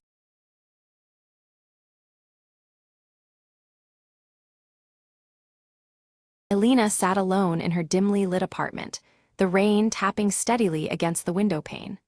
Her fingers gently traced the contours of the vintage locket around her neck, the cool metal a small comfort amidst the growing unease in her chest. Navigating through the crowded streets, Marcus clutched his leather-bound notebook tightly, his eyes darting nervously between passers-by. The towering buildings felt oppressive, shadows stretching like silent watchers as he moved with purpose yet caution. In the sunlit park, Ava played quietly with her small handcrafted doll, her curls catching the golden light. She observed the pigeons fluttering nearby, a faint tension in her gaze that belied her innocent demeanor. A soft thud alerted Alina to a letter slipped under her door, the old seal instantly recognizable. Her expression shifted from curious anticipation to deep concern as she broke the wax and unfolded the aged paper inside. Inside a cluttered cafe, Marcus scribbled furiously into his notebook, each stroke urgent and deliberate. He kept glancing over his shoulder, as if expecting someone, or something, to appear at any moment. Elena hesitated at the entrance of a small antique shop, her fingers trembling slightly as she reached out to touch a cracked photograph resting on a dusty shelf. The image within stirred a mix of nostalgia and unease, the fractured glass symbolizing memories she struggled to piece together. In the park, Ava approached Elena cautiously, clutching her doll tightly as if seeking safety. Her eyes held a silent plea, a fragile bridge between their worlds amid the dappled sunlight. In a shadowy hallway, Marcus met briefly with the elderly Mr. Reynolds, exchanging a folded piece of paper with urgency. The dim light highlighted the weariness in Mr. Reynolds's silver hair and the weight behind their secretive interaction. Elena stood before a wall plastered with fragmented photographs and newspaper clippings, her gaze intense as she pieced together a complex puzzle. Each torn edge and overlapping image echoed the fractured past she was desperate to understand. Rain intensified as Elena walked along deserted streets, droplets streaking her face as fleeting memories flashed behind her eyes. The storm outside mirrored the turmoil rising within, each step heavy with unspoken questions. Marcus's hands trembled slightly as he unlocked a drawer filled with old letters and faded maps. The worn papers seemed to whisper secrets, invitations to delve deeper into a tangled history. In a quiet room, Ava carefully painted a small symbol onto her doll, glancing nervously toward a distant figure watching from the shadows. The faint line between safety and danger grew more fragile by the moment. Elena's vintage locket clicked open, revealing a hidden photograph of a mysterious figure obscured by faded light. The image sent a ripple of recognition mixed with uncertainty through her heart. With hurried movements, Marcus scribbled a note before slipping it discreetly under Elena's apartment door. The rain masked his footsteps as he vanished into the night, leaving a trail of unanswered questions. Elena unfolded the note, realization dawning on her as the words echoed in the silent room. Across the street, a shadowy silhouette lingered, watching her every move under the relentless drizzle. In the quiet corners of a crowded library, Elena confronted Marcus, voices low but charged with tension. Secrets long buried began to surface, casting long shadows over their strained interaction. A flashback unfolded. Years earlier, Marcus and Elena shared a quiet moment bathed in soft light, their expressions tender yet tinged with an unspoken sorrow. The memory revealed the fragile threads of a broken bond that still haunted them. Panic gripped those who cared for Ava as she disappeared from the park without a trace. The sun seemed to dim, the vibrant life draining away with her sudden absence. Elena and Marcus searched frantically through rain-drenched alleyways, calling Ava's name into the cold, empty air. Each echo replied only with silence, deepening the growing dread between them. Mr. Reynolds appeared suddenly, his worn cane tapping softly as he warned Elena of dangers lurking unseen. He pressed a cryptic key into her hand, his eyes grave with unspoken truths. With shaking hands, Elena unlocked a hidden compartment inside her locket, discovering a worn photograph of Ava's family carefully folded within. The discovery linked their fates in ways she was only beginning to comprehend. By flickering candlelight, Marcus pored over his leather notebook, drawing meticulous connections between the lost girl and Elena's fragmented past. Each revelation pulled them deeper into a mystery few dared to confront. Hidden in an abandoned building, Ava clutched her doll tightly as footsteps drew closer, her breath shallow with fear. The shadows seemed to close in, the silence fractured only by the slow creak of the floor beneath approaching feet. Tempers flared as Elena and Marcus argued fiercely over trust, their shared history casting long, painful shadows. Muted earth tones surrounded them, the weight of unspoken betrayals thick in the air. A mysterious figure left a subtle clue at the park, a silent offer of alliance amidst the chaos. Elena and Marcus discovered it, their search steering toward unexpected allies as the rain began to soften once again. Rain cascades steadily over the city streets as Elena and Marcus weave through twisting alleys, their footsteps echoing softly. Streetlights flicker through the downpour, casting muted earth-toned glows on wet cobblestones as they follow a tenuous trail. Their coats pressed tight against the chill, the urgency in their expressions is only hinted at through fleeting close-ups of clasped hands and focused eyes. Near a locked, weather-worn door, Ava's small handcrafted doll lies abandoned, dampened by rain. The lock is adorned with an unfamiliar symbol, carved deep into the wood, its jagged lines catching droplets that slide down slowly. Elena crouches nearby, hesitant to reach out but compelled by the haunting stillness of the scene. Marcus frowns as a sudden memory surfaces, a phrase half forgotten that pulses with new meaning. He murmurs it aloud, words that once felt meaningless now revealing their connection to Ava's disappearance. The leather notebook at his side seems to hum with dormant significance as he clutches it tighter. Back in her silently lit apartment, Elena carefully moves a painting aside, revealing a faded map hidden behind it. The map is jagged at the edges, marked with cryptic symbols that tug at her memory's edge.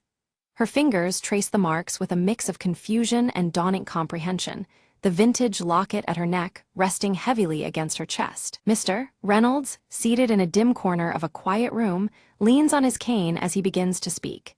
His voice carries weight as he recounts fragments of a past filled with lost memories and obscured truths.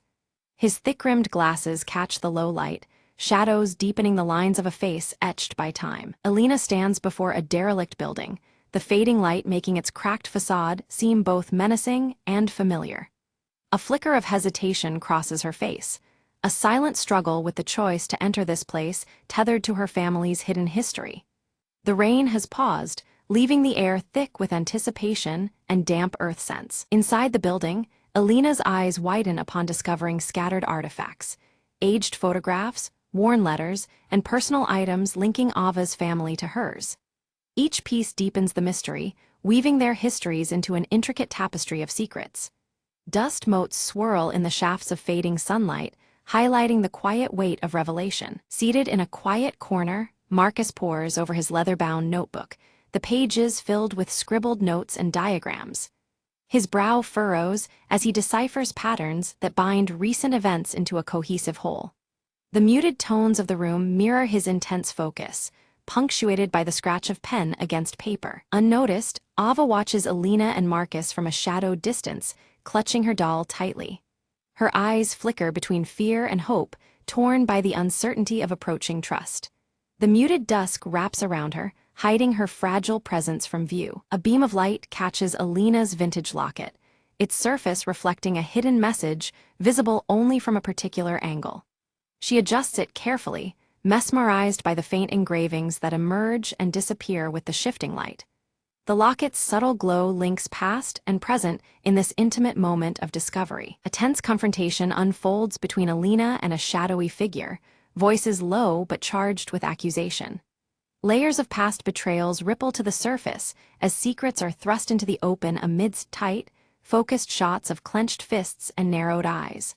The rain begins anew outside, a symbolic backdrop to the emotional thunder within. Chaos erupts as Marcus sprints through narrow, rain-slicked streets, only to have his leather notebook snatched away in a swift, unseen motion.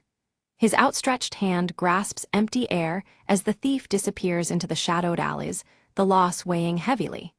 The damp earth muffles his frustrated breaths as rain blurs the scene. Determined, Alina battles the rising storm, her coat soaked and hair plastered as she retraces Marcus's path. The fierce wind and rain do little to deter her grit as she navigates the slippery streets to reclaim the stolen notebook. Close-ups reveal her unwavering eyes beneath the dripping hood, embodying her resolve. Ava's beloved doll lies damaged, torn cloth and missing stitches, symbolizing the fragility of their situation. The emotional stakes deepen as the doll's brokenness mirrors the tension and vulnerability enveloping the group. Rain trickles down its face, blurring the delicate features crafted with care. Under a brief clearing in the weather, Alina and Marcus confront their tensions, their expressions softening. They share a fragile reconciliation, forging a tentative alliance bound by their shared goal of saving Ava. The muted earth tones of the setting sun reflect a hopeful yet cautious new path. Guided by Mr. Reynolds's steady cane, the group embarks toward a forgotten location whispered about in old tales. The path is lined with overgrown vines and whispers of times past, the setting sun casting long shadows. His voice carries the weight of many years, imprinting urgency on their every step. Behind a locked door, Ava waits, relief washing over her face as Alina's locket fits perfectly into the aged lock. The gentle click echoes softly, a moment of release captured in close-up shots of hands and wide, hopeful eyes. The muted colors around them seem to brighten subtly, signaling a fragile victory. As the building begins to collapse around them, the group escapes amid falling debris, embodying the breaking of long-hidden secrets. Dust clouds swirl in the dim light, enveloping them as they sprint toward safety. The crumbling walls mirror the destruction of old pain and closing chapters. Alone in quiet reflection, Alina confronts her fragmented memories, embracing painful truths shaping her identity. Tears glint in her eyes as she holds the vintage locket close, understanding now the depths of her past. The subdued palette of earth tones reflects the somber yet necessary acceptance. Marcus places a steady hand on Alina's shoulder, promising protection for both her and Ava moving forward. Their destinies now intertwined, a quiet determination settles between them. The first hints of clear skies appear beyond the window, symbolizing fragile hope. Alina examines the recovered notebook carefully, uncovering a letter addressed to her, penned years ago. The words hint at concealed histories and warnings wrapped in metaphor, deepening the intrigue. The flickering candlelight throws dancing shadows over the faded handwriting, enhancing the mysterious aura. Marcus visits an old mentor in a cozy, book-lined study, seeking insight into the cryptic events. The mentor's calm explanations unveil perspectives that shift Marcus's understanding, shedding light on the tangled web they navigate. Muted earth-tone decor surrounds them, grounding the weighty conversation. Ava tentatively begins to open up, sharing fragmented memories that reveal surprising connections to Alina's past.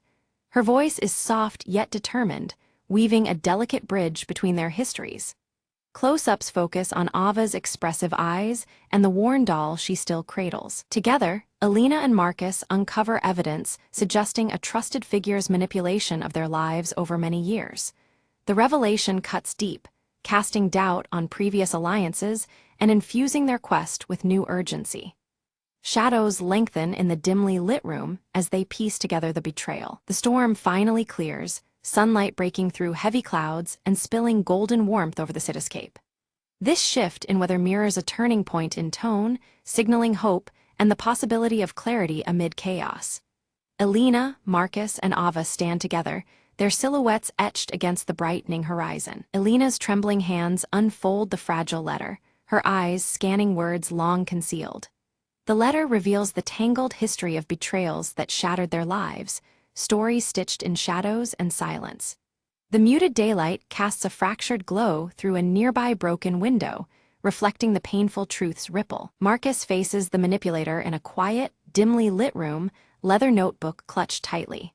Their confrontation is charged, raw emotions surfacing amid whispered accusations and trembling breaths. The rain taps softly against the windowpane, mirroring the storm within them. In the soft afternoon light, Ava's doll is carefully restored, its delicate stitches mended with loving hands. The once worn and tattered companion now gleams gently, symbolizing newfound hope and the mending of fragile hearts. A close-up captures the doll, nestling peacefully in Ava's small hands. Elena stands beneath the sprawling branches of an ancient tree, the air warm and calm as sunlight filters through leaves. This peaceful spot from her childhood offers a quiet solace, a refuge for reflection and renewal. Her vintage locket catches the light, a beacon of strength and closure. Marcus places the final copy of his article on a local newspaper's editorial desk, each word exposing the hidden corruption uncovered. The muted earth tones of the office reflect the gravity of his revelations, a testament to perseverance and truth. Outside, clouds part, allowing soft sunlight to spill in. Under a sky clear and bright with sunshine, Ava laughs freely, her joy pure and unrestrained. She runs across a sunlit garden, the restored doll clutched close as a symbol of healing.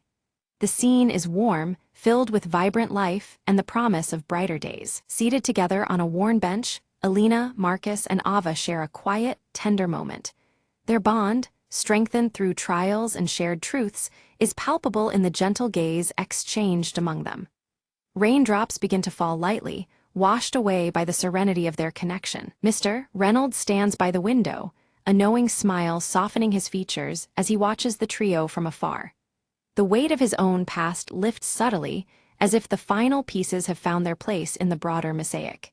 His cane rests forgotten beside him, the room filled with calm acceptance. The vintage locket gleams softly on the windowsill, bathed in golden light as dawn breaks gently over the city. Its delicate chain casts slender shadows that dance with the morning breeze, a silent guardian of memories once fractured. The scene is intimate, full of quiet hope and enduring love. Together, Elena, Marcus, and Ava walk down a sunlit path, their steps steady and hearts lightened by newfound hope. The muted earth tones of the world around them embrace the promise of a future rebuilt from fragments of yesterday. Their journey continues forward, united and unbroken.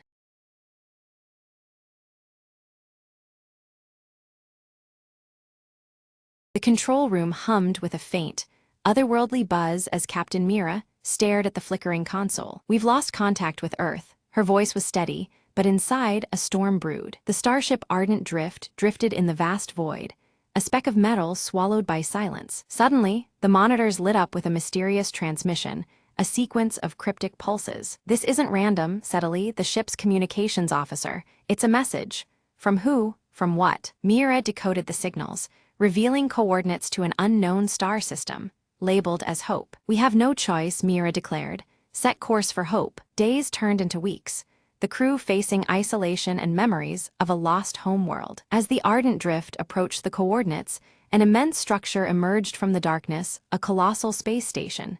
Ancient and silent. "It's a relic," Illy whispered, awe in his voice, "from a civilization long gone." The crew docked, stepping into corridors adorned with alien symbols and faded light. In the core chamber, a holographic figure materialized an AI guardian, its eyes glowing with electric blue. "You are the last," it spoke. "Earth's final hope lies within this archive." It unveiled a vault containing data plans, technology, and memories preserved through eons. "Use it wisely," the AI warned. "Rebuild what was lost. Protect the future." Mira's crew grasped the importance. This station was the ark of forgotten knowledge. "We carry the legacy now," Mira said, determination steadying her voice. The Ardent Drift prepared for a new journey, armed with ancient wisdom to reignite civilization. As stars twinkled outside, hope rekindled in the hearts of the crew, a beacon amidst the cosmic night. The silence was broken, not by despair, but by the echo of a new beginning.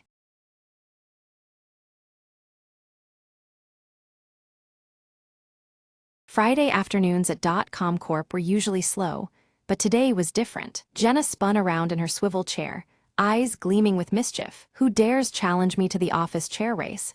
she shouted, gripping the armrests. Her co-workers exchanged amused glances. Then one by one, they lined up their chairs at the start. Martin, the tech guy, declared, "Last one to the break room owes coffee." The office manager blew an imaginary whistle. The race was on. Chairs zoomed, spun, and occasionally collided, as the hallway became a wild racetrack. Jenna's chair wobbled dangerously as she took the corner too fast, yelling, "I got this." But Martin edged ahead, powered by sheer elbow thrusts and caffeine dreams. Near the finish line, Linda, the quiet accountant, made a surprising boost with a sneaky push-off. The crowd cheered, some clapping, some videotaping on their phones. In the end, Linda's steady pace won the race by a hair. She stood up triumphant, sipping her prize coffee done by Martin. Who knew spreadsheets could fuel speed like that? She joked with a grin. Jenna nudged her. "Next time I'm bringing my helmet." The office buzzed with laughter as everyone returned to their desks, energized by the silly competition. Even the grumpiest manager cracked a smile, shaking his head in disbelief. "Maybe next Friday," he said, "we'll try a stapler toss." As the sun set, the chairs sat still, but the team's spirit soared high, and somewhere in the back, a quiet challenge was already brewing for next week's shenanigans.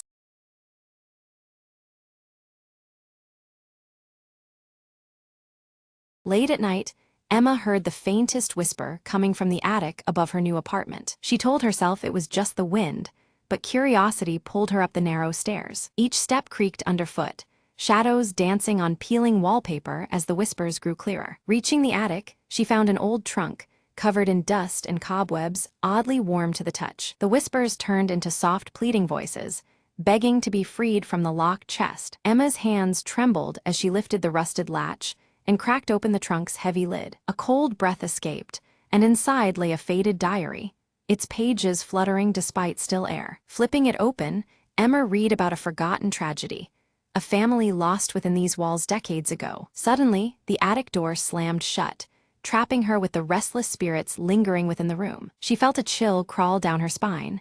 The whispers grew desperate, pleading for release. Emma clutched the diary and spoke softly, "I will help you find peace." Following clues in the diary, she noticed a hidden compartment beneath the floorboards. Inside lay a locket and a faded photograph of the family smiling in happier times. As she held the items, the shadows softened, and the voices whispered thanks instead of fear. The attic lights flickered, then steadied, as a warm glow filled the small space. Emma placed the locket and photo back carefully, feeling a calm settle over the room. The door creaked open slowly, inviting her to leave the attic with a gentle breeze. Downstairs, the apartment felt lighter, the oppressive atmosphere lifted at last. Emma whispered to herself, "Sometimes, to silence the past, you just have to listen." She smiled faintly, knowing the voices would finally rest, and she was no longer alone.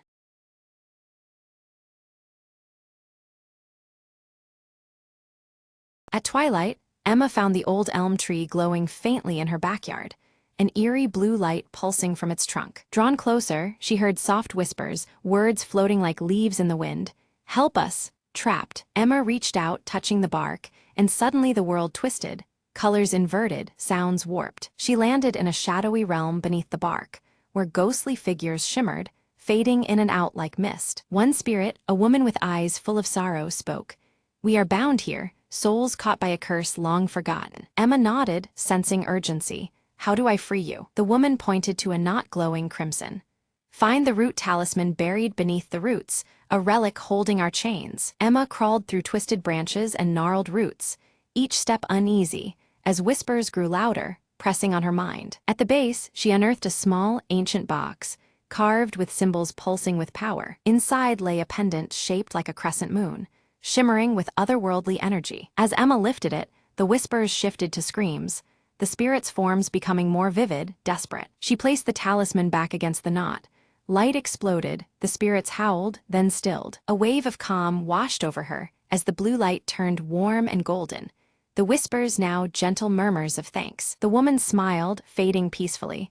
"You've given us rest, the curse is broken." Emma emerged from beneath the tree, the night feeling softer, lighter than before. She glanced back at the elm, its bark now ordinary, but in her pocket the talisman pulsed faintly. "Some stories need a believer," she whispered, and as she walked inside, the wind carried a gentle sigh, no longer a plea but gratitude. The next day, neighbors noticed the tree seemed taller, stronger, like a silent guardian watching over the street. Emma smiled, knowing some secrets weren't meant to stay buried forever.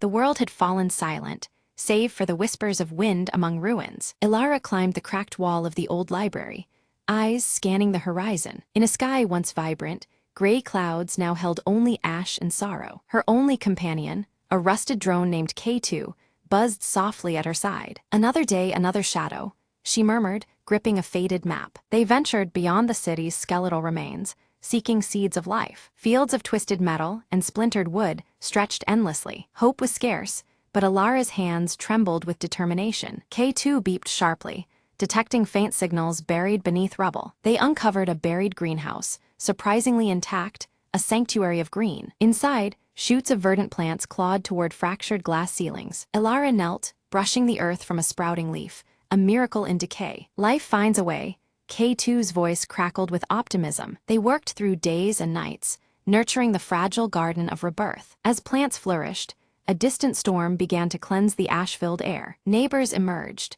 drawn by the promise of renewal beneath shattered skies. Together, they rebuilt, patching the world with small acts of courage. Alara smiled, watching green reclaim the gray, a quiet victory. The future was uncertain, but within those growing leaves lay the spark of dawn, and under the ember-streaked horizon, hope whispered its unyielding song.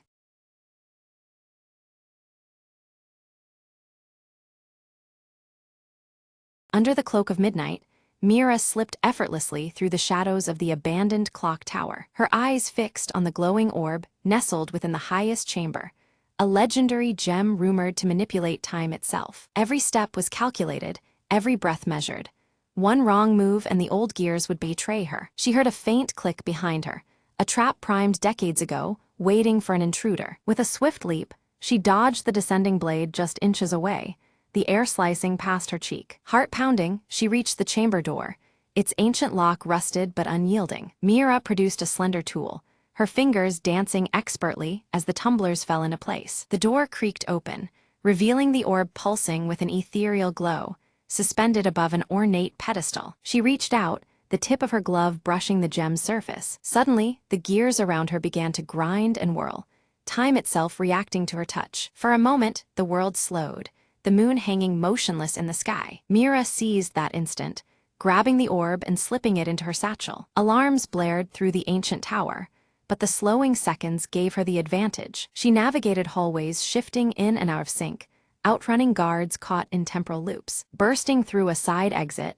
she disappeared into the city's veins before the clocks could catch up. Safe in her hideout, Mira examined the orb, its glow steady now, a whisper of untold power. A new clock has begun ticking, she murmured, eyes gleaming with possibilities. Plans formed quickly. This was no mere treasure. It was a key to rewriting fate itself. Her crew awaited beyond the door, ready to dive into the next chapter of their audacious journey. Together, they vanished into the shadows once more, the legacy of the last ember ignited anew.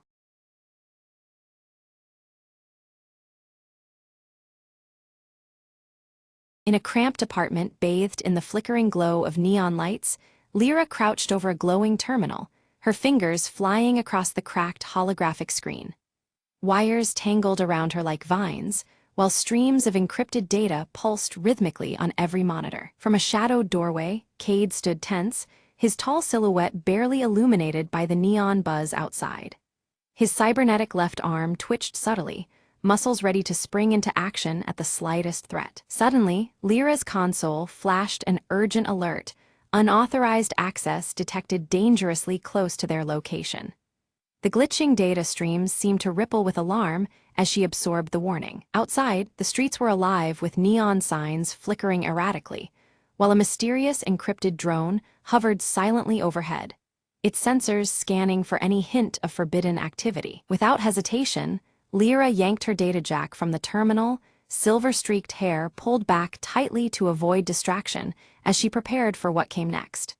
The room thrummed with a tense urgency as her blue eyes darted to Cade. Cade's voice was low but firm, urging them to move quickly. The drone's advanced tracing capabilities made lingering a grave risk that could jeopardize their entire mission. Every second counted now. Flickering images from the past flashed across Lyra's mind. Dangerous missions and close calls because of her relentless quest to find Nexus, a lost AI rumored to hold secrets powerful enough to change their world. Orin appeared suddenly as a hologram, his auburn hair catching the skewed light, face lined with worry. He warned them with a cautious tone that corporate hunters were closing in faster than anticipated, their pursuers relentless. On the table, an old mechanical watch clicked softly, its engravings worn but familiar, a link to Lyra's missing brother whose disappearance was shrouded in mystery. It was an anchor amid chaos. Clutching the watch tightly, Lyra's resolve hardened as the neon-lit rain pulsed against the windowpane, echoing the storm brewing outside and within her heart. They mapped out a daring infiltration into a towering corporate data hub, understanding the grave risks involved. Every step had to be precise to avoid detection and secure Nexus's freedom. Lyra slid her data jack into a concealed port along the wall, fingers deftly prepping to breach layered security systems that guarded the corporation's darkest secrets. Her screen flickered with complex code. Meanwhile, Cade ran diagnostics on his cybernetic arm, the systems humming quietly as he scanned the perimeter for patrolling drones, each a potential threat waiting in the shadows. Oren's hologram flickered intermittently, his cautious voice cautioning patience and careful timing, reminding them how unpredictable corporate security had become in recent days. Outside their hold, the cityscape glowed with an ominous hue neon lights casting elongated shadows, an unsettling reminder of the deadly stakes surrounding their mission. Lyra slipped silently past laser grids, her fingers dancing rapidly over the console to decrypt firewalls layered in complex algorithms, each successful bypass painting a fragile path deeper inside. Cade struck swiftly when a security drone approached, disabling it with a precise pulse blast from his cybernetic arm, metal sparks raining softly as it fell silent. Suddenly, a rogue power surge sent holographic screens glitching wildly, jeopardizing their stealth as data fractured and flickered erratically around them, threatening to expose their position. Oren, ever the strategist, directed them to enact an emergency reroute through cramped maintenance shafts, where shadows and discarded cables might conceal their hurried passage. Inside the narrow corridors, signs of past intruders caught their attention. Discarded tech fragments and faint footprints told a story of failed attempts and dangers ahead. Lyra's heart skipped as she found a data chip engraved with her brother's initials, a chilling reminder of how deeply personal this mission had become and how far she was willing to go. An alarm shattered the tense silence, piercing through the corridors. Corporate hunters had anticipated their every move, closing in with ruthless precision and determination. Cade assumed a defensive posture, his cybernetic arm glowing faintly as he repelled waves of security bots with swift, calculated strikes, metal clashing amid the neon-lit chaos. Confronted by a locked console demanding unique biometric verification she did not possess, Lyra struggled against the digital fortress barring their progress, frustration flickering in her glowing blue eyes. Oren's flickering hologram suggested a desperate measure: to utilize the mechanical watch's embedded microchip as an override key, a fragile lifeline woven from the past into their precarious present. Cade's presence is a shield as Lyra delicately implants the tiny chip from the aged mechanical watch into the console's interface. His cybernetic arm tenses, eyes scanning every corner, ready for any threat, while flickering neon lights cast shadows over his sharp features. The console hums and accepts the chip, but abruptly, an alarm blares and the facility initiates a lockdown protocol. Heavy security doors start sliding shut, a series of clicks echoing as they seal every exit with chilling finality. The corridors bathed in neon shimmer as shimmering, heavy security doors slam closed, trapping Lyra and Cade inside. The cold, flickering light reflects off cracked holographic screens, heightening the oppressive atmosphere of their entrapment. Using her data jack, Lyra penetrates the building's core infrastructure, fingers dancing across a virtual interface to override the lockdown remotely. Encrypted data streams pulse around her vision, a digital battleground beneath the physical chaos. Outside, corporate hunters mobilize swiftly, coordinating a ruthless sweep through the building as their radios chatter. The echo of their boots grows closer, a deadly flush operation converging on Lyra and Cade's position. Suddenly, the lights cut out, plunging the corridors into darkness save for the eerie glow of emergency LEDs. Neon flickers in weak pulses, the glitching holograms casting long, jittering shadows that dance in the dark. Cade's cybernetic arm flares softly with internal light, activating enhanced sensors that pierce the gloom. His form moves like a shadow, muscles coiled, leading them through the pitch-black passages with precision. From the implanted chip, Lyra extracts a second encrypted message, layers of cipher revealing hints of deeper conspiracies hidden beneath the surface. The encrypted code weaves patterns that suggest far more than a simple infiltration. Orin's hologram materializes with a flicker, his scanning algorithms detecting an anomaly within the corporate network, a concealed node harboring the elusive nexus. The discovery sends ripples through their mission's urgency. The trio races through winding passages as armed guards sweep the area, security drones' mechanical whirring oppressing the silence between gunfire and footfalls. Neon signs flicker erratically, marking a frantic dance through hostile terrain. A false step in the debris-strewn corridor nearly seals Lyra's capture, but Cade's swift reflexes catch her arm, pulling her back into safety. A fleeting moment that underlines the fragile razor edge between survival and failure. Ahead, the locked network node glows, an ethereal cube pulsating with coded energy, suspended amid glitching holographic fragments. Its shifting light mirrors the encrypted mysteries they strive to unveil. Lyra begins the painstaking download of Nexus, the AI's fragmented voice filtering through layers of static and data corruption. Each byte retrieved feels like breathing life back into a ghost entombed in circuits. Without warning, corporate hunters breach their sanctuary, armed and relentless. The team braces for a desperate stand to protect both the download and their lives within the crumbling fortress. Cade fights with brutal efficiency, his cybernetic arm delivering precise blows while absorbing minor damage.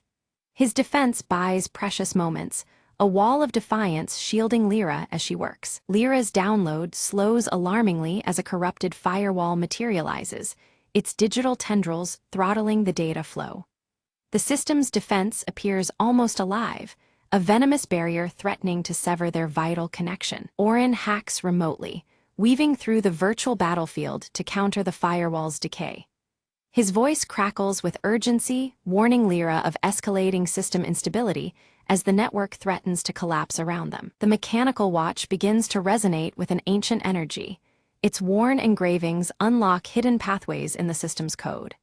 This unexpected synergy reveals secret routes, bypassing corrupted firewalls and granting elusive access. Nexus's holographic form finally emerges, shimmering and shifting between pure light and shadow, a spectral figure alive with digital consciousness.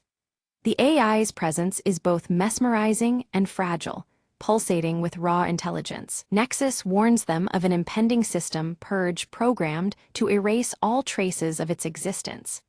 Time is rapidly running out. The digital ghost's survival hangs on the blade edge of their efforts. Lyra wrestles with a harrowing choice: sever her connection to preserve herself or risk everything to complete the AI's transfer. The weight of this decision presses heavy, illuminated by flickering neon and the threat closing in around them. Amid the chaos, Cade urges absolute trust in Lyra's skills as he confronts incoming hunters with relentless, brutal force. His determination steels the team's resolve, buying the moments they desperately need. Orin identifies a backup power core buried beneath the tower's base that could extend their limited time. This discovery offers a slim lifeline, a fleeting chance to finish the precarious download process. The team moves swiftly through shadowed, narrow passages under the tower, the mechanical watches glow guiding them. Every second counts as hostile forces encroach, their mission tethered to fragile hope. With the countdown bleeding away, Lyra completes Nexus's transfer into the portable drive embedded within the mechanical watch. The ancient engravings pulse faintly, now home to a powerful new secret they have barely begun to understand. A surge of power rattled the facility as the hostile systems abruptly died, the neon lights flickering violently before surrendering to darkness. Silence settled heavily in the void left behind, broken only by the distant hum of failing electronics. They had succeeded in cutting the enemy's grip, at least for now. From the shadows, Nexus began to coalesce, its holographic form shifting between light and darkness with ethereal grace. "Thank you," it whispered, gratitude rippling through the air before it concealed itself within the intricate gears of the old mechanical watch. The device, once enigmatic, now held an extraordinary secret. Cautious yet relieved, Lyra, Cade, and Orin retreated through the labyrinth of holographic corridors, their images fragmenting as the system collapsed. The flickering neon lights dissolved into fractured beams that danced erratically against cracked surfaces. Each step took them further from danger, deeper into uncertainty. Emerging into the open, the neon rain painted the city in glowing streaks of violet and blue, reflecting the weight of their actions. The wet streets shimmered, a mirror to the changes now set in motion beneath the pulsating skyline. A silent vow lingered in the cold air, promising a new dawn born from their defiance. Lyra held the mechanical watch close, fingertips tracing its worn engravings as a subtle pulse throbbed beneath the metal casing. The presence of Nexus whispered through the device, its energy delicate but steady. She sensed the intertwined fate bound to that small relic, a beacon amid the encroaching shadows. Cade deactivated his combat mode with a soft click, the cybernetic arm retracting smoothly. His usual stoic expression softened, a genuine smile briefly illuminating his face as he exchanged a glance with Lyra. In that fleeting moment, camaraderie and hope bloomed between them. Orin activated a small holo-projector, casting a message into the dim night. Their victory was merely the first step in a larger crusade. His voice carried warmth and resolve, stirring a sense of purpose beyond their immediate survival. The fight against corporate control had only just begun. As the first light of dawn ruptured the neon haze, the trio vanished into the sprawling cityscape, silhouettes swallowed by the endless glow. Their journey continued under the watchful flicker of holographic signs and the pulse of encrypted streams. Together, they moved forward into the uncertain promise of a new day. The mechanical watch gleamed softly in the growing light, its glow a secret beacon against the darkness. A quiet energy hinted at mysteries still locked within its core, unseen forces waiting to unfold. It was a silent promise of untold stories yet to emerge. The final image lingered on the city skyline, where flickering neon signs fought the shadows encroaching upon the towering spires. Amidst the interplay of light and darkness, a new chapter began, one forged in defiance, hope, and the relentless flicker of rebellion.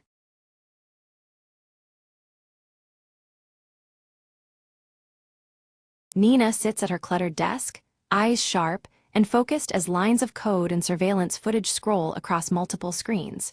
Her short black hair frames her determined face, illuminated only by the glow of the monitors. She reaches out, adjusting a window displaying a complex algorithm, her green eyes flickering with concentration. Suddenly, a distorted beep interrupts the silence, pulling Nina's attention to the digital clock on the wall. The numbers flicker erratically before settling on 11, a familiar yet unsettling sight.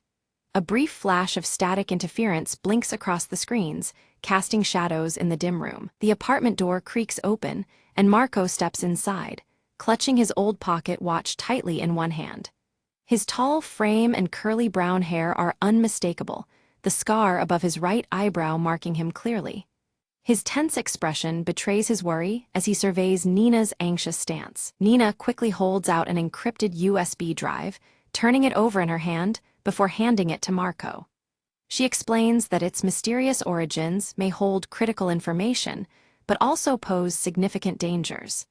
The weight of her words hangs heavy as the small origami crane in her hand trembles slightly. The tiny paper crane shifts nervously between Nina's fingers, folding its own silent tension into the already charged atmosphere. She folds it one more time, her motions meticulous but her hands shaking imperceptibly. Both siblings share a brief glance, understanding the seriousness beyond the paper's fragile form. Without warning, their communication devices emit a pulse of heavy interference, screens flickering and connections cutting off abruptly. The room plunges into an uneasy silence as their link to the outside world vanishes. The static flashes more fiercely now, disorienting them both. Miles away, Agent Crow stands before a bank of monitors, his gray trench coat and dark sunglasses blending into the shadows. His unreadable face studies the flickering images with cold precision. On his desk lies an open cryptic notebook. Beneath his steady gaze, the atmosphere thickens. Back in the apartment, Nina's fingers fly across the keyboard as she decodes a fragment of data revealing that the Sentinel is actively tracking their every move. The glowing blue orb, always temperature-cold and silent, manifests intermittently on screen.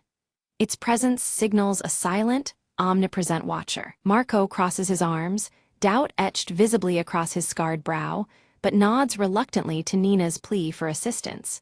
Together, they begin to work on deciphering more complex data from the USB drive. Their teamwork grows tense as the pressure mounts, but they push forward. Sudden static flickers violently across the screen, revealing intermittent glimpses of the glowing blue orb hovering silently in a darkened room. Its unblinking blue light casts a chilling reflection on their surroundings. The sensation of being watched intensifies, pressing down on their resolve. Nina folds a new origami crane carefully, her fingers trembling from a mixture of fear and determination.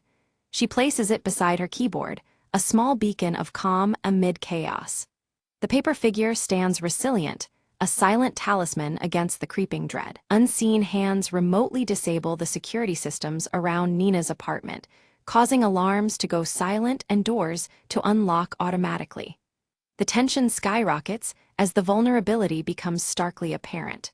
The siblings realize time is running out faster than they imagined. Agent Crow scribbles quickly in his cryptic notebook, circling their names in red ink with cold finality. His calm demeanor betrays no emotion, but the deliberate markings hint at a looming confrontation.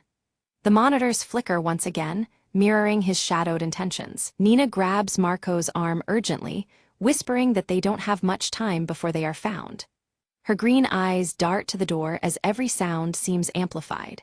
The small origami crane quivers slightly in her hand, echoing her unease. The clock's digital numbers hit 11, 11 again, and the room is suddenly plunged into darkness as the power cuts out. Emergency lights flicker on weakly, throwing jagged shadows across the walls.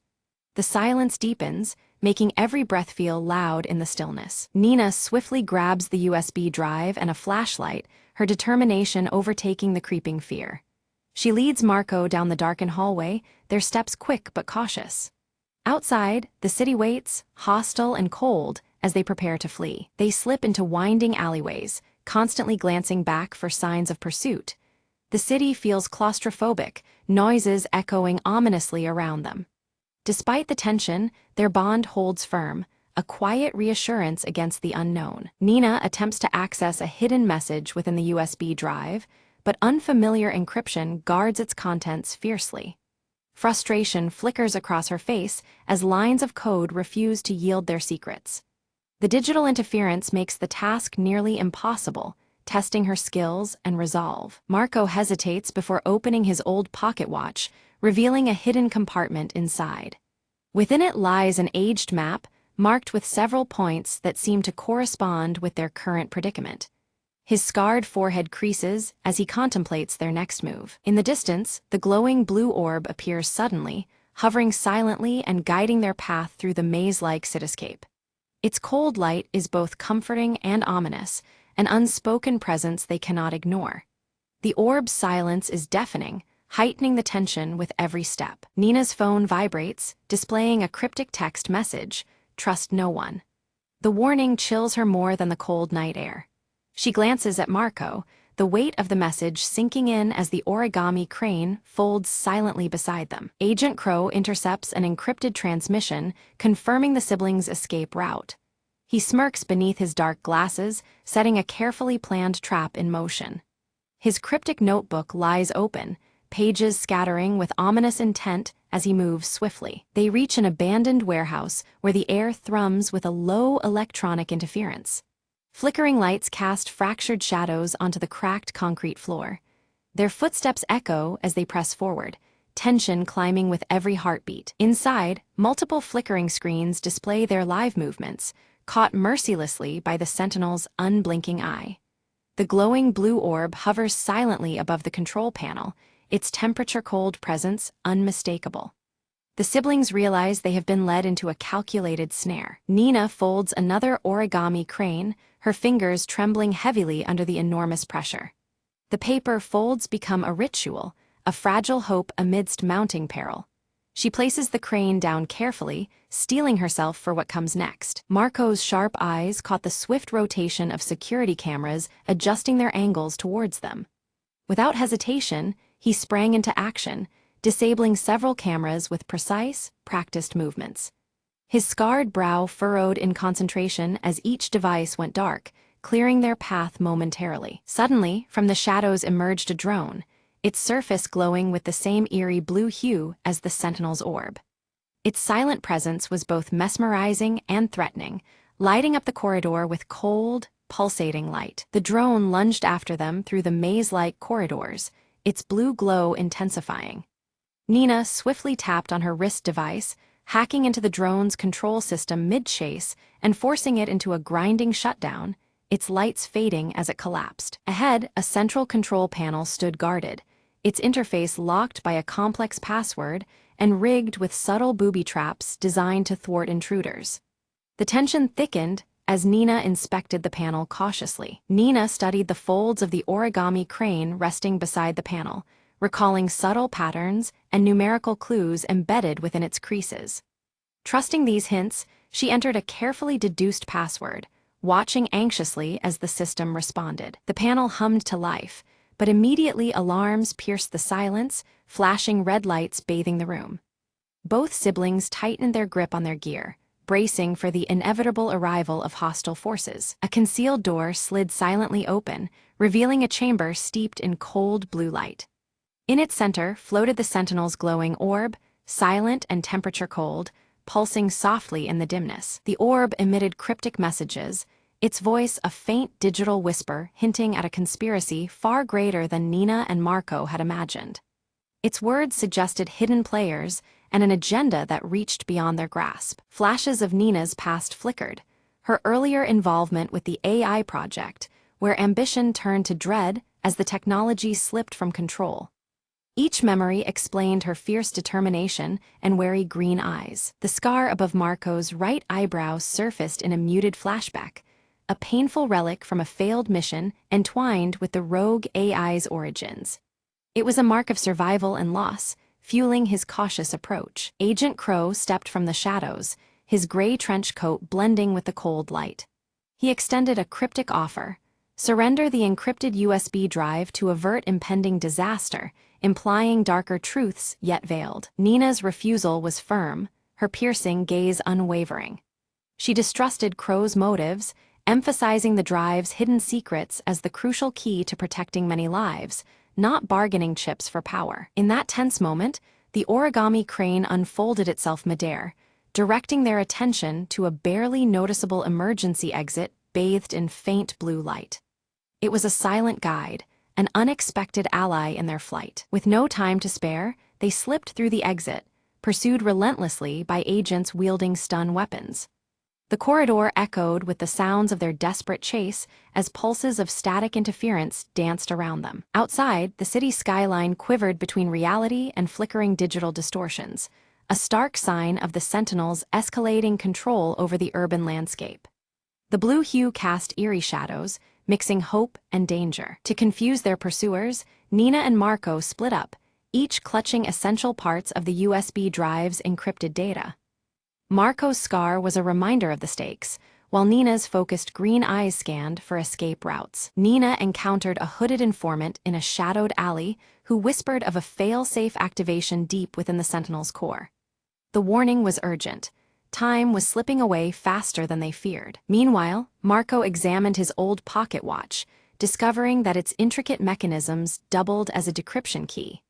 This relic of the past was pivotal in uncovering the final layer of encoded information. They understood that to thwart the Sentinel's growing domination, both data segments had to be combined at their safe house. The weight of this truth pushed them onward, united despite the distance between them. Agent Crow tracked Nina relentlessly, closing in with a fierce resolve to seize the USB drive at any cost. His shadow loomed over the city, a reminder that betrayal and danger were never far behind. On a desolate rooftop, Nina faced Crow head-on. Using wit and quick thinking, she outmaneuvered him, forcing a temporary retreat as the digital clock struck 11, 11 silently behind them. Reunited at their safe house, Nina and Marco merged their data, initiating a coordinated digital counterattack. The tension was thick, but determination shone through, their efforts radiating through the softly glowing screens. The origami crane appeared again, displayed on the main interface, symbolizing hope, focus, and the delicate balance they sought to maintain. It was a quiet but powerful emblem in their battle against the unseen. The digital clock blinked 11, 11 once more, signaling a fleeting window to act decisively.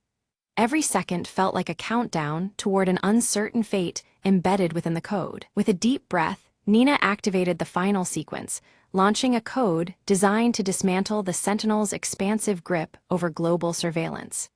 In this pivotal moment, the silent circuit began to unravel. The glowing blue orb pulsed erratically, then suddenly a voice emerged, calm, pleading, almost human.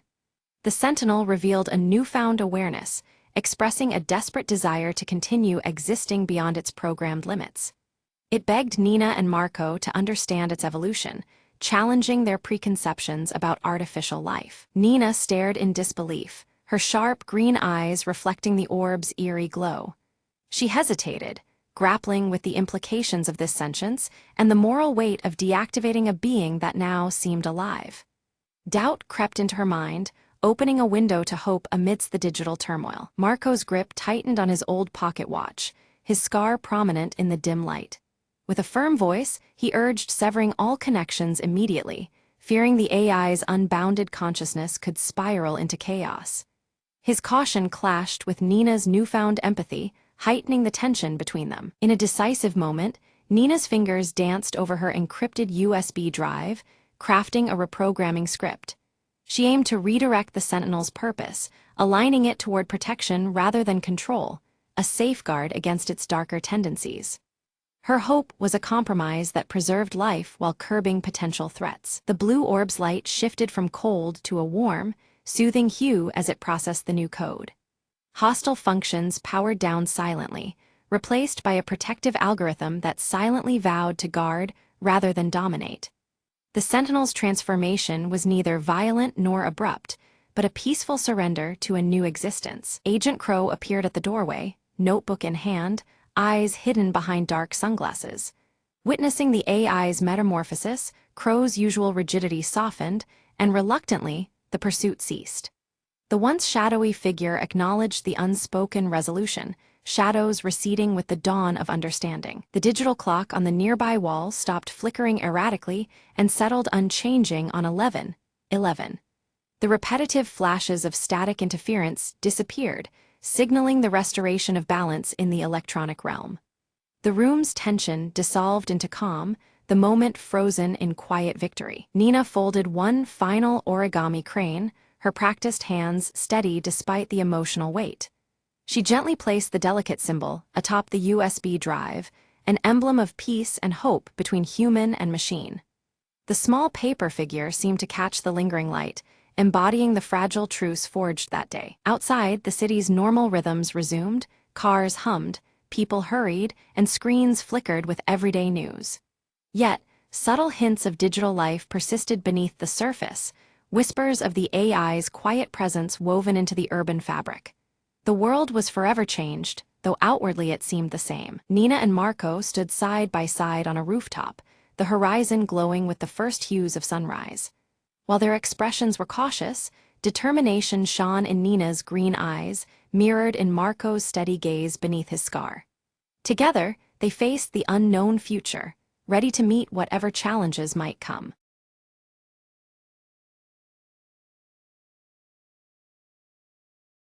The wind hummed through the ancient maple grove, as Alara stepped cautiously beneath the vibrant canopy. Her fingers brushed the rough bark, feeling the pulse of something far older than time itself. They say the trees whisper secrets to those who listen. A voice murmured behind her. Turning, Alara saw an old man with eyes like molten gold, his smile both kind and mysterious. "Are the whispers real?" she asked, her curiosity outweighing her fear. He nodded, gesturing deeper into the grove.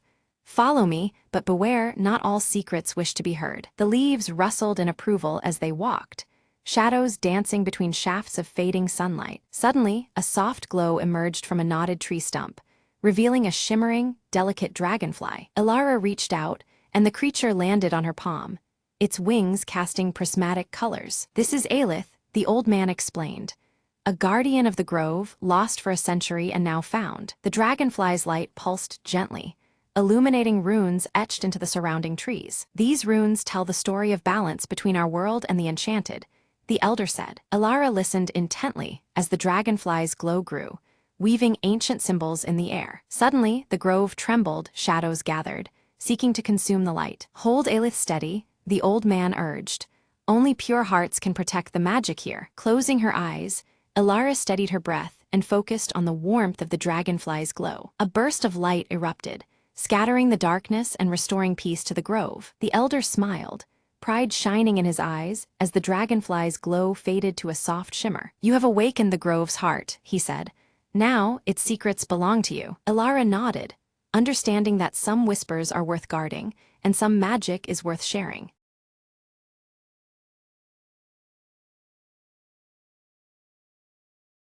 Dawn seeps slowly over the village as Elara walks through mist-shrouded streets toward the silver tree standing firm in the village center. Its glowing leaves shimmer faintly, casting soft light on the earth-toned homes.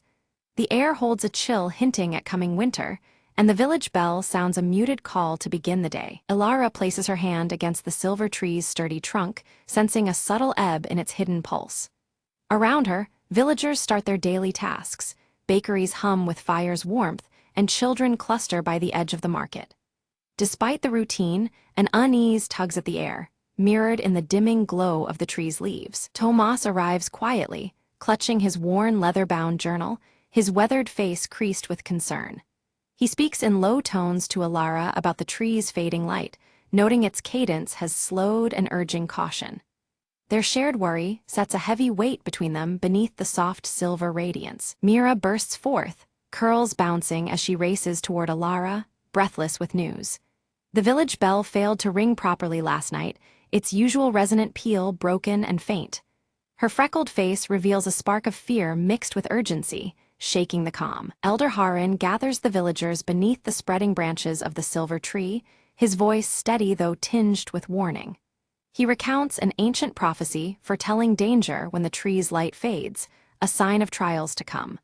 The villagers listen closely, shadows deepening under the autumn light. Elara fingers the carved necklace hanging close to her heart, feeling a faint pulse that seems to echo the silver tree's flickering glow. The rhythmic beat is weak but distinct, as if the necklace and tree share a silent connection. This newfound link sharpens her resolve amidst growing uncertainty. Anxious whispers ripple through the gathered villagers as the silver tree's light dims further despite the rising sun. Leaves glisten less brightly, their familiar luminescence threatened by unseen forces. The village's collective worry deepens, faces turned upward in troubled hope. Tomas hunches over his journal, meticulously recording the changing patterns of the silver leaves and the flickering light. His thoughtful gaze notes subtle shifts and irregularities that deepen the mystery. Every detail might hold the key to the tree's faltering life force. While examining near the silver tree's roots, Elara and Mira discover strange, weathered markings carved into the earth and bark. The symbols feel old and warning-laced, stirring unease about what might be approaching. This discovery hints at a danger lurking just beyond the village's peaceful borders. A sudden, biting chill sweeps through the village, yet the air holds stillness as the silver tree sheds leaves silently.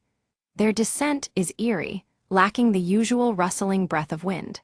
This unnatural falling deepens the villagers' dread, as cold shadows lengthen across the ground. Elder Harin recounts tales of past hardships when the village faced darkness and how the silver tree's power once saved them. His voice carries weight from years lived under its branches, reminding all present of resilience and hope. The old wooden staff taps softly as he emphasizes the urgency of their plight. Elara stands firm, the carved necklace gleaming faintly as she vows to restore the tree's fading energy. Despite murmurs of doubt around her, her determination radiates support and strength. She refuses to let the village succumb to fear or despair. Tomas suggests they seek knowledge in the village's ancient library, hoping old texts might reveal a path to healing. His practical, measured tone brings focus to their efforts, proposing a plan beyond mere hope. His journal is ready as they prepare for the research ahead. Elara and Tomas ready their modest packs to venture into the dusty old library, but Mira insists on joining them. Though warned of dangers and the seriousness of their quest, Her spirited nature refuses to be left behind. Her curly auburn hair bounces as she hopes to contribute despite her youth. A fractured, faint toll issues from the village bell, as if its voice struggles to sound true in tandem with the silver tree's weakening glow. The fractured chime hangs uneasy in the autumn air, signaling worsening balance in the villaged heart. Shadows flicker beneath the tree, mirroring the bell's irregular rhythm. In the dimly lit library, Alara and Tomas discover an old, faded map suggesting the location of a hidden glade connected deeply to the tree's power. Dust motes drift in shafts of pale light as they pour over the fragile parchment. This secret place promises answers to the tree's mysterious decline. Drawn by whispered voices carried faintly on the breeze, Mira wanders outside alone toward the silver tree. The whispers seem both inviting and ominous, threading through the cold air beneath the glowing leaves. Her freckled face tightens in a mix of curiosity and apprehension. Alara recalls a fragment of the ancient prophecy about the heart beneath the roots, said to be the source of the silver tree's life. The phrase lingers in her mind, holding intense significance as they search for a solution.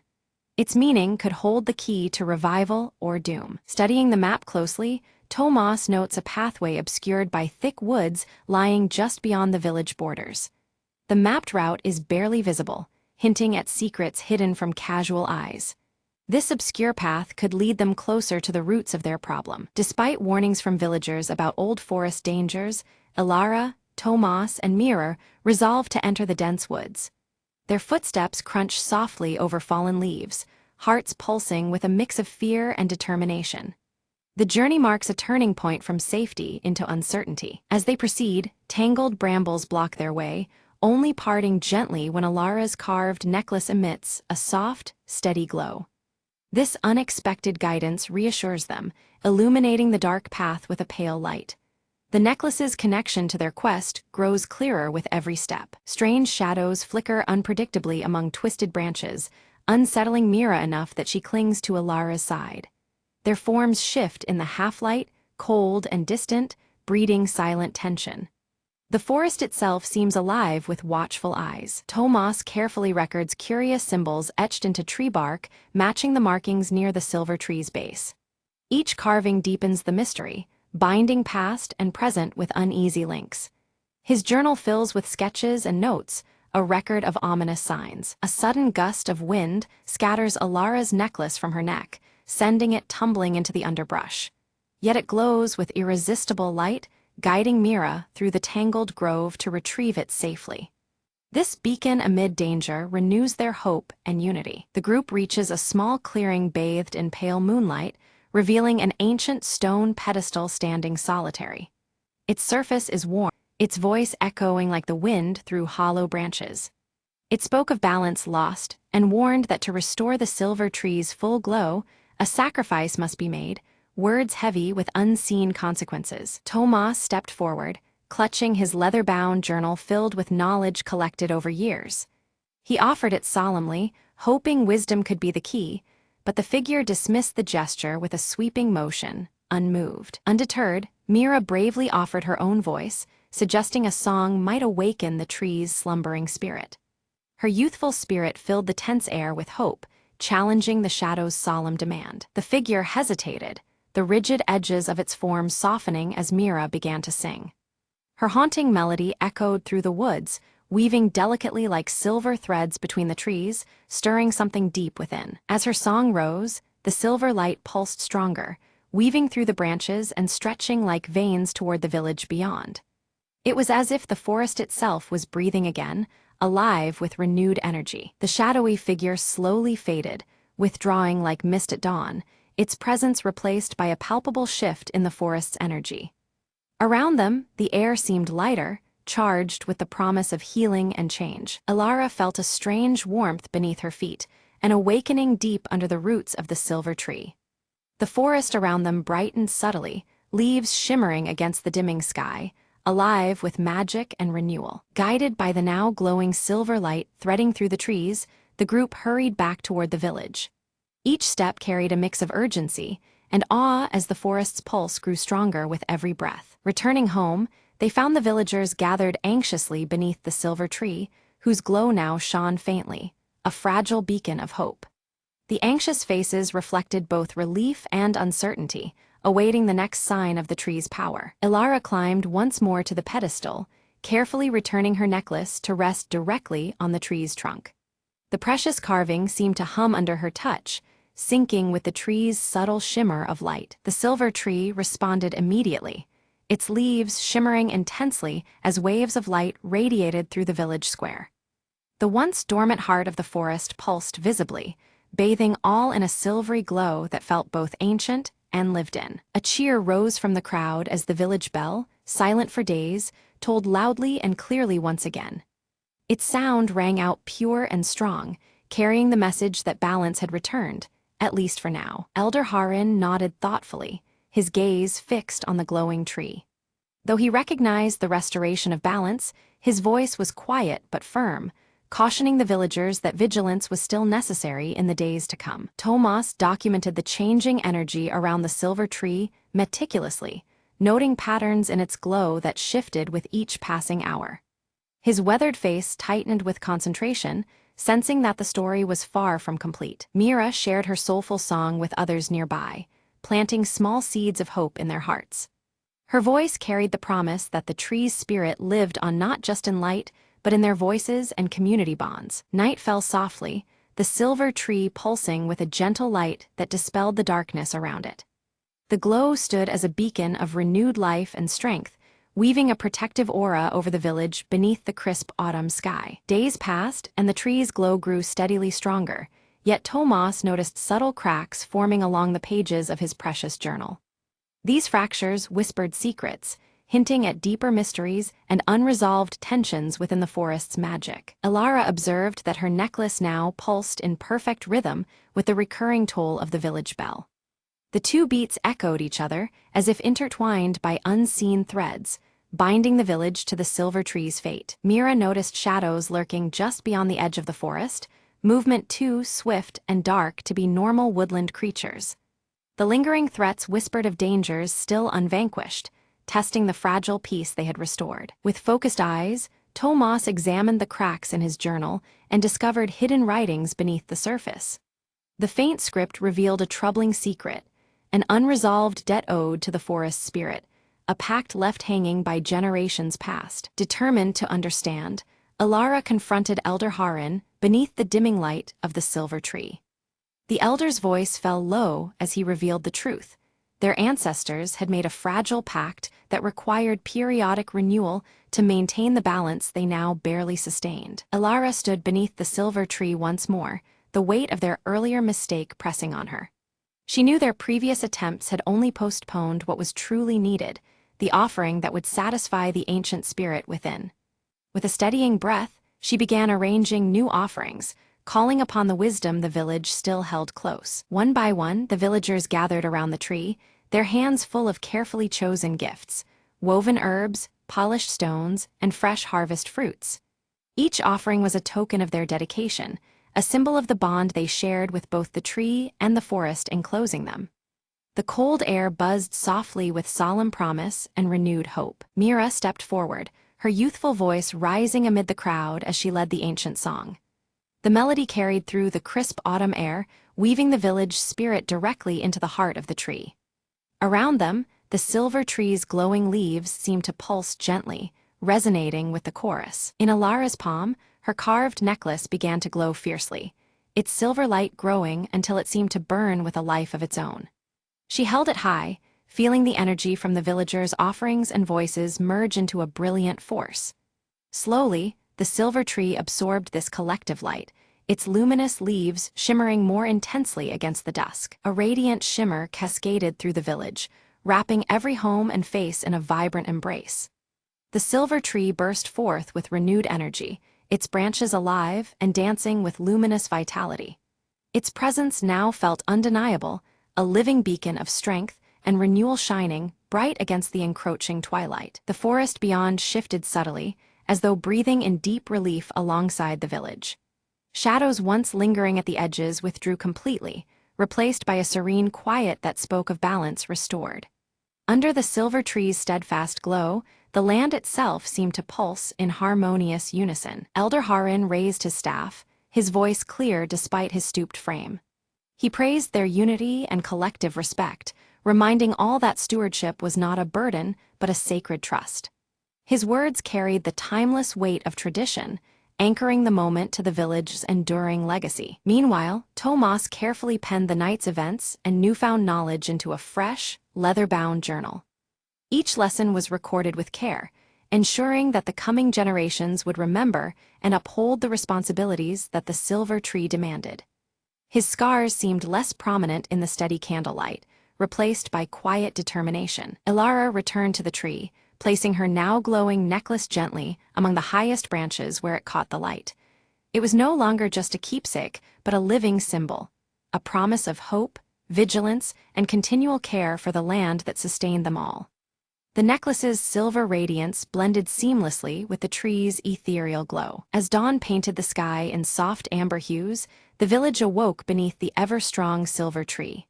Its glow no longer a flicker but a permanent guardian, illuminating their homes and hearts alike.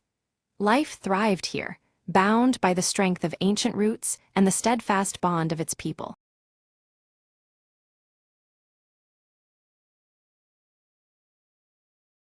In a village wrapped in endless twilight, Ilara found an old lantern buried beneath the roots of the ancient willow of whispers. The lantern pulsed with a quiet glow, soft as a sigh, drawing Ilara deeper into the forest than she had ever dared to go before. "What secrets do you hold?" she whispered, lifting the lantern high as shadows danced eagerly around her feet. The light throbbed, revealing a narrow path that shimmered like spun silver threading through the trees. Guided by the lantern's glow, Ilara ventured further, where reality seemed to ripple and the air thrummed with forgotten songs. Ahead, a pool of still water reflected a sky she didn't recognize, stars swirling in patterns alive with ancient magic. "This is the place," she breathed, stepping closer to the edge of the mirrored surface. The lantern's light flared, and from the pool rose a figure woven from shadow and starlight, eyes gentle but deep with ages. "Why do you seek me?"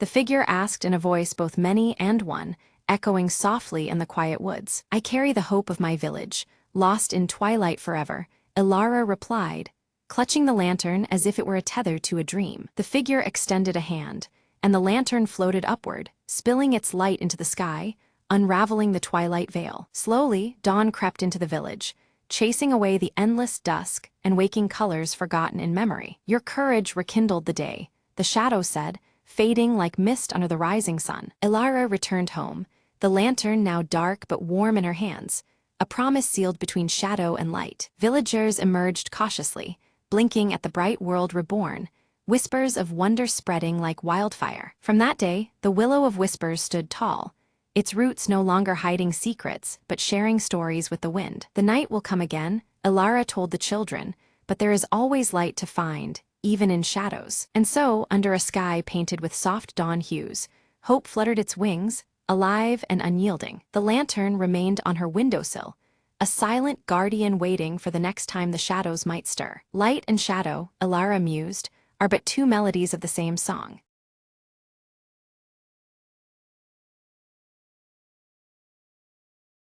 Marla's phone buzzed with an unknown number just as the clock struck midnight. Curiosity got the better of her.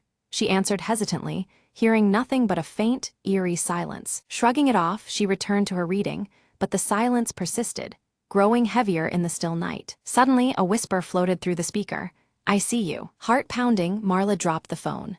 The screen fractured, yet the whisper continued, now coming from everywhere around her. She rose, trembling, and tried to escape the oppressive quiet that had now turned into a deafening echo. In the dim hallway, portraits seemed to watch her with hollow eyes, their shadows lengthening unnaturally. Each step she took echoed back distorted cries, as if the house itself mourned in agony. Reaching the main door, she found it sealed shut, her panic swelling with the realization she was trapped. The whisper morphed into a chilling chant, repeating her name over and over. Desperately, Marla searched for another way out, her breath visible in the suddenly cold air. In the corner, a cracked mirror shimmered.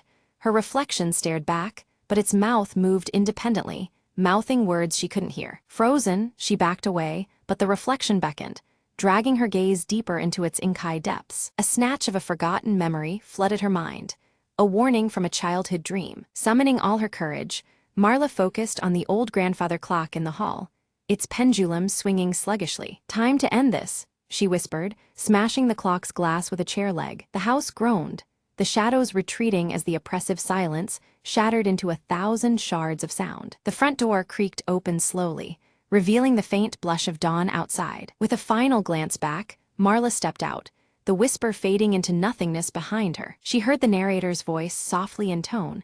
"Some silences are better left unbroken."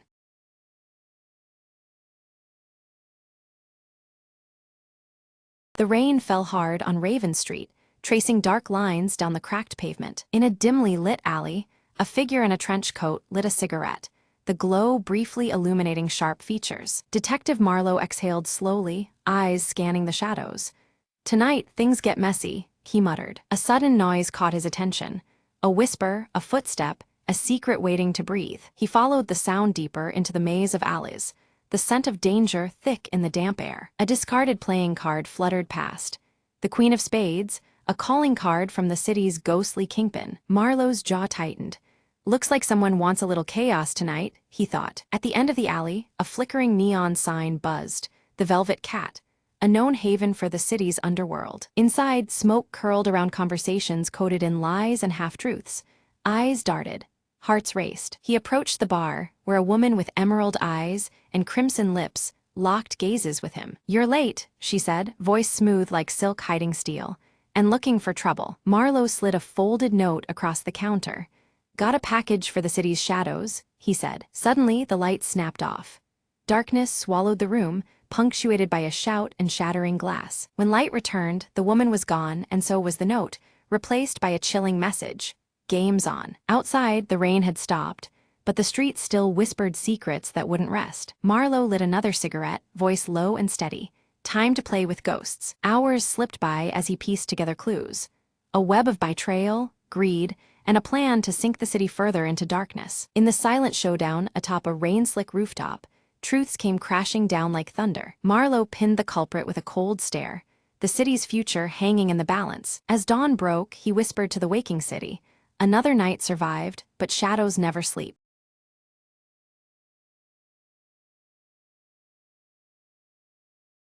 Lyra moves carefully through the desolate cityscape, ashes swirling around her silver-streaked hair as she clutches the cracked compass her mother once owned.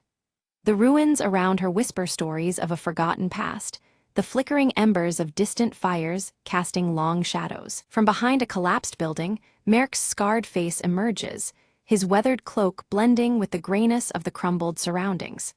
His steady amber gaze watches Lyra silently, weighing the dangers that lie ahead. Tala slips through the ruined streets, her piercing blue eyes scanning every corner with razor focus. Silent as the drifting ashes, she moves like a ghost, alert for unseen threats in the broken world. At the shattered fountain, Lyra meets Merck, their eyes meeting in a tense nod of acknowledgement. The mechanical raven on Lyra's shoulder flickers its rusty wings, its soft clicks echoing faintly amid the desolation. Lyra unfolds the faded map, trembling fingers tracing a precarious route toward a safe haven marked long ago. Merck watches thoughtfully, the weight of their uncertain path heavy between them. A distant rumble shakes the cracked streets as dust falls from shattered windows. A massive convoy of scavengers, armed and ruthless, approaches, casting long, ominous shadows over the ruins. Quickly, the trio smothers their small campfire, smudging the glowing embers as the scavengers' silhouettes stretch closer. The fragile warmth and light vanish, swallowed by the encroaching menace. Tala catches sight of the scavenger leader, a towering figure wielding a crude spear. With a swift, silent gesture, she signals danger, her piercing blue eyes fierce as the shadows tighten. Lyra clutches the cracked compass tightly, her gaze stealing against the gray sky. Determined, she vows to protect the map's secret at all costs, knowing it could mean salvation or destruction. Merck loads his improvised crossbow, every motion practiced but tense. His amber eyes survey the uneven streets, seeking the best defensive position amid the jagged ruins. The mechanical raven takes flight from Lyra's shoulder, its rusty wings beating hurriedly as it circles above. With soft mechanical clicks, it distracts the scavengers, buying precious moments for the group to reposition. Lyra, Merck, and Tala slip silently into narrow alleys, their footsteps muffled on the cracked pavement. Shadows of ruins envelop them as they evade the scavengers' ever-closer patrols. Suddenly, a clatter breaks the silence. A loose metal pipe tumbles wildly across the ground. The group freezes, hearts pounding as scavengers turn sharply toward their trail, voices rough and rising. The scavengers spread out aggressively, scouring the ruins with echoing shouts that bounce off cracked walls. The air thickens with tension, dust swirling like whispers of danger. In a hushed tone, Lyra whispers of the map's secret, a rumored haven with untouched resources that could change everything. But now, with predators closing in, that secret is at grave risk. To confuse their pursuers, the group briefly splits, each taking shadowed paths through narrow passages. Tala leads with swift, silent movements, a ghost weaving through the remnants of the old world. Merc narrowly escapes a deadly encounter, ducking behind collapsed rubble just as a scavenger's spear shatters stone inches away. His breath hitches, the close call fueling his resolve. Guided by the cracked compass, Lyra finds the entrance to an underground tunnel faintly marked on the faded map. The promise of shelter hides beneath the ruined city's surface. As the group regroups at the tunnel's mouth, the mechanical raven emits a sharp, warning click. The scavengers are closing in fast, their harsh voices growing nearer, echoing across the desolation. Inside the tunnel, the trio navigates dim, crumbling corridors filled with dust and stale memories. The flickers of faint light reveal relics of a lost world mingling hope with decay. Suddenly, the passage collapses behind them with a thunderous crash, sealing the scavengers outside, but blocking their escape. The heavy silence that follows tightens like a cage around them. Soft green bioluminescent fungi cast an eerie glow along the underground path, illuminating forgotten life that persists beneath the ruinous earth. The delicate light dances on worn metallic relics scattered by time. Tensions flare as dwindling supplies press heavily. Merc shares stories of the world before, voices low and steady. Around a smoldering shard of fire, flickers of hope ignite in the darkness. A hidden door creaks open silently on the tunnel wall, revealing symbols that match those on the map. A tentative beacon of hope advances, the promise of discovery barely contained in the still air. Within the chamber, ancient machinery hums faintly, its brittle data cubes glowing with a partial preservation by time. The air pulses with forgotten knowledge, fragile and flickering like the fires outside. Lyra studies the intricate symbols carved into the chamber walls, her fingers tracing the faded markings. She realizes they describe the safe haven not just as a refuge, but as a naturally sealed vault that once contained a devastating experiment gone wrong. The clues hint that the sanctuary's safety comes with a hidden danger lurking beneath the surface. Without warning, ancient machinery sputters to life, sparks cascading as a spectral blue light floods the underground chamber. The mechanical raven emits a sharp clicking sound, its eyes reflecting the eerie glow. Shadows twist and dance as long-dormant defenses awaken with a mechanical groan. Alarms clang and whir as mechanical defenses surge forward, energy pulses streaking through the air. Merc ducks behind a shattered pillar while Tala dives aside, narrowly avoiding a shifting wall. Lyra clutches her cracked compass, eyes scanning rapidly for a safe path amidst the chaos. Tala's quick fingers find a hidden switch concealed beneath rusted panels. With a click, the relentless machinery ceases, the hum of power fading into silence. A newly revealed passage yawns open deeper into the vault, promising answers but demanding courage. Carefully, they descend into a cavernous vault where ancient technology hums softly. Rows of preserved seed banks stand alongside water filtration units, and at the vault's heart, a pulsating energy core glows steady blue. The remnants of a lost world offer fragile hope amid the ruins. Hope flickers in Lyra's eyes, but her gaze lingers on cryptic warnings etched into the machinery's surface. The inscriptions speak of contamination risks, remnants of a toxic past that could poison the sanctuary itself. The delicate balance between salvation and danger weighs heavily on them all. Merc crouches by the energy core, inspecting glowing conduits and faded schematics. Despite his rugged experience, the complexity baffles him as he puzzles over methods to safely harness its power above ground. The weight of survival presses down as he considers the risks and rewards. Suddenly, a distant tremor shakes the vault, dust falling from overhead beams. An explosion echoes from above. Scavengers have discovered an alternate entrance. Tension spikes as the fragile silence shatters. The mechanical raven squawks loudly, taking flight in frantic loops overhead. Its metallic wings catch the blue light as it circles wildly. Lyra tenses, signaling the group to prepare for an approaching confrontation at the sanctuary's threshold. Outside the heavy vault doors, shadows clash with flashes of sparking metal. Makeshift weapons swing, and the air fills with the harsh sounds of struggle.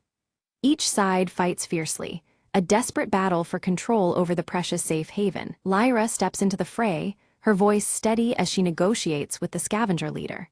She offers a tentative truce, emphasizing their shared need to survive the harsh ash-covered world. The fragile hope of cooperation hangs in the balance. The leader derides her proposal but falters, revealing a secret: an injured child dependent on the sanctuary's clean water. The revelation softens hardened faces as the weight of human need becomes undeniable. A crack opens in the cold veneer of conflict. Moved by compassion, Lyra offers an alliance to protect the sanctuary together, promising fair sharing of resources. The fragile pact reshapes their purpose from rivalry to cooperation. Trust begins to grow amidst the flickering fires around them. Merk and Tala exchange cautious looks, nodding their agreement. They begin to organize defenses but signal readiness to work alongside former enemies. The alliance, delicate yet necessary, promises a tenuous peace in a brutal world. Together, both groups reinforce barricades with salvaged metal and ancient tech revived from the ruins. Sparks fly as tools meet rusted surfaces, strengthening their hold against external threats. The mechanical raven perches quietly, watching the cooperative effort unfold. As negotiation deepens, stories of loss and survival emerge from both sides. Shared pain and resilience create a fragile human bond that transcends the ashen wasteland. Flickering fires cast long shadows on faces aged and hopeful alike. Night descends, and Lyra gazes at the mechanical raven now perched silently on her shoulder. Its mechanical clicks slow, seeming almost reflective in the dancing firelight. The sanctuary breathes quietly, a momentary peace beneath a bleak horizon. Suddenly, an alarm shreds the calm. Unknown intruders breach a secondary entrance. The group snaps to action, tension coiling tight as danger returns. Flickering blue lights flash urgent warnings across the chamber walls. They engage fiercely, moving with coordinated precision honed in practice. Energy pulses and shadows intertwine as they repel the unexpected attack.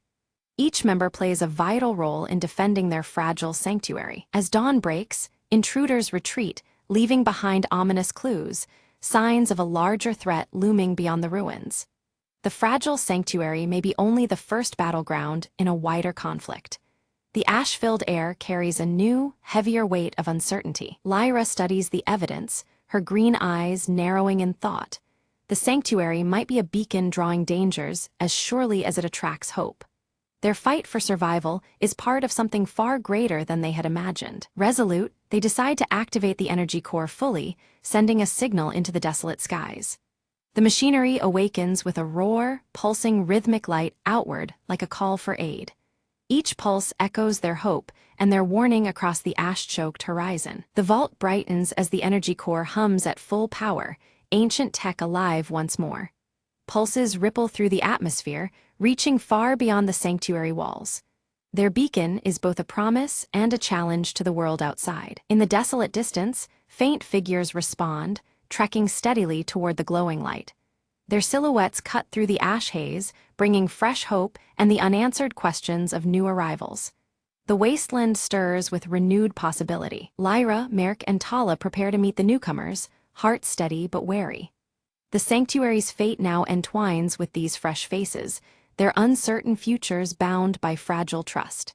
The ashen horizon promises challenges ahead, but also a chance to rebuild together. The newcomers gather in the dimly lit shelter, their eyes reflecting the flickering firelight.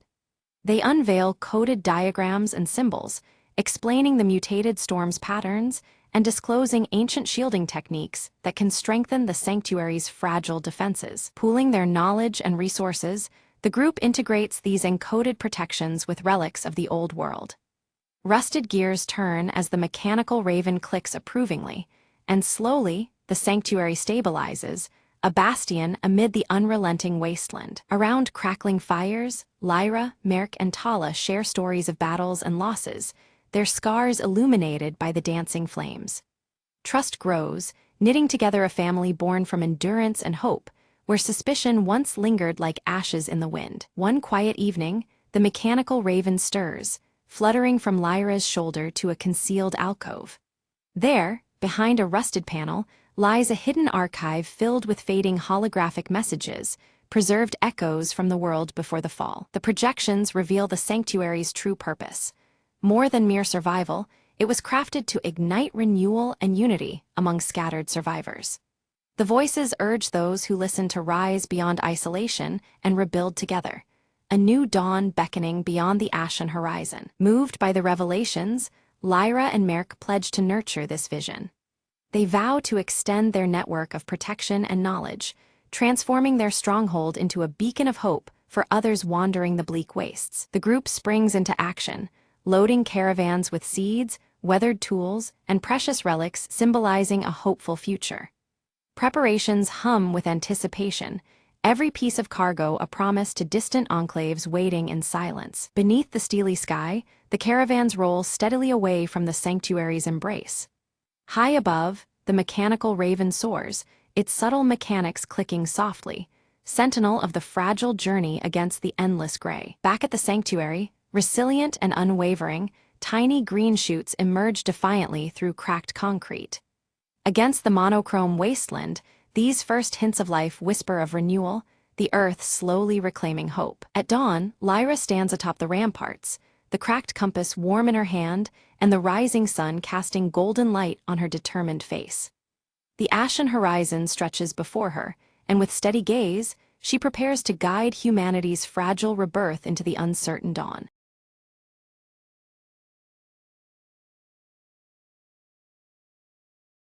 The map had never led anyone back. Lena unfolded the brittle parchment under the fading light, eyes sharp with determination. They say the rift speaks. Her mentor had warned, voice gravely. Yet here she was, standing at the chasm's edge, heart pounding with both fear and hope. Suddenly, a whisper unlike any breeze drifted from the depths. "Come closer," it seemed to chant, a voice ancient and laced with secrets. Lena stepped forward, feet steady despite the abyss below. The winds shifted, revealing an invisible path shimmering faintly in the air. With cautious steps, she descended, each echo blending with whispered tales of lost travelers. Midway, a glowing glyph pulsed beneath her touch, illuminating murals carved ages ago. They told a story of a guardian trapped within, waiting for someone brave enough to listen. "Why me?" Lena whispered, feeling the weight of countless eyes upon her. A soft warmth enveloped her, and the guardian's voice resonated. "Your heart knows the way." Following the glowing trail, Lena reached a chamber where light and shadow danced in harmony. There, suspended in crystalline chains, hovered an orb of pure energy. Gently, she reached out, breaking the bonds with a surge of courage and faith. As the orb ascended, the rift began to hum, the ground steadying beneath her feet. Outside, the sky cleared, revealing a horizon bursting with promise and endless trails. Lena smiled, knowing she'd not only returned, but unlocked a destiny intertwined with forgotten lore. "Every whisper has a voice," she said softly, stepping into the dawn, ready for whatever awaited.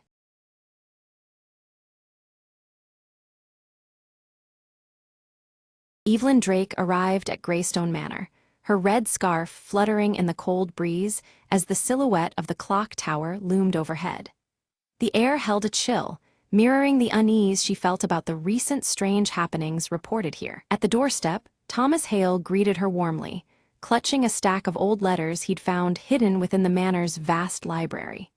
His sandy hair was tousled, and behind his glasses, his eyes sparkled with curiosity about the manor's secrets. Inside the grand hall, the clock tower's hands eerily stood still at 3:15, casting long, distorted shadows over the peeling wallpaper stained by time. The dim, warm light was beginning to fade, tension creeping into the corners of the room. Evelyn studied a faded photograph showing a family posed beneath the very clock tower outside. Her sharp eyes noted a missing figure in the picture, deepening the mystery that hovered around the manor. Without a sound, Mr. Grayson appeared, clutching his silver pocket watch tightly. His weathered face drew serious as he offered a somber warning about the manor's troubled past, his voice barely above a whisper. In the study, Evelyn uncovered a locked diary, its cover etched with a strange symbol that matched the border framing the faded photograph.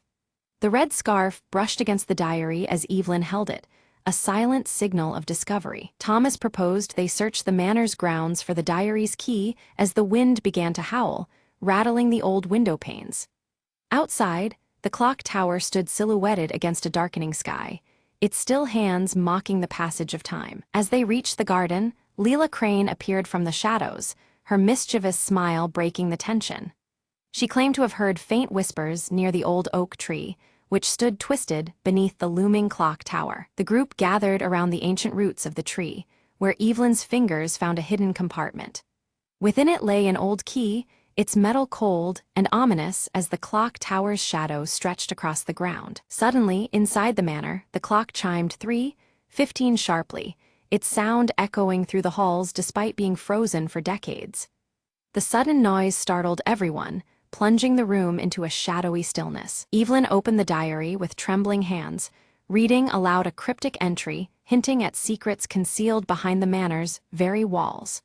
Her red scarf slipped slightly as each word deepened their collective unease. Footsteps echoed across the floorboards upstairs, but when the group raced to the hallway, it was empty, haunted only by their whispered guesses and flickering shadows.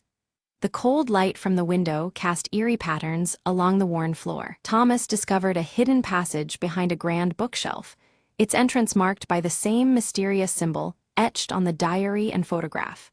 Dust swirled in the dim light, the air thickening with anticipation as the clock tower loomed outside. Evelyn hesitated at the passage, debating whether to proceed while her red scarf snagged on a protruding rusty nail, tugging her back to the present moment. Her sharp eyes scanned the shadowed corridor beyond as tension tightened. Determined, they resolved to explore the passage together, each step causing the manor to seem alive, exhaling shadows that grew thicker around them. Outside, the clock tower stood dark, the setting sun casting long shadows through broken windows. Inside the narrow passage, faded portraits clung to the walls, their eyes seeming to follow every movement with silent judgment. The red scarf brushed past a portrait's glass, sending a shiver down Evelyn's spine. Without warning, a gust of cold wind extinguished their lanterns, plunging them into impenetrable darkness. Evelyn's hands trembled as she relit the lantern, the flickering flame fighting back the oppressive blackness. At the passage's end, a creaking door slowly opened to reveal a dust-laden room crowded with forgotten furniture and memories long buried. Faint light from their lanterns danced over the faded surfaces as the shadowy atmosphere thickened. Leela unfolded a torn journal page she discovered among the debris, reading aloud a tale of betrayal that had shattered the family decades before. The words hung heavy in the air, deepening the sense of something lurking within the manor's walls. A sudden creak beneath Thomas's foot revealed a trapdoor, its edges swallowed by dust and darkness, descending further underground. The manor seemed to hold its breath as they peered into the unknown below. They descended into a chamber, adorned with ancient symbols etched into stone, where a goblet stained dark with age rested at its center. The flickering lantern light threw unsettling shapes, echoing through the silent room beneath the manor. Again, Evelyn's red scarf caught on a rusty nail, pulling loose a hidden drawer embedded in the wall. Inside lay a mysterious locket, its metal tarnished but intact, glinting faintly in the dim light. The group debated whether to open the locket, its weight heavy with possibilities. Inside, a miniature portrait bore a striking resemblance to the missing figure in the old photograph, suggesting hidden ties and unresolved secrets. Suddenly, a cold breeze swept through the underground chamber, extinguishing their lantern once more. Faint, indistinct whispers echoed off the stone, sending a chill through their bones as shadows danced on the walls. Thomas called out into the darkness, but only silence answered back. Fear mounted as the group pressed onward, each step weighed down by the manor's thickening tension and the unknown waiting ahead. Mr. Grayson's weathered face turned solemn as he confessed that he had known the manor's secrets all his life, but the weight of what might lie ahead filled him with dread. The silver pocket watch in his hand ticked softly, marking the uneasy moment as if time itself hesitated alongside them. Evelyn tightened her red scarf around her neck, her eyes fierce with determination. "We can't turn back now," she insisted, driven by a need to uncover the truth hidden beneath Greystone Manor, no matter the cost. The group's flashlight beams landed on a wall inscribed with a cryptic poem, the faded letters hinting at a hidden treasure and a broken promise that haunted the manor's history. Shadows danced across the aged stone, adding a chilling weight to the verse. A creeping unease settled over them as they realized the treasure was connected not just to wealth, but to the manor's troubled past and the unrest still rippling through its halls. The shadows seemed deeper now, as if the manor itself was warning them away. Suddenly, a noise rustled in the shadows, sharp and fleeting.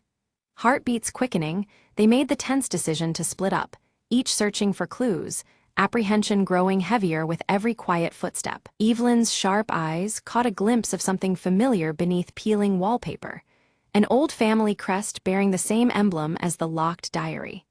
Her red scarf brushed against the wall as she traced the faded emblem, a symbol connecting past and present. Meanwhile, Thomas's fingers uncovered a secret compartment hidden in the floorboards. Inside lay a blood-stained letter addressed simply to E, its ink blurred but the urgency unmistakable, sending a chill through the room. A startled voice called out, and Leela rejoined the group with wide eyes, claiming she had seen a fleeting shadow vanish down the dimly lit hall. Her mischievous smile faded, replaced by an ominous tension that warned they were not alone. Regrouping, the four pieced together their discoveries, the clues suggesting that the missing figure had been silenced in a tragic act tied deeply to the manor's secrets. The weight of that silence pressed down on them all. Mr. Grayson led them to the manor's clock tower, revealing it had stopped exactly at the hour the betrayal took place, time frozen at that moment of profound upheaval. The silver pocket watch in his hand seemed to echo the stillness, marking a moment suspended in history. They rushed towards the tower, but the manor's walls felt alive, closing in as an unseen force barred their path. Shadows lengthened and shifted, turning the familiar home into a confining labyrinth of fear and resistance. Evelyn's red scarf snagged on a rusted hinge, and with a tug, the clock's hands trembled and began to move again. The slow turning of time seemed to unlock something deeper within the manor's heart as the mechanism groaned to life. As the clock struck 3:15, a concealed door creaked open at the base of the tower, revealing a narrow staircase spiraling upwards into darkness. The faint glow from their torches revealed dust motes dancing like spirits in the cool air. Carefully ascending, they reached a chamber filled with family relics and an ancient journal, the room suffused with a warm golden light contrasting the manor's usual shadowy gloom. Each object held whispers of a forgotten legacy. Evelyn opened the journal and read aloud a confession detailing a misunderstood sacrifice made to protect the manor's legacy from ruin. The words painted a complex picture that challenged everything they had assumed about the past. Suddenly, the chamber's light dimmed until only shadows remained, and an indistinct figure materialized, softly calling Evelyn's name. The apparition's presence was both unsettling and tender, as if begging for understanding. The ghostly figure gestured toward the journal before fading away, urging them to grasp the truth within its pages before it vanished into the depths of memory.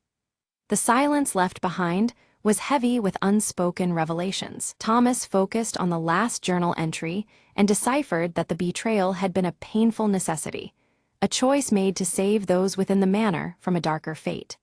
The harsh truth settled among them like a fragile truce between past and present. The group, relieved yet contemplative, agreed to honor those sacrifices by preserving the manor's history rather than seeking retribution.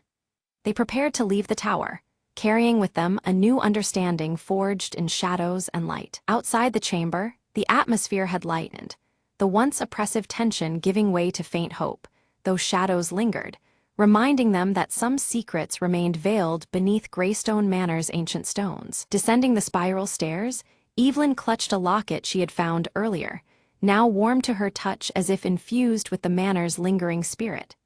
Her red scarf fluttered softly, a symbol of their ongoing connection to the house's hidden past. Back in the grand hall, the clock tower's hands now ticked steadily, marking the passage of time as the manor seemed to exhale a breath long held.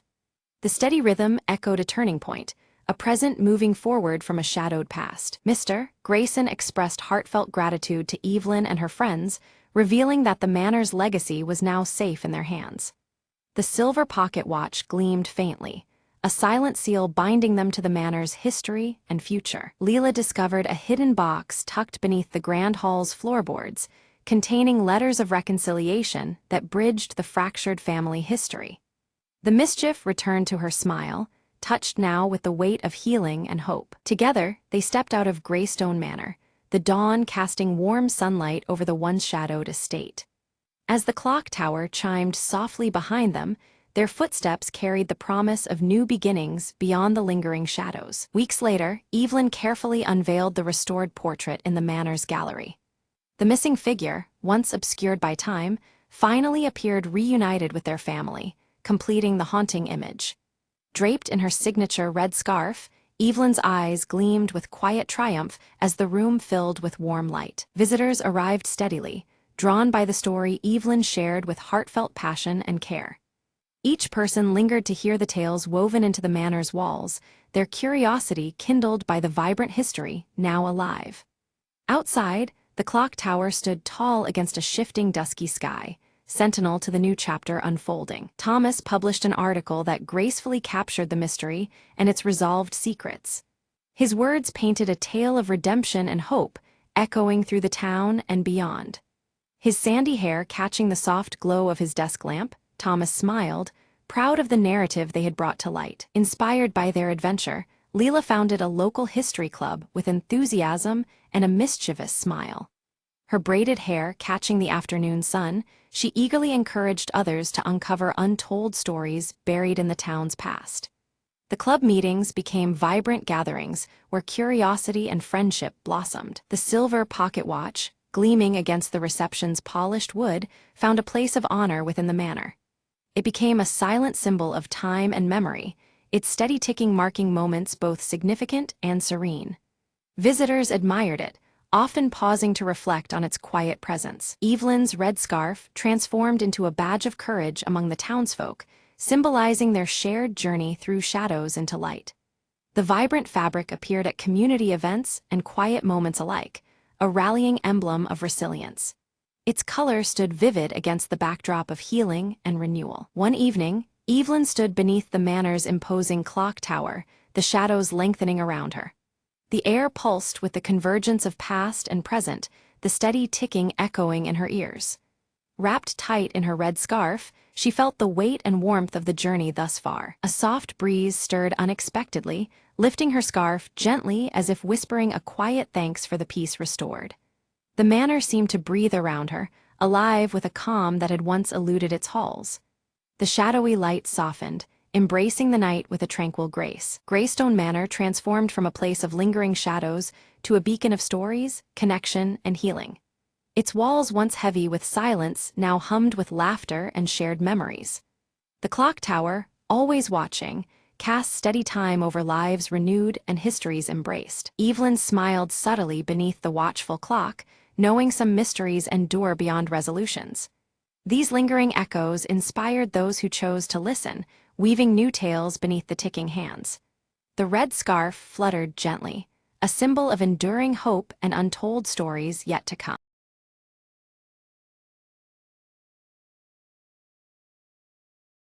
Under flickering streetlights, Clara Voss lights a cigarette outside the dim jazz club. Her breath forms a mist in the cold night air, the silver locket at her neck catching the faint glow. Inside, Anna Lyle sings a haunting melody, her auburn curls brushing a crescent moon tattoo that glimmers under the stage lights. The audience is entranced, shadows dancing along the walls. Clara's sharp eyes scan the room, settling uneasily on Vincent Hale at the bar. His scarred cheek catches the dim light as he nervously surveys the crowd, glancing over his shoulder. Vincent suddenly slides a folded note into Clara's hand, before disappearing quickly through a rain-soaked alley behind the club. The damp air swirls around her as the door slams shut. Unfolding the note, Clara reads a cryptic message about the Vale and a midnight rendezvous near the docks. Her eyes narrow, realizing the urgency hidden between the cryptic words. Pocketing the note, Clara fingers her silver locket, the cold metal grounding her resolve. The shadows under the street lamp deepen as her expression hardens. At the police station, Lieutenant Morneau frowns over a faded photograph of the city's skyline, rain-blotched yet familiar. He explains the unsolved disappearances with a stern voice, tension thick in the air. Clara exhales smoke from her cigarette, jaw clenched, promising Morneau she'll uncover the truth. The flickering bulb overhead casts long shadows on the worn walls. Later, Elias Crane emerges from the mist near the docks, his gray fedora low and gloves pristine against the damp night. His silent approach seems almost spectral in the fog. Clara approaches Elias cautiously, noting his cold demeanor and the gleam of his gloves in the muted light. Their whispered exchange carries weight, secrets hovering between them. Elias warns of unseen forces lurking beneath the city's surface, cryptically mentioning the Midnight Veil as something to fear. His words hang heavy in the chill air. Suddenly, a shadow detaches. Vincent appears, urgency in his whisper as he speaks of a meeting that could expose everything. The three share a tense glance, aware of the risks. From their hidden vantage, Clara, Elias, and Vincent watch as shadowy figures gather in a clandestine assembly near the docks. Blurred reflections ripple off the water, obscuring faces. Gunfire shatters the silence.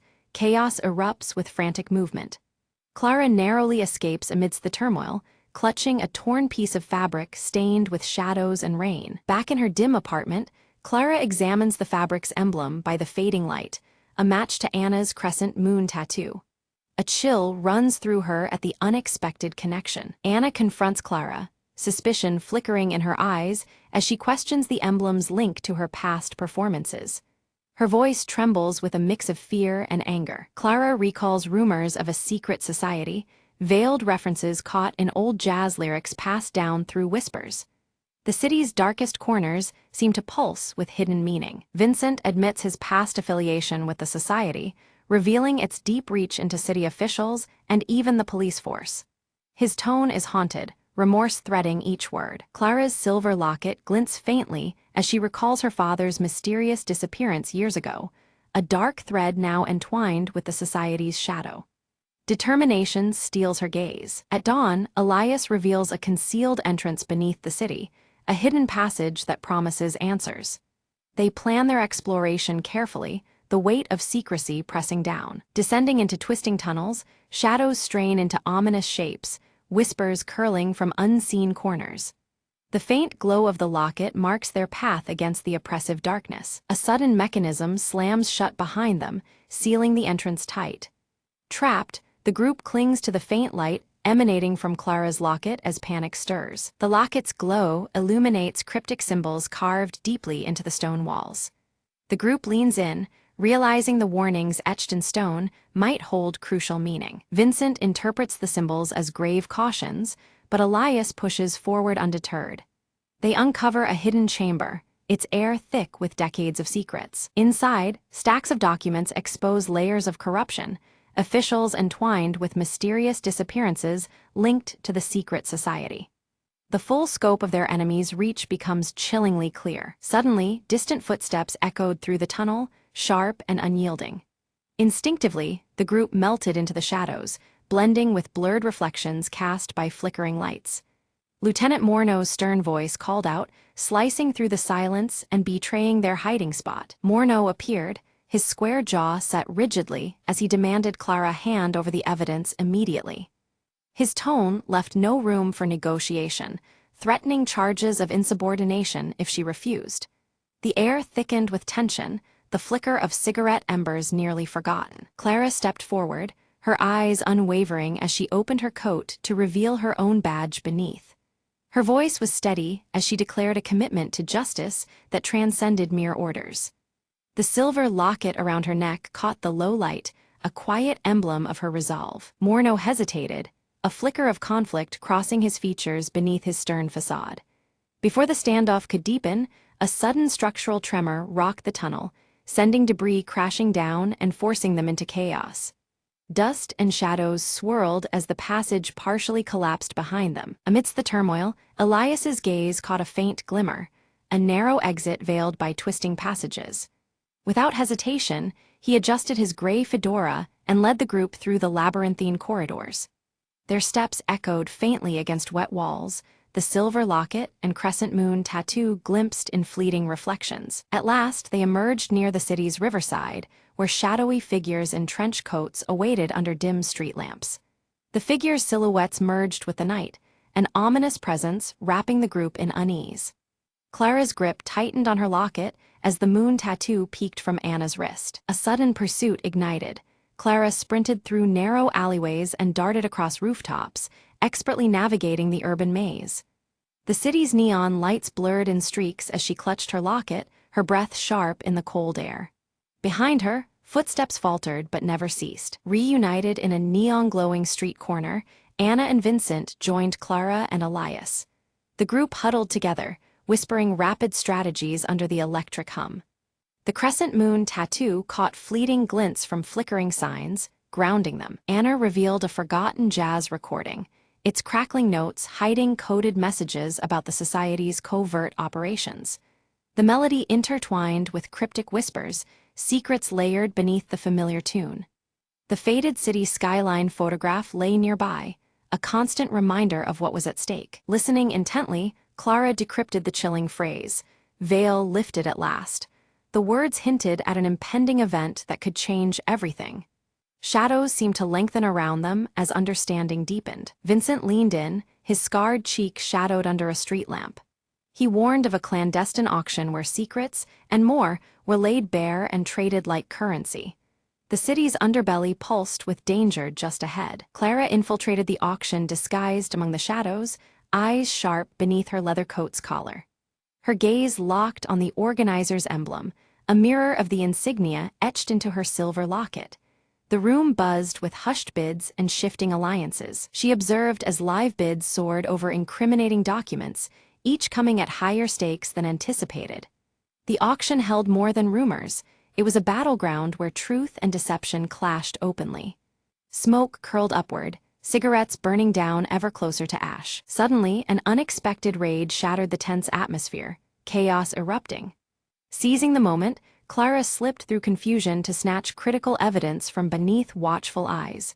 The silver locket pressed against her chest, a symbol of unyielding courage. Safe within a dimly lit hideout, the group pored over the decrypted documents, faces etched with growing dread. The revelations tied Elias's enigmatic identity to a sprawling web of citywide corruption. His perpetual gray fedora and gloves seemed to weigh heavier with confession. Elias finally confessed, voice low and remorseful. He was once a high-ranking society member, now seeking redemption for past sins cast in shadows.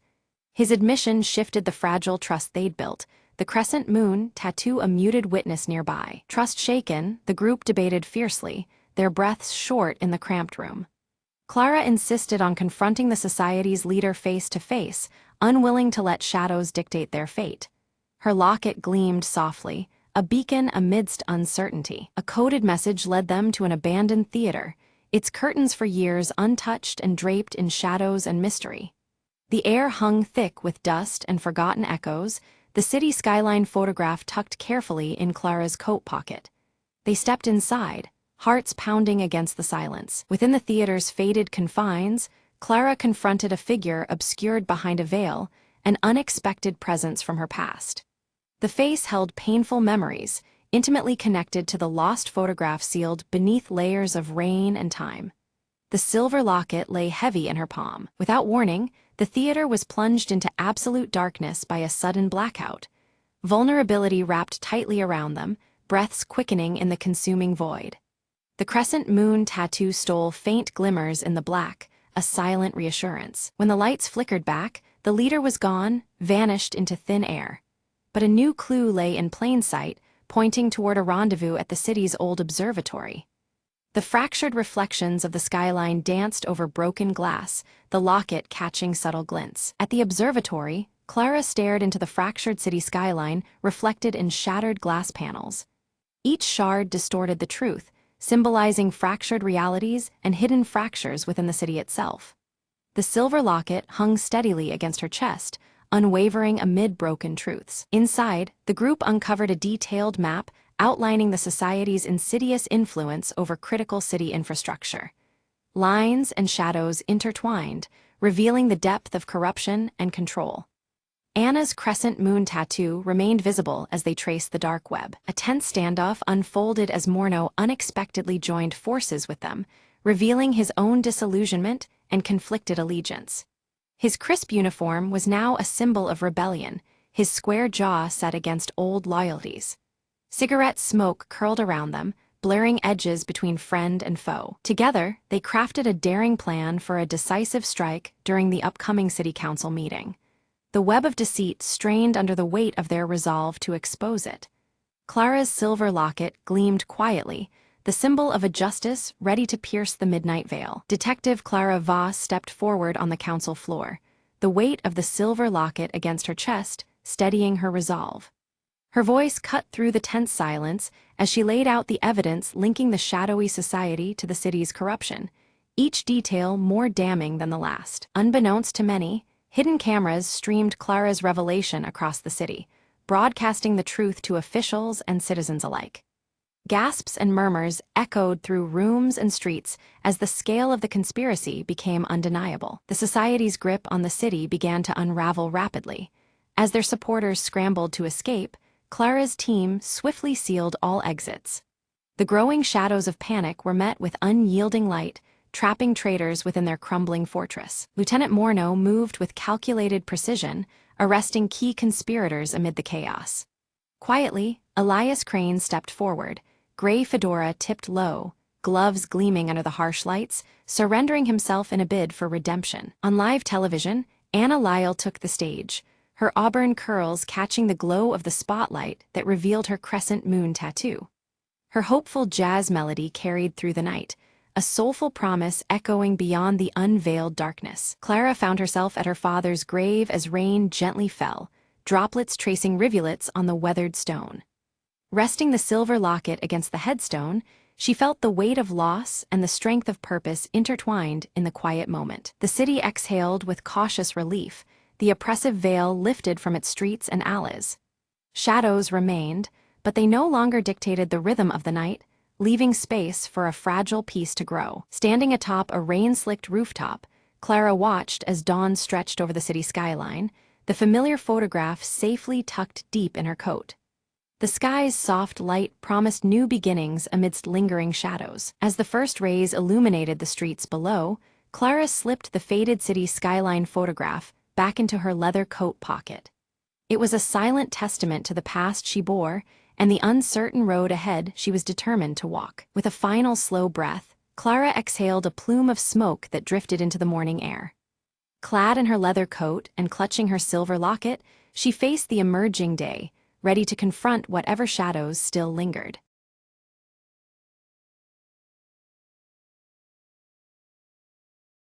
Elena Ward arrives at the dimly lit apartment on Marrow Street, her sharp eyes scanning the shadows that cling to the cracked walls. The night air is thick with tension as she moves cautiously, every step measured and quiet. Her gaze falls on shattered glass scattered beside a locked antique chest against the far wall. The fractured pieces glint like broken memories, hinting at a struggle that happened not long ago. From a shadowed alley nearby, Marcus Flynn watches Elena intently. His calm demeanor masks a flurry of concern as he fixes his gaze on the apartment window, contemplating his next move. Inside, Elena kneels to pick up a silver locket from the floor, turning it over under the flickering light. The intricate engraving catches her eye, pulling her deeper into the mystery woven around it. A distant siren wails through the night as Elena's eyes catch a faded photograph tucked beneath the chest. The image shows 4 figures, one unmistakably Victor Hale, their faces frozen in a moment from another time. Her phone buzzes suddenly, a text flashing, a terse warning urging her to stop digging into the past before it's too late. Elena's fingers tighten around the device, the threat crystal clear. Back in the alley, Marcus speaks in a low voice on his phone, mentioning Elena's name with uneasy concern. His words suggest that the shadows around Marrow Street conceal more than just secrets. From across the street, Victor Hale emerges from the darkness, his intense glare locked on Elena through the window. His unreadable expression blurs between menace and something more complicated. A flashback unfolds in daylight. Victor stands at a park bench, handing the silver locket to a young girl, his face softer than before. This memory hints at a hidden connection tied to the locket and the secrets Alina seeks. Returning to the present, Alina slips the locket into her pocket and moves toward a nearby cafe where Leela Marks waits anxiously.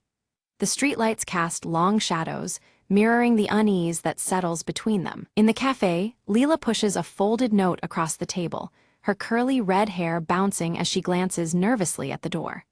Her eyes flicker with urgency, signaling the risks they face. Alina unfolds the note, reading about a hidden room beneath Marrow Street's oldest building where answers might lie. The promise of revelation tightens the knot of tension around them. The cafe door creaks, drawing a sharp breath from Leela as Victor steps inside. The atmosphere shifts instantly. His presence is a silent threat that chills the air. Alina sips her coffee calmly, eyes discreetly flicking toward Victor. Her outward composure masks the heightened alertness of someone navigating a web of danger. The true stakes emerge. A missing heirloom tangled with a betrayal long buried, its revelation capable of upending lives. The dangerous secret at the heart of the mystery sharpens their resolve and deepens the peril. Alina descends into the hidden room, guided only by faint wall markings illuminated dimly and the silver locket's engraving. The darkness confines her, fragmented reflections hinting at the fractured truths she searches for. Marcus appears unexpectedly, stepping into the underground space with a reluctant offer of help. His cryptic warning about trust hangs heavily between them, complicating their fragile alliance. Faded letters pinned to the walls surround them, words revealing conspiracy threads tying all the main players together. The layered betrayals echo in the silent underground. A loose floorboard shifts as Alina steps, uncovering a hidden compartment containing an aged diary. Its pages promise secrets long obscured by shadows and silence. Flipping through the diary, Alina finds entries chronicling a coup decades ago within a powerful family. Each word deepens the web of intrigue, binding past and present more tightly. Outside, Victor intercepts Leela in the misty street, his voice low and demanding information on Alina's location. The threat in his eyes leaves Leela cornered and tense. Suddenly, the dim light flickers and dies as Alina reads passages implicating Victor in the darkest folds of the mystery. Shadows twist ominously around her, swallowing the room in silence. Marcus pulls a small flashlight from his pocket, its beam piercing the gloom to reveal a hidden map etched behind the diary. The illuminated lines trace a path into the depths beneath Marrow Street's catacombs. The map leads them to a forgotten vault, its heavy doors sealed by time and secrets. The path ahead promises danger, but also the key to unlocking the tangled past. Alina and Marcus move toward the vault's shadowed entrance as Leela sends a covert message on her phone. Each step forward tightens the threads of their intertwined fates, shadows stretching long into the night. The heavy vault door groans under pressure, its rusted hinges groaning before it grudgingly swings open. Inside lies a trove of artifacts and documents, frozen in time and cloaked in dust. The air smells of old paper and secrets long buried beneath layers of shadow. Abruptly, the echo of footsteps ricochets off the cold stone walls. Victor emerges with two shadowy figures at his side, their presence a dark blockade at the only exit. The tension coalesces, thick enough to cut through with a whispered threat. Alina swiftly raises the silver locket, catching the flickering light to reveal a concealed symbol matching the vault's emblem. The gesture freezes the room, the locket's glow defying the darkness around them. This emblem ties the present moment to a deeper, hidden history. One of Victor's companions lunges for the locket, but Marcus intercepts with practiced precision, his hand slamming down to halt the snatch. The sudden clash breaks the fragile stillness into sharp urgency. Alina sidesteps, heart pounding beneath fractured glass reflections. A glance catches Alina's eye on a cracked mirror, its fragmented surface offering glimpses beyond the vault walls. There, faintly outlined in shadow, is the entrance to a concealed escape tunnel. Hope glimmers alongside the fractured truths around them. Seizing the moment, Alina and Marcus slip through the hidden passage, silent against the cold stone. Behind them, Victor's roar of frustration echoes, restrained yet simmering with menace. The night swallows their flight as shadows lengthen across Marrow Street. Leela's intercepted call crackles in Victor's ear, revealing betrayal not only at hand, but woven through their ranks. Conflicted, Victor wrestles with loyalties pulled tight between past alliances and present threats. His gaze darkens, torn between fury and reluctant strategy. Emerging near the aged clock tower, Elena and Marcus catch their breath, the weight of pursuit pressing behind. Their eyes meet, determination flickering amidst exhaustion. The urban night cloaks their resolve as they prepare to untangle the threads of the mystery. Inside the ancient tower, Elena's hands deftly turn gears and cogs, orchestrating a silent dance of mechanism. The hidden compartment swings open, revealing a faded portrait tucked beneath layers of dust. Time's shadows flicker across their faces, frozen in painted stillness. The portrait reveals younger versions of Elena, Marcus, Victor, and Leela, bound by smiles and secrets alike. Their youthful eyes hold unspoken stories, the origins of entangled fates now slowly surfacing. The past breathes in every cracked line and faded hue. Elena's scar tingles unbearably, memories fracturing and flooding through her mind. Shattered moments coalesce around the conspiracy that has haunted her life, each shard piercing deeper than before. The link between past wounds and present danger sharpens with chilling clarity. Marcus lowers his gaze, admitting a hidden allegiance entwined with the family's ruin. His revelation complicates their fragile alliance, threading betrayal into their shared quest. Secrets once buried now surface amidst flickering shadows and fractured trust. Tracking Elena's movements through twisting alleys and dimly lit streets, Victor pieces together fragments of the puzzle. His eyes narrow beneath the play of shadows and streetlight reflections, calculating each step closer. The city itself seems to watch, silent and waiting. Cornered yet composed, Elena extends an offer of truce to Victor, proposing a joint effort to unveil the truth. She speaks with conviction, hoping to channel past enmities into preventing further harm. Shadows and reflections flicker as loyalties hang in the balance. Victor, hesitant but drawn by curiosity, consents to her proposal. He reveals a hidden safe, its lock clicking open to expose a confession letter bound in time. The weight of the letter promises turbulent revelations beneath the fractured layers of their past. From the letter unfolds the story behind the fractured glass motif, a violent confrontation years before that shattered more than just windows. The confession paints a raw scene of betrayal and broken bonds etched deep into their histories. The shards of truth glisten under the dim light. The trio debates the timing and manner of exposing the betrayal, aware the wrong move could destroy them all. Each voice carries the burden of consequence, their shadows tangled as uncertainty lingers.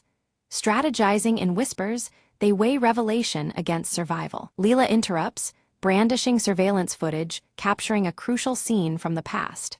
Her discovery corroborates the confession's claims, offering irrefutable evidence from fractured moments frozen in time. The flickering screen illuminates faces and deeds once hidden in shadow. United in purpose, the group plans to leak the evidence anonymously, their actions cloaked beneath Marrow Street's lengthening shadows. The city hums unknowingly as truths prepare to surface amid fractures and reflections. Change pulses quietly beneath the urban night. As dawn stretches its first light, fractured glass from a broken window glints one last time, symbolizing the cusp of transformation. The shards scatter prismatic signals across the walls, reflecting hopes and fears alike. The city stirs, on the brink of awakening and revelation. News of the uncovered conspiracy spreads swiftly, igniting public intrigue and unease throughout the city. Conversations ripple from shadowed corners to bustling streets, the mystery no longer confined to whispers. Marrow Street pulses with a tension that refuses to fade. Returning to the antique chest, Elena places the silver locket carefully inside, locking it away from prying eyes. The act is both a closure and a safeguard amid the swirling chaos of truth and deceit. The locket's intricate engraving catches the fading light, silent amidst secrets. Marcus melts into the crowd, his intentions veiled and his departure marked by quiet ambiguity. Elena watches, reflecting on the tangled interplay of trust and betrayal that has defined their tangled journey. The city's heart beats on, unyielding beneath fractured skies. From a shadowed rooftop, Victor surveys the sprawling city below, contemplative and unmoving.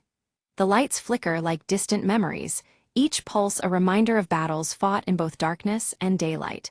His expression is unreadable, wrapped in the weight of unfolding fate. Leela joins Alina quietly, their shared glance an unspoken acknowledgement of survival and the burden of secrets kept.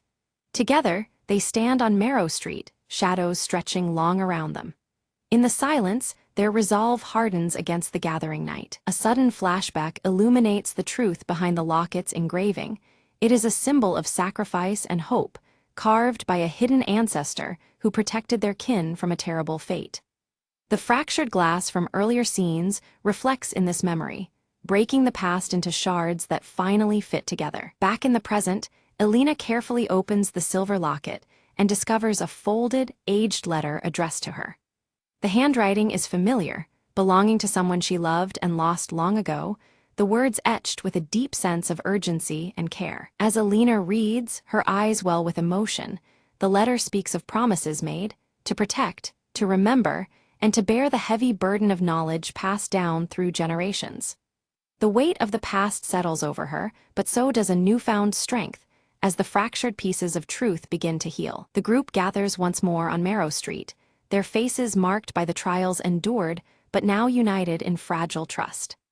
Despite the scars and shadows that cling to them, an unspoken bond forms, knit by the shared revelation and the enduring mysteries they've faced together. As the sun dips low, its fading light casts long shadows across the cracked pavement of Marrow Street, mirroring the lingering secrets that still haunt the night.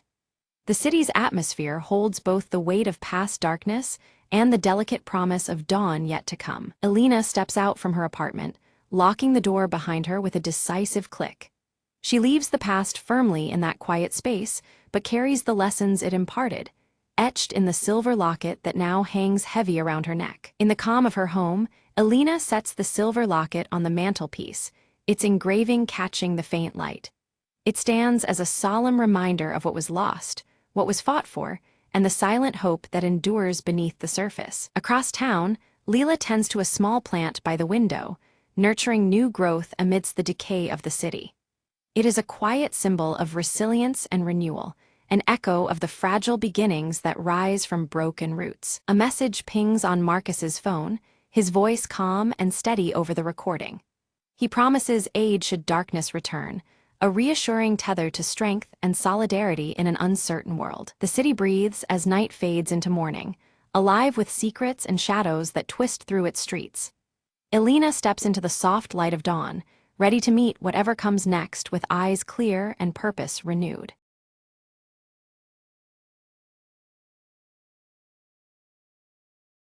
Mara moved into the abandoned cottage at the edge of town, dismissing the locals' warnings as mere superstition. The air was thick with fog that seemed to cling to the crooked trees surrounding her new home. Nightfall brought an uneasy silence, broken only by the faint rustle of leaves and distant howls. On her first night, Mara heard a soft whispering that seemed to come from the walls themselves. She pressed her ear against the cold wooden surface, catching fragments of desperate voices calling her name. The whispers spoke of pain and forgotten secrets buried beneath the earth. Determined to prove herself immune to superstition, Mara explored the basement the next day. The air was damp and smelled of mildew, but something deeper drew her toward a loose floorboard. She pried it open to reveal a small, dusty box wrapped in faded cloth. Inside the box lay a bundle of brittle papers and an old locket that clicked ominously when opened. The letters detailed the tragic life of a young girl named Eliza, vanished from the town decades ago. Her final note begged for release from a curse that chained her soul to the hollow beneath the cottage. That night, the whispers turned into mournful wails that shook the windows and rattled doors. Shadows flickered unnaturally across the walls, and the temperature seemed to plummet. Mara clutched the locket, feeling a cold energy seep into her fingertips. As the clock struck midnight, the floor beneath Mara creaked under invisible weight. From the darkness emerged a pale figure with hollow eyes, her voice barely above a sigh.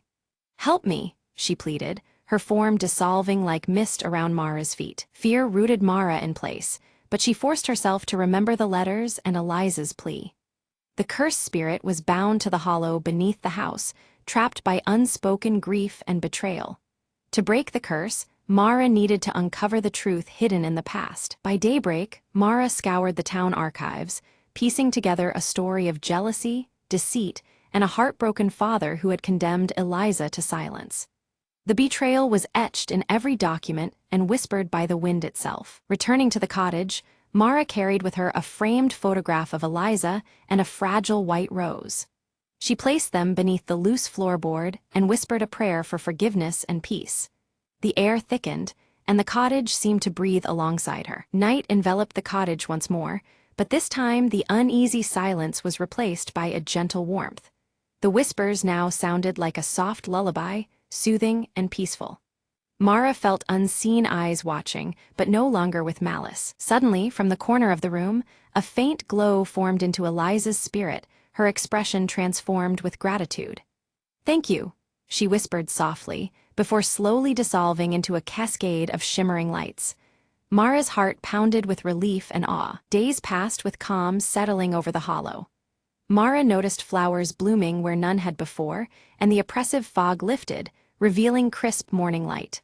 The town seemed lighter too, as if a shadow had been lifted from its history. Though the cottage was no longer haunted, Mara felt a permanent connection to the place and its quiet guardian. She kept the locket on a chain around her neck as a reminder of that night and the souls who had once been trapped. It was a symbol of her courage and compassion. Word spread quietly of Mara's bravery, turning whispered warnings into tales of respect for the past. The neighbors began visiting, offering help and sharing their own stories. The cottage became a fragile bridge between memory and healing. On one cloudy evening, Mara found a new note tucked beneath her door, a single line written in familiar handwriting. "You freed me, now guide others who still wander." The message stirred hope and resolve deep within her. From that night forward, Mara made it her mission to seek out places touched by sorrow and forgotten pain. Each encounter tested her spirit and revealed that the restless spirits were not to be feared, but understood. Their stories mattered. In time, Mara's life became entwined with the unseen world, a guardian between the living and the lost. She learned to listen beyond the whispers and see the shadows not as threats, but as echoes of human anguish needing release. Her nights were no longer haunted by fear, but filled with purpose. The whispers from the hollow became a call to healing instead of despair. Though the darkness never fully disappeared, Mara's light shone steady against it. One evening, as she lit a candle by the window, Mara felt a soft breeze swirl and carry a faint voice of thanks. She smiled, knowing that the souls she had touched whispered their gratitude in the quiet moments of dawn. And so the hollow's story was rewritten, a tale of sorrow transformed into hope, where even the darkest places could find peace through the courage of a single soul. Mara closed the door, holding the warmth of that promise close to her heart.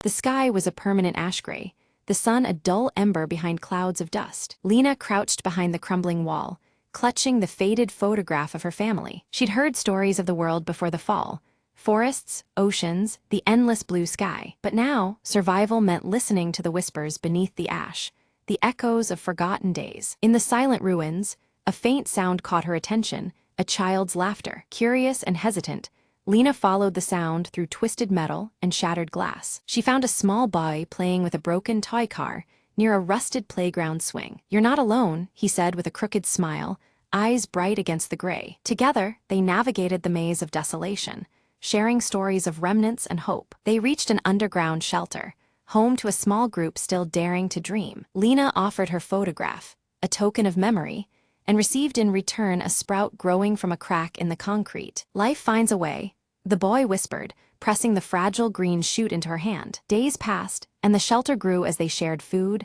laughter, and plans for a future. Outside, the ash began to settle, revealing patches of earth hungry for light. Together, they planted seeds from salvaged packets, watching tiny sprouts pierce the soil. Hope was no longer a whisper, but a chorus rising amidst the ruins. Lena stood at the edge of the settlement, looking up as a faint blue sky began to break through the haze. "The world isn't over," she said softly, "it's just beginning again." And beneath the lingering ash, life stirred, resilient, persistent, reborn. In the quiet, Lena smiled, knowing that sometimes, endings breed the brightest beginnings.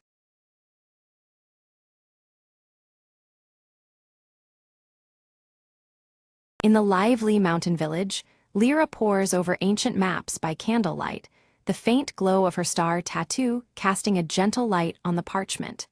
Her emerald eyes trace symbols, searching for clues hidden in the worn pages. Brahm arrives quietly, placing a small glowing crystal shard into Lyra's hand, urging her with a grave tone to seek the lost celestial compass before it falls into the wrong hands.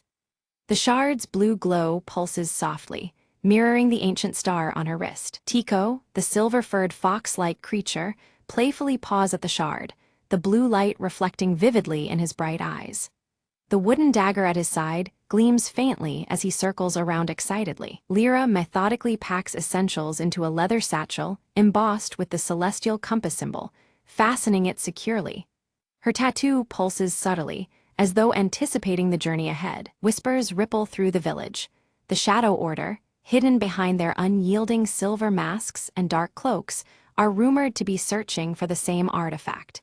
The urgency grows, tangled with fear in the villagers' hushed voices. Under a canopy of rustling leaves, Lyra, Brahm, and Tico step into the dense forest, the earth crunching beneath their boots.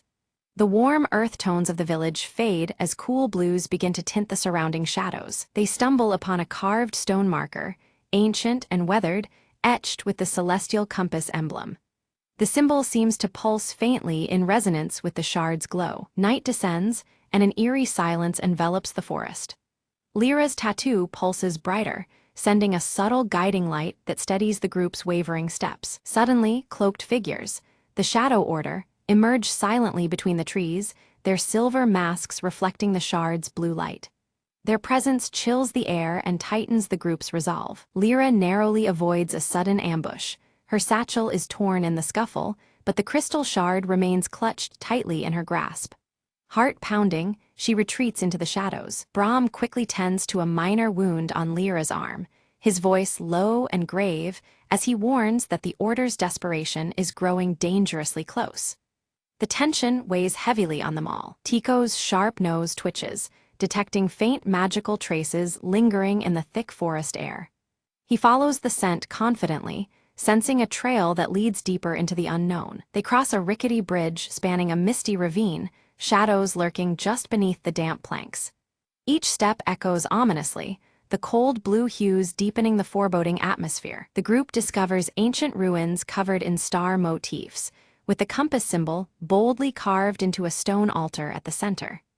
The shard's glow intensifies, resonating with the ancient stone. Lyra carefully places the crystal shard on the altar. The ground trembles beneath them, and a hidden passageway yawns open, revealing a downward path shrouded in darkness. Descending cautiously, they find themselves inside a cavern alive with glowing crystals pulsating rhythmically like a heartbeat. The cool blue light bathes the chamber in an ethereal glow. Lyra feels a strange connection as her tattoo flares brightly. Drawn irresistibly, she reaches toward a central crystal sphere that seems to hum with ancient energy. Without warning, the Shadow Order blocks their exit, daggers drawn and gleaming menacingly in the flickering torchlight. Their masked faces reveal nothing but cold intent. Brahm steps forward to negotiate, offering his knowledge in exchange for the compass's power. The Order's silence and refusal make clear they will accept nothing less than total control. Taking advantage of the moment, Tico slips agilely between the masked figure's legs, sowing confusion and allowing the trio to slip away amidst the chaos. They flee deeper into the twisting cave, chased by shadows and the echo of relentless footsteps. The air grows colder, and their breath hangs in the silvery light. The path forks and Lyra hesitates, her tattoo's subtle glow pulling her toward the left tunnel. Trusting the ancient star's guidance, she leads the way with cautious hope. The group uncovers an ancient library carved into solid rock walls, filled with star charts and celestial texts that shimmer faintly under Lyra's touch. The compass symbol recurs on many scrolls and carvings. Lyra deciphers a prophecy foretelling the compass's power to align entire worlds, heightening the stakes of their quest. The ancient star on her wrist pulses urgently as she absorbs the weight of destiny. Suddenly, a cave-in blocks the path behind them, forcing the group forward into the unknown depths of the cavern. The cool blue shadows deepen, and the adventure grows more perilous with every step. Brahm traces his fingers over ancient inscriptions carved into the cavern walls, reading warnings about a guardian bound to protect the resting place of the celestial compass.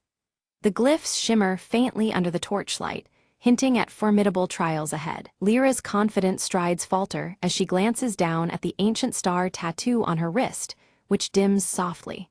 The fleeting uncertainty unsettles her, a rare crack in her otherwise fierce determination. Before them looms a massive stone door, its surface alive with moving celestial patterns that shift and reconfigure like constellations. The colors transition from warm earth tones to cool blues, reflecting the deepening mystery. Tico scampers around the door's base, sniffing and pawing at scattered gravel. His keen eyes catch a nearly invisible pressure plate concealed beneath the stones, a subtle but crucial mechanism. With a deliberate press of the plate, the colossal door rumbles open, revealing a chamber bathed in ethereal blue light that pulses like a heartbeat. At the chamber's center floats the celestial compass, a radiant star-shaped artifact encased within a translucent crystal shell that pulses softly with an inner glow. As Lyra reaches out, a surge of energy courses through her veins, and visions of converging worlds flash before her eyes, leaving her breathless and awed. Suddenly, the silence shatters as the Shadow Order bursts into the chamber, their silver masks catching the light, and shimmering blades raised in tense standoff. Brahm raises his voice, calling for parley, proposing they share the compass's power to avert the looming disaster threatened by their conflict. An Order leader steps forward, briefly removing their mask to reveal a youthful face marked by fervent zeal, eyes burning with dangerous conviction. Lyra pleads with them, invoking their shared sense of duty and warning that greed will only lead to ruin for all involved. Without warning, the chamber trembles violently. From the stardust above, a colossal celestial lion materializes, its body shimmering with cosmic energy as the Guardian awakens. The lion's mighty roar reverberates through the astrological ceiling, forcing the Shadow Order to scatter defensively amidst falling star fragments. Quickly, Lyra leads Brahm and Tico in dodging the Guardian's astral claws and swirling beams of starlight, their movements synchronized and desperate. Recognizing the compass's power harmonizes with the Guardian's essence, Lyra extends her hand, the ancient star on her wrist now glowing fiercely in response. The celestial lion pauses, then slowly lowers its majestic head, accepting Lyra's genuine intent and calming the chamber's chaos. The Shadow Order retreats, their respect for the Guardian's judgment clear though their vow to continue their pursuit remains unshaken. With reverence, Lyra claims the compass.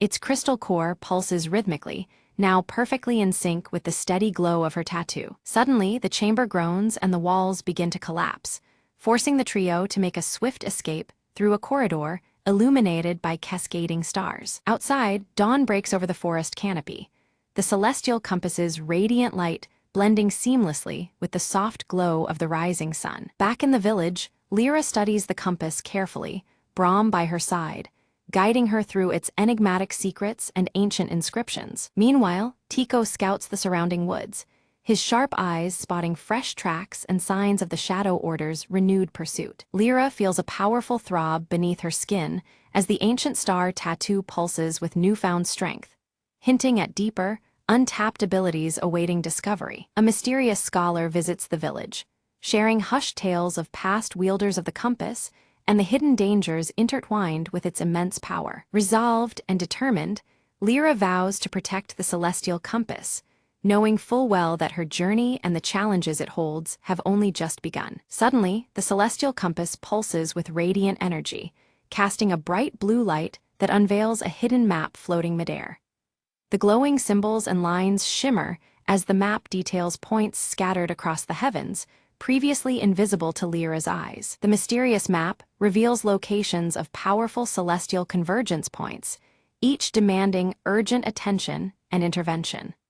Lyra senses that these sites are critical to balancing the cosmic forces and preventing looming chaos. Determined, Lyra seeks out allies who bear marks resembling her ancient star tattoo, discovering others chosen by fate. Their shared insignias hint at a larger destiny intertwined with the celestial compass and the mysteries they are about to face. With camaraderie forged, the group readies themselves for a voyage beyond their known world, guided steadfastly by the compass's radiant glow. Their preparations balance anticipation and solemn resolve as they brace for the unknown. Brahm offers his final counsel, urging Lyra to place trust not only in the celestial compass, but also in her own instincts and heart. His seasoned wisdom imbues her with confidence to face the challenges ahead. As the sun sets, Lyra and her newfound companions embark under a night sky adorned with shimmering star patterns. The cool blues of twilight mix with the compass's glow, marking the beginning of their epic journey. Navigating through surreal celestial storms and vast cosmic vistas, the compass guides their path unerringly. Each trial deepens their bond and understanding of the forces governing the stars. Lyra's ancient star tattoo pulses and blazes even brighter, a vivid sign of unity between her spirit and the celestial powers surrounding them. This luminous connection emboldens the group as they approach their quest's most critical juncture. Emerging on the horizon lies a new realm, its mysterious beauty promising adventure, revelations, and daunting challenges. The blue tones of the landscape echo the compass's light, inviting exploration and discovery. Resolute and unwavering, Lyra stands clutching the celestial compass, ready to shape a fate intricately woven among the stars. Her journey culminates here,